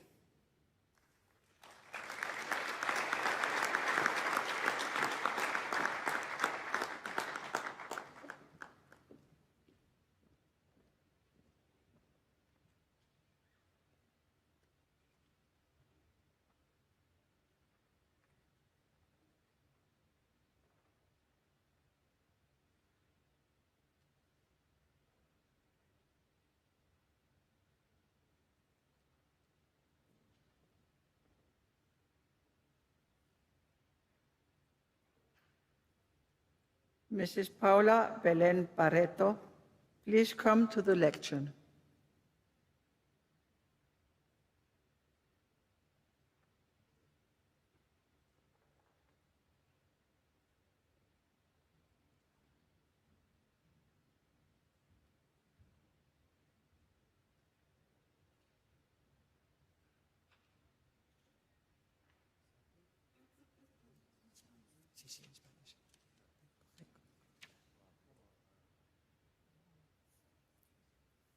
Ante el honor de haber sido elegida Honored to be chosen as a member of the International Olympic Committee, I fully accept all the responsibilities that this office brings. I promise to serve the Olympic movement to the best of my ability. I will respect the Olympic Charter and accept the decisions of the IOC. I will always act independently of commercial and political interests, as well as of any racial or religious consideration. I will fully comply with the IOC Code of Ethics. I promise to fight against all forms of discrimination and dedicate myself in all circumstances to promote the interests of the International Olympic Committee and the Olympic movement.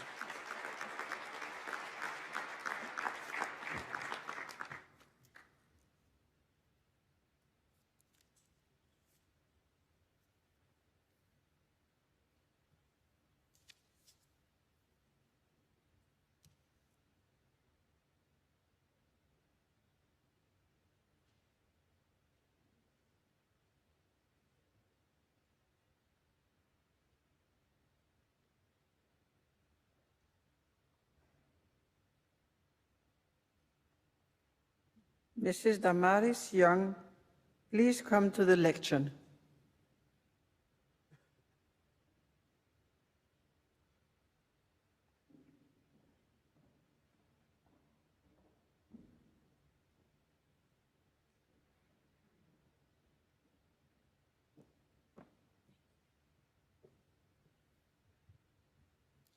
Honored to be chosen as a member of the International Olympic Committee, I fully accept all the responsibilities that this office brings. I promise to serve the Olympic movement to the best of my ability. I will respect the Olympic Charter and accept the decisions of the IOC. I will always act independently of commercial and political interests, as well as of any racial or religious consideration. I will fully comply with the IOC Code of Ethics. I promise to fight against all forms of discrimination and dedicate myself in all circumstances to promote the interests of the International Olympic Committee and the Olympic movement.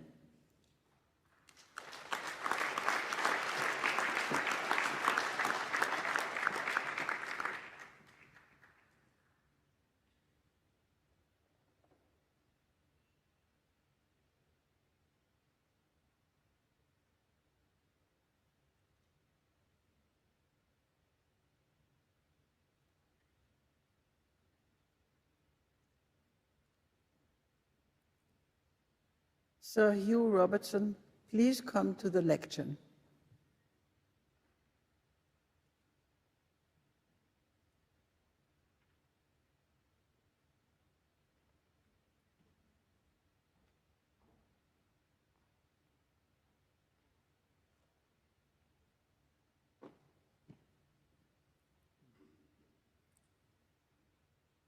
Honoured to be chosen as a member of the International Olympic Committee, I fully accept all the responsibilities that this office brings.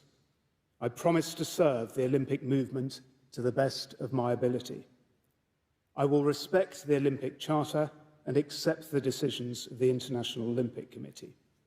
I will always act independently of commercial and political interests, as well as of any racial or religious consideration. I will fully comply with the International Olympic Committee Code of Ethics.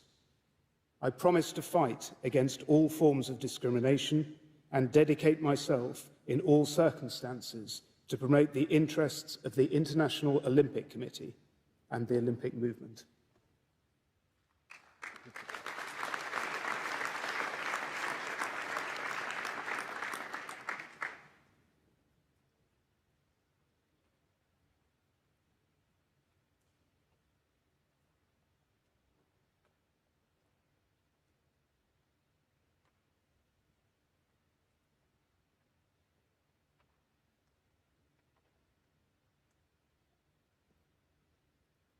Mr. Johan Elias, please come to the lectern.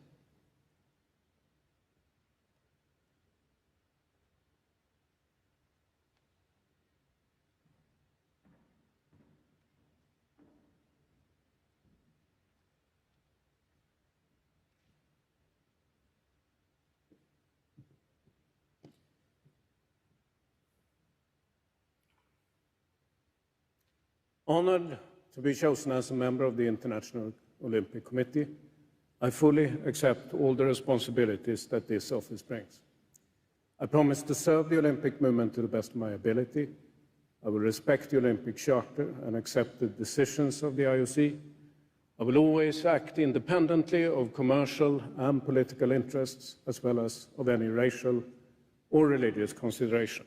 I will fully comply with the IOC Code of Ethics, and I promise to fight against all forms of discrimination and dedicate myself in all circumstances to promote the interests of the International Olympic Committee and Olympic movement.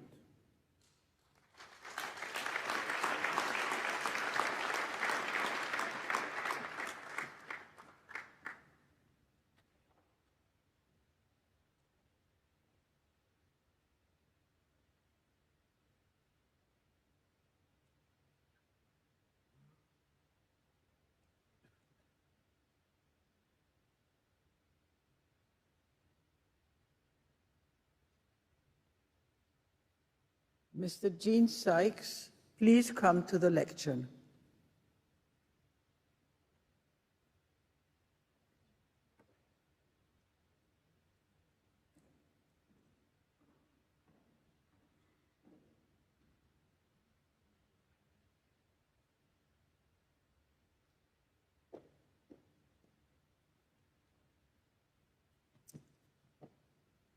Honored to be chosen as a member of the International Olympic Committee, I fully accept all the responsibilities that this office brings.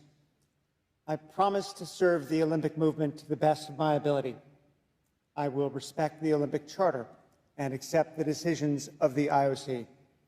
I will always act independently of commercial and political interests, as well as of any racial or religious consideration. I will fully comply with the IOC Code of Ethics.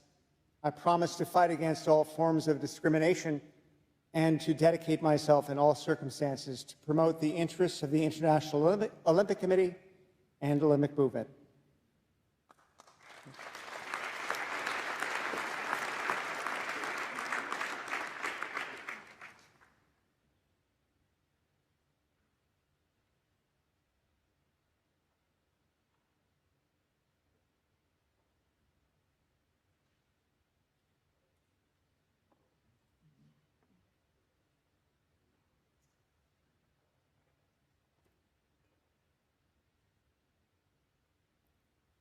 Mr. Ian Chesterman, please come to the lectern.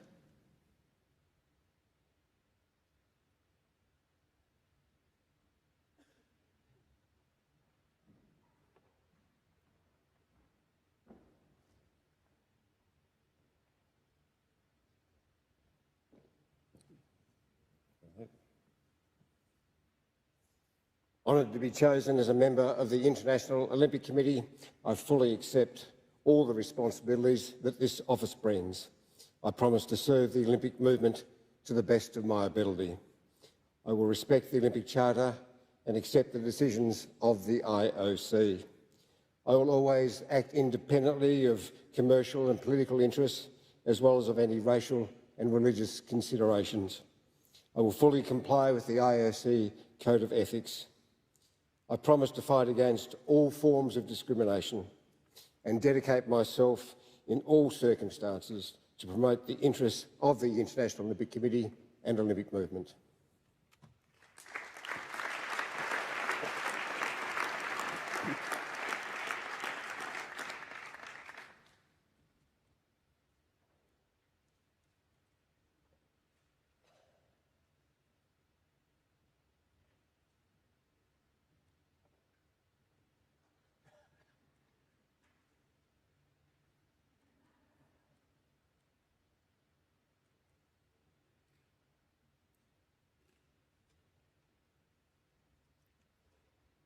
Mrs. Sarah Walker remains an IOC member as Athletes Commission member until the end of the Olympic Games in Paris 2024, with her individual membership starting from that moment.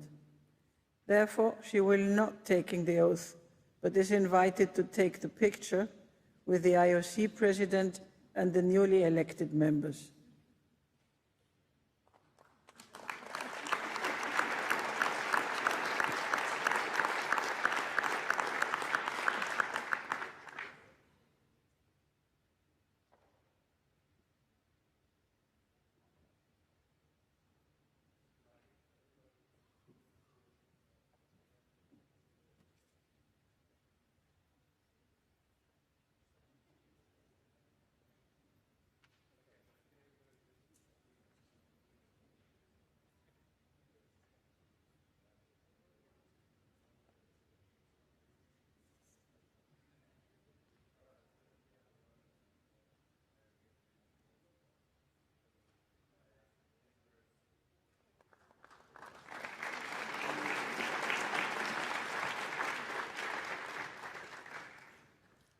The newly elected IOC members will make a picture with the IOC members later on.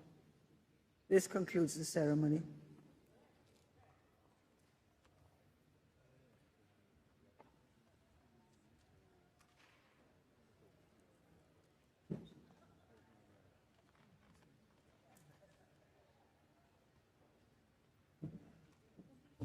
So, dear friends and colleagues, the traditional shaking hands with all of you.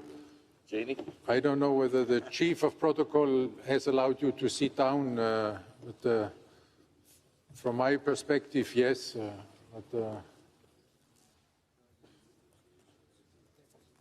Because the shaking hands cannot take place in the traditional form because of the setting.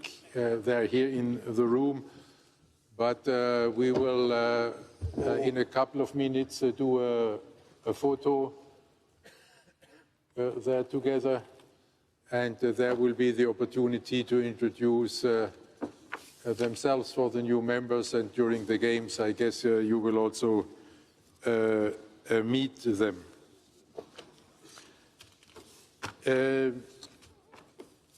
We are now coming to the topic of a proposal from members.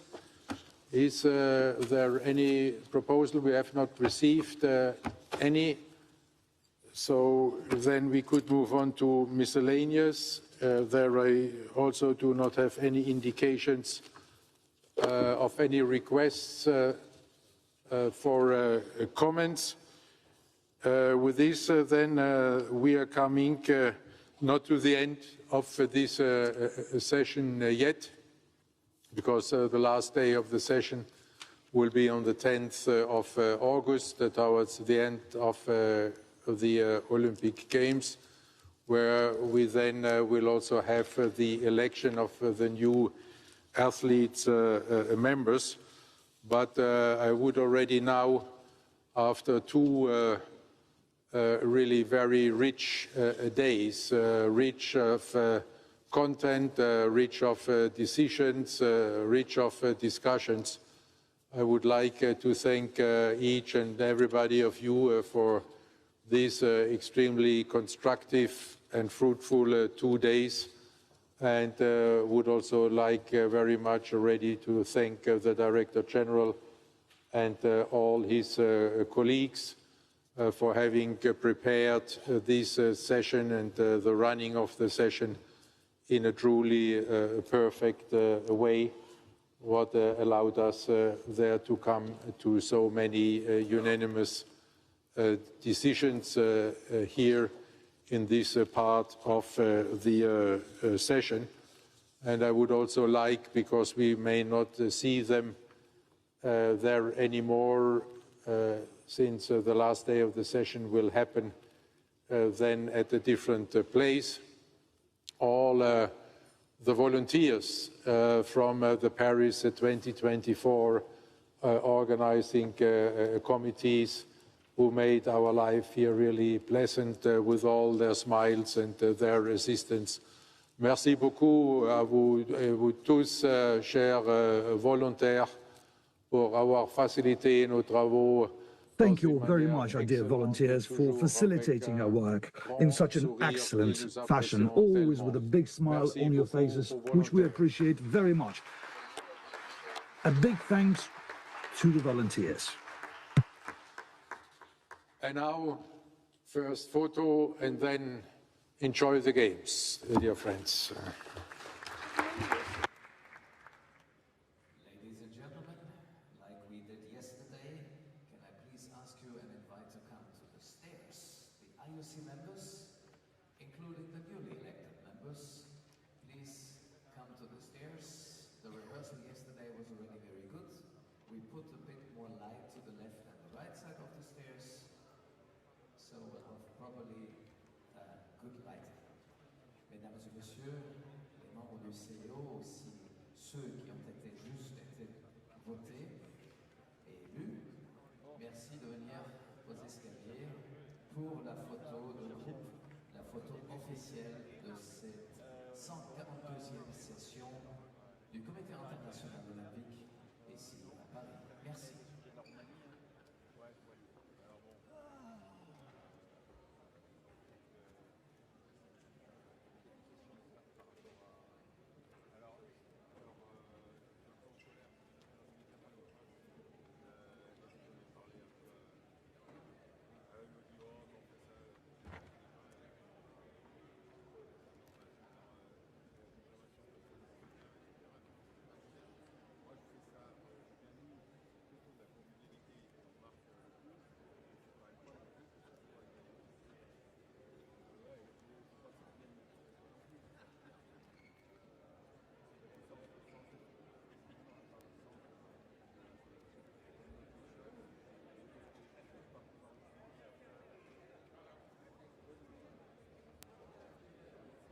Don't forget maybe to take your accreditations off your neck.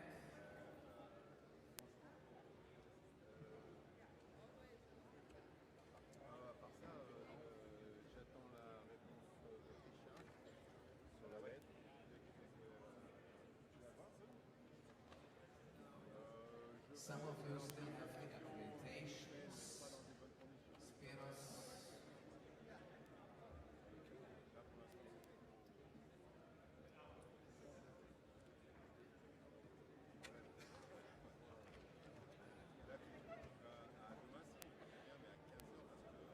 You can, if you want, still on the side on the stairs, it's fine.